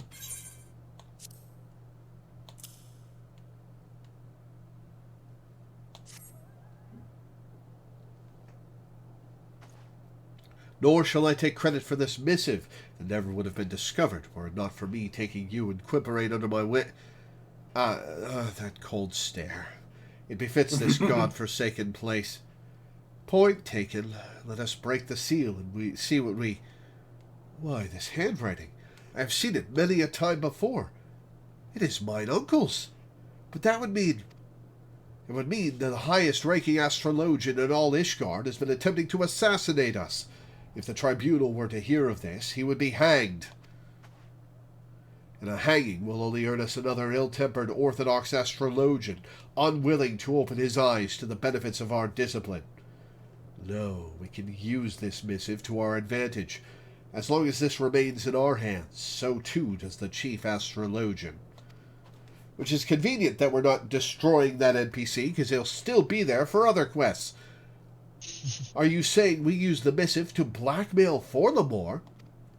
I am saying we merely grant the chief astrologian his life in exchange for a little assistance in furthering our just and noble cause. No more, no less. I see you are quite the devilet, my dear. Very well, I will summon mine uncle to the astroscope. There we can present him with our offer.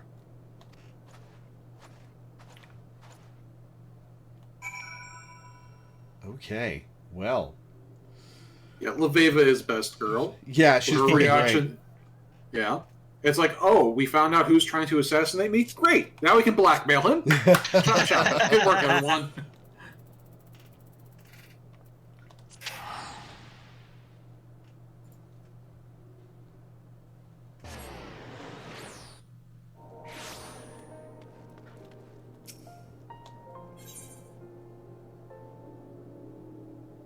Oh, right, okay.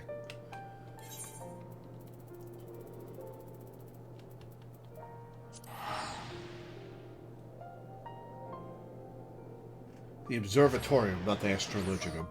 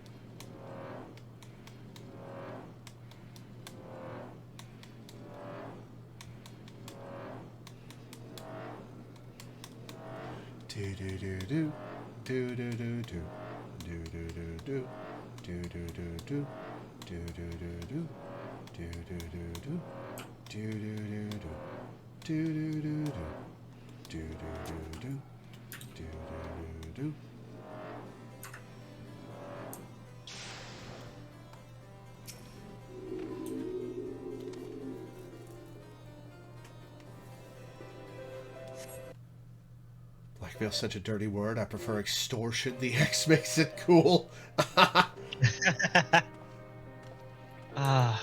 Heard that before. Why must you insist on pestering me, Jonathan? I gave you your letter. Now leave me be. But that would not be the only letter you have written lately, would it?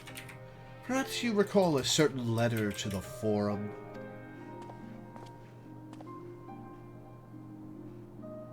A letter carried by a party of less than savory characters who attempted to kidnap Lady Loreweaver and deliver her to Charlene's, not to mention kill me, my manservant, and my good friend Lore here. Jonathan, friend is a strong word. Who you may have forgotten is currently an honored guest of House Fortune. Well, don't hand him the letter. A letter drawn up and signed by none other than you, Nuncle. Oh, but do not presume to misunderstand us. We wish neither your disgrace nor your death, at least not at our hands. In fact, we wish very little from you. Not, you might say, in the sense that you are to never again use your influence to hamper our efforts at spreading Charlean astrology here in Ishgard. Involve yourself no more in the affairs of me or my guests, and your secret remains safe. I will even forgive you for trying to have me murdered. If, that is, you give me your word. It is not as if you've left me with much choice. You have my word, but know that silencing me will not make your nonsense any more accepted in the vault. There are others who will see you fall. Others who care little whether or not I speak my piece. We are fully aware of the peaks we have left to scale. However, we shall not let that discourage us. I have been shown a path that I altogether plan on walking, and the stars shall guide my way. The stars foretell many things, my dear, and not even the best readers can see them all. Do not forget this. God, you look like such a clown with that hat and yellow jacket. So, we have silenced him. But to hear him tell it, he was the least of our worries. Am I about to get the hat and yellow jacket? Is that why you're laughing? No. But to hear him tell it, he was the least of our worries. Astrologian's Attire Coffer. Item level 90.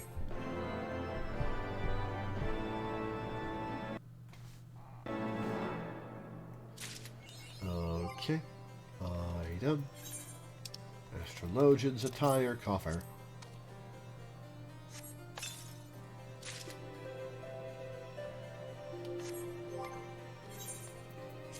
Oh. Right, I'm wearing item level 50 Ironworks gear. Whoops. Yeah. Why did I... Alright, let's take a look at what that outfit looks like.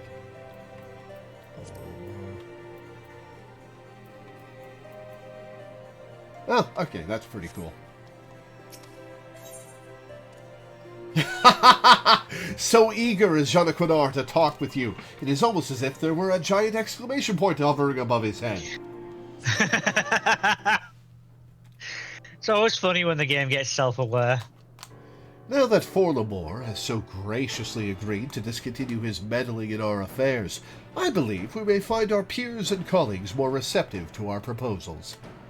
Perhaps I shall begin with another trip to the vault to inquire about them reconsidering my petition to grant Lady Loreweaver the opportunity to speak with the Conclave. We all have our strengths, Shadaquanar, and none will deny yours is convincing seemingly sane people to do your bidding. Lore here is a testament to... I resent that implication, Loreweaver. That you're saying? The implication that you're saying? The implication that I'm not. Lore here is a testament to that. I look forward to hearing of your progress. As for myself, there are still some questions I need answered. The first being, how exactly did Forlamore come into contact with the Sharlayan assassins? Quimbarain, attend me. I wish to visit Foundation and learn if there have been any sightings of suspicious forwarders. Might I suggest that Lore do the same here at the Observatorium?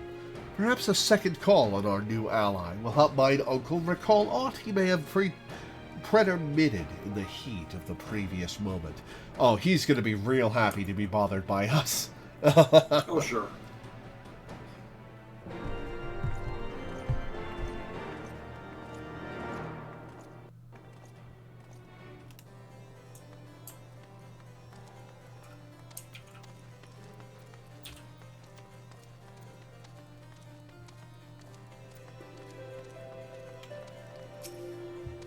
Seven hells! I rue the day I ever see another Sharlayan. Please, I've done all you asked. What more do you want from me? Blood? Or are you simply here to boast?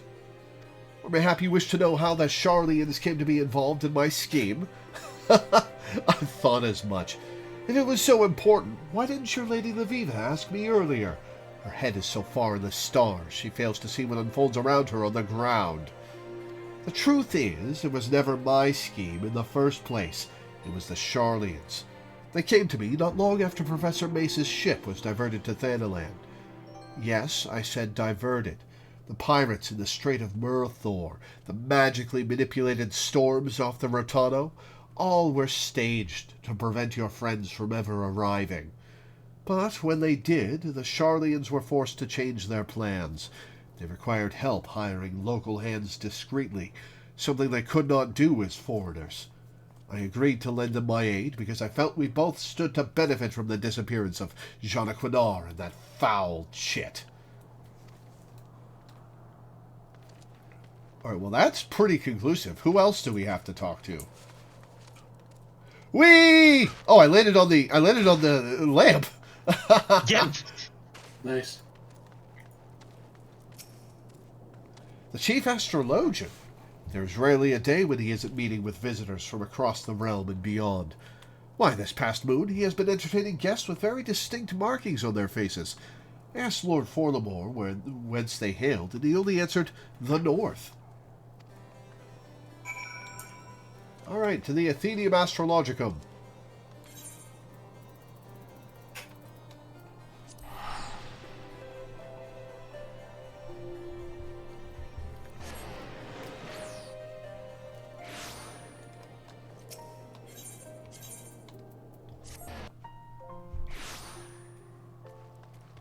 I'll bet there's somebody who's done a role-playing playthrough of Final Fantasy XIV where they don't use fast travel or Ethernet at all. Absolutely. I wonder how long it took them. The Charlians came to him. That could only mean, then, that mine uncle was only a pawn in a much larger game. A game that began long before we ever became involved. Think back, Lord. The bandits in the Black Shroud, and those pirates you described that attacked you in Limsa Lominsa. They all had strange facial markings, as did our false astrologian. It is not much, but perhaps Lady Loreweaver will be able to make more sense out of it all. Despite the time we have spent together, I have this feeling she has yet to be completely honest with us. But look at me. A beloved relative tries to have me killed, and the next day I begin doubting everyone. What a sad, sad state of affairs. Perhaps to clear my head, I should call on that fine young Viscountess visiting House Hyanar from her family's stead in the Eastern Islands. This information on Forlamore's associates should be relayed to Lady Loreweaver immediately. Would you be so kind? I seem to recall them saying they'd be questioning Highborn in the Pillars.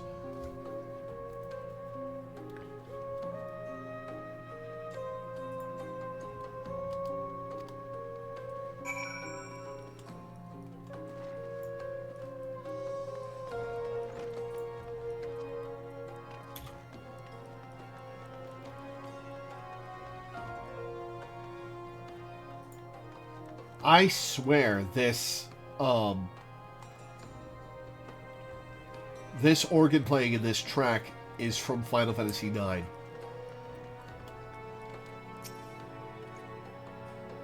Milady, were you able to learn anything of import at the observatorium?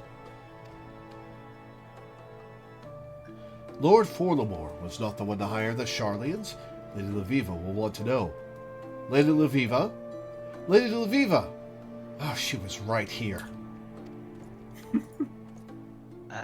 By the way, speaking of 9, I believe data miners have found what we think is going to be the pre-order bonus for Dawn Trail. Wind up Zidane. Ooh. Makes sense. I'll have to pre-order it then. Viper.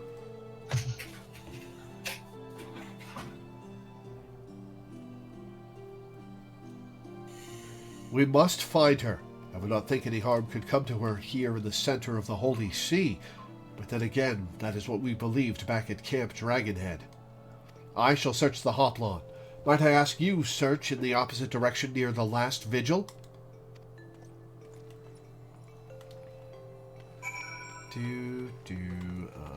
Map. Yeah. We're the closest we can be.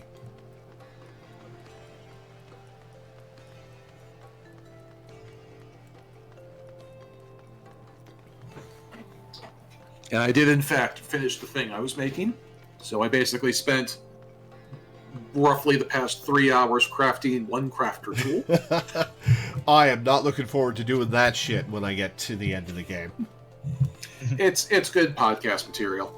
True. We could finally do that. Or this particular day, just hanging out on stream, chatting with friends while crafting. Yeah. I am sorry. I think you have mistaken me for someone else.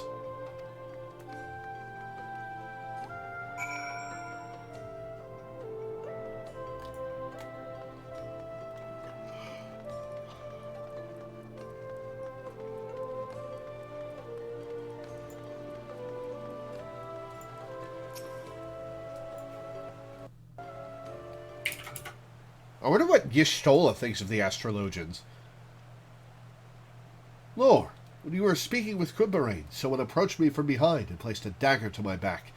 I had no choice but to be led silently away.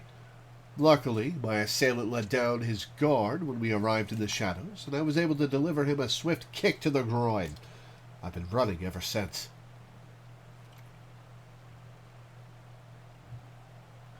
So Forlamore wasn't the architect of this scheme to drag me back to Charlie, and after all, I had my suspicions. I was a fool to believe they would simply let me leave.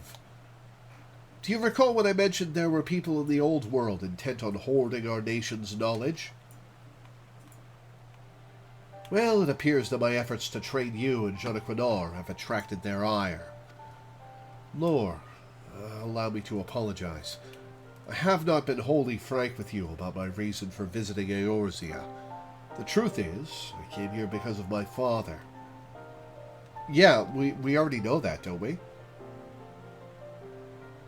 My father dreamed of rekindling the Holy See's interest in Charlian astrology, believing that it would be of great benefit to the embattled people of Ishgard.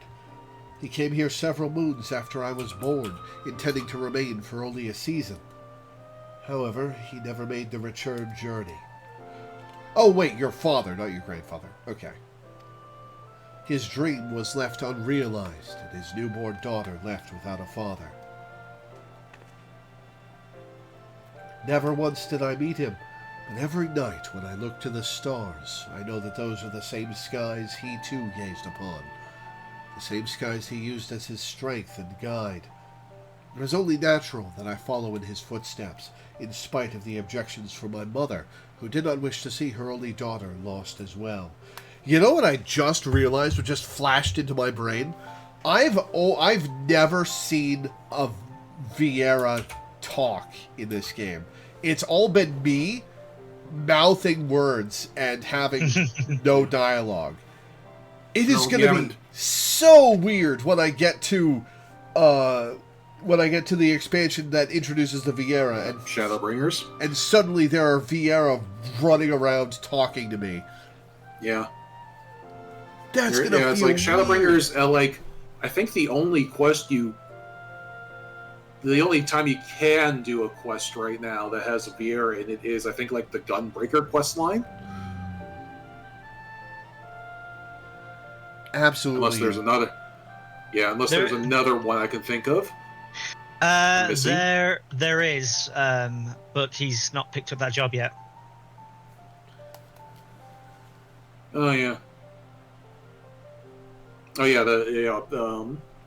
There are some other bunnies and other job quests. You also haven't seen any Viera that aren't you in cutscenes. That's also true. Yeah. Did you pick up Gunbreaker? What? Did you pick up Gunbreaker? I picked up Gunbreaker and immediately did nothing with it.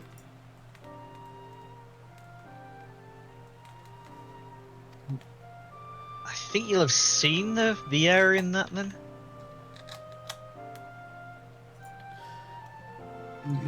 And here I am in Eorzea, almost 2 decades later, pursuing a dream my father never lived to realize. Oh, so you're a prodigy then, you're not even 20. A dream that has become my own. And now someone is trying to stop me. Well, just let them try, I say. Just let them try.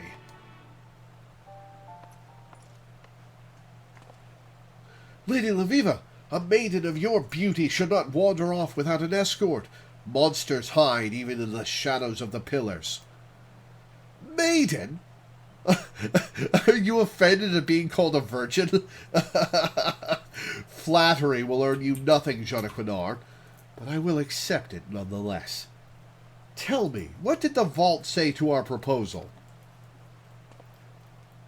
They accepted it. We have been given official permission by the Holy See to conduct a symposium on the wonders of Charlian astrology, with you as our guest speaker. Now come, we must hurry back to the Athenaeum and begin preparations. More than 15 summers to make ready for this moment, and now I only have a matter of days.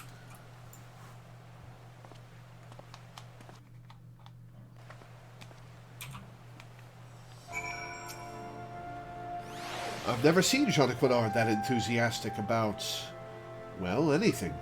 I suppose we'd best hurry back to the Athenaeum before his passion cools, and he finds a warm bed in which to reheat it. Ooh. I shall escort the lady back to the Athenaeum, and hold her hand if I must. To ensure that she doesn't wander off again, of course. I knew they were going to hit it off.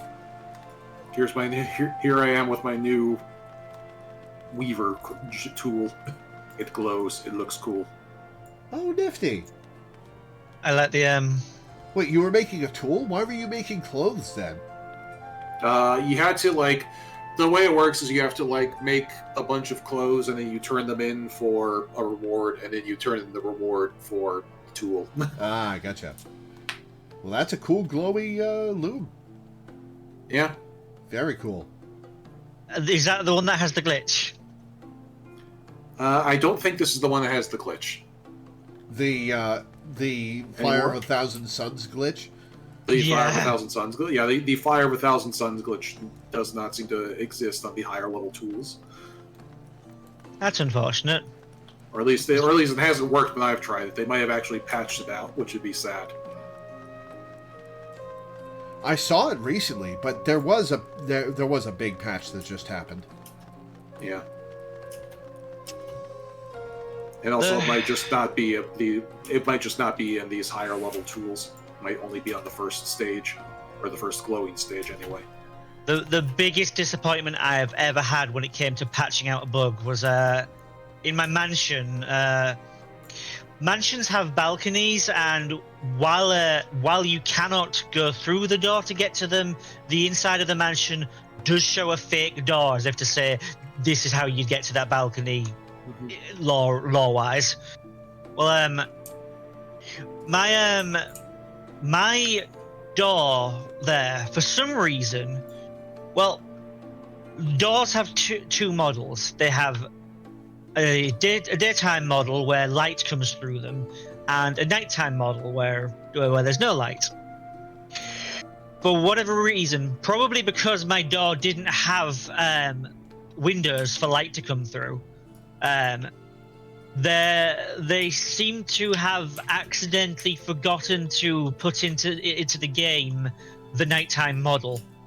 As a result, every time the day and night cycle changed to nighttime, the door would just fade out of existence. Interesting. And then when day came along, it would fade back. I've got a Teddy took a video of it, so I'll link you that after a stream. Cool. It is, and for anyone in chat, I'll link it in the. So was it just like a black void in place of the door when it was missing? Nope, it would be the normal wallpaper. But the thing is, the skirting board that goes along the bottom, there's a chunk of it missing where the door would be. Weird. It's cool. It was just like the best glitch. Like, yeah. Anyway. Lore. It got fixed when Endwalker came along. Ah. Lore. This has been a most beguiling past few moons. I must say, I truly did not expect the turns my fate has taken. I suppose that speaks much to my capacity as a reader of the heavens. I am not blind to what goes on in Foundation, so I will not claim that my life is in any way difficult. But that does not mean I do not have my share of troubles, however trivial they may be. Being anything but first in line to a countship is not all whores and rainbows. The Count only truly cares about his newly appointed heir, just like the rest of my family. They expect great things from him. From me, they expect nothing. For a long time, I tried to prove that I could be as great as my cousin. It is why I went to Charlian. It is why I have tried to do things I had no business even trying. Then, once I realized no one was looking, I simply stopped caring. My actions becoming more and more out. Man, you are self-reflecting today, Jean-Luc Renard, because at the end of the day, that is what everyone expected. But then you two walked through that door and helped me realize that Maybe life is more than the coffin that has been fitted for me. Maybe the fate I believed was mine was not mine at all. And for helping me to see that, Lore, I thank you from the bottom of my heart. You're welcome. There's going to be another quest, isn't there? Oh, okay. Next Astrology quest will be available from Janaquinar upon reaching level 52. We're done! Yay. And that's as far as you wanted me to get? No, we wanted to get you to level 60. Ah, gotcha. Okay, well, we'll work on that. Yeah, we'll work on that during February, because this is the last stream for a while. Yeah, this is, so next month and March are going to be incredibly packed. I have 2 weeks for Persona 3 Reload in February, 2 weeks for Final Fantasy VII Rebirth in March, and a week I'm taking off in between them to recover from surgery to remove some tumors from my sinuses. So February and March is packed, and so I'm taking February off from Final Fantasy XIV to give my patrons more days to choose from. I will be doing a brief stream the Saturday after Valentine's Day to do the Valentine's Day event, but it'll be like an hour-long stream of Final Fantasy XIV for the Valentine's Day event and nothing else, and then I'll get back to Persona 3 Reload after that day. So yeah, this will be the last Final Fantasy XIV of any substance until March. So, sorry guys, but it's going to be a bit.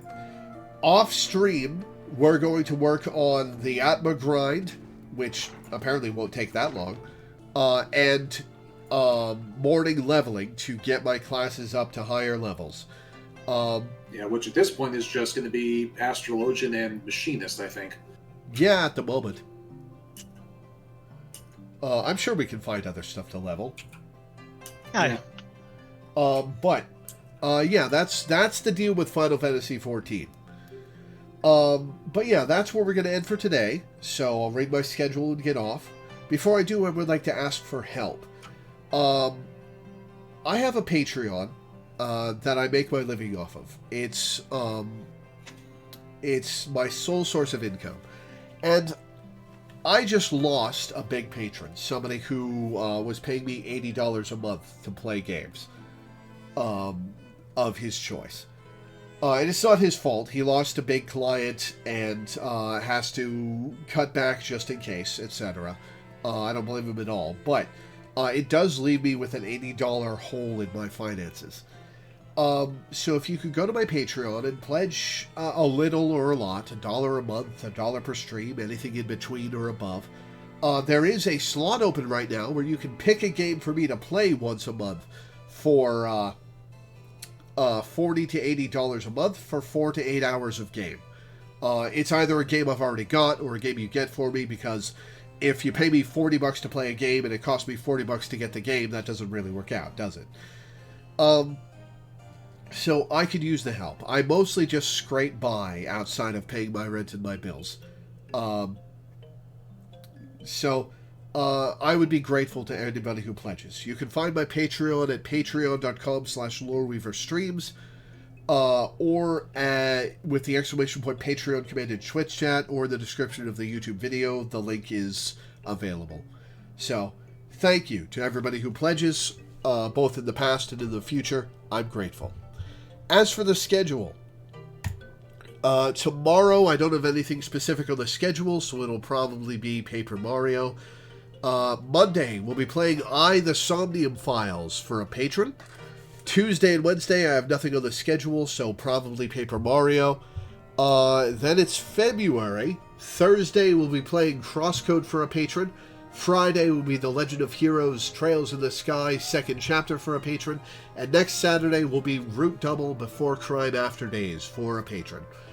That's what's coming up. So thank you guys for tuning in. Thanks for hanging out. Thanks for watching. And I will see you next time. Bye. Where's Danny? Where is Danny? Oh, ciao for now. Sorry.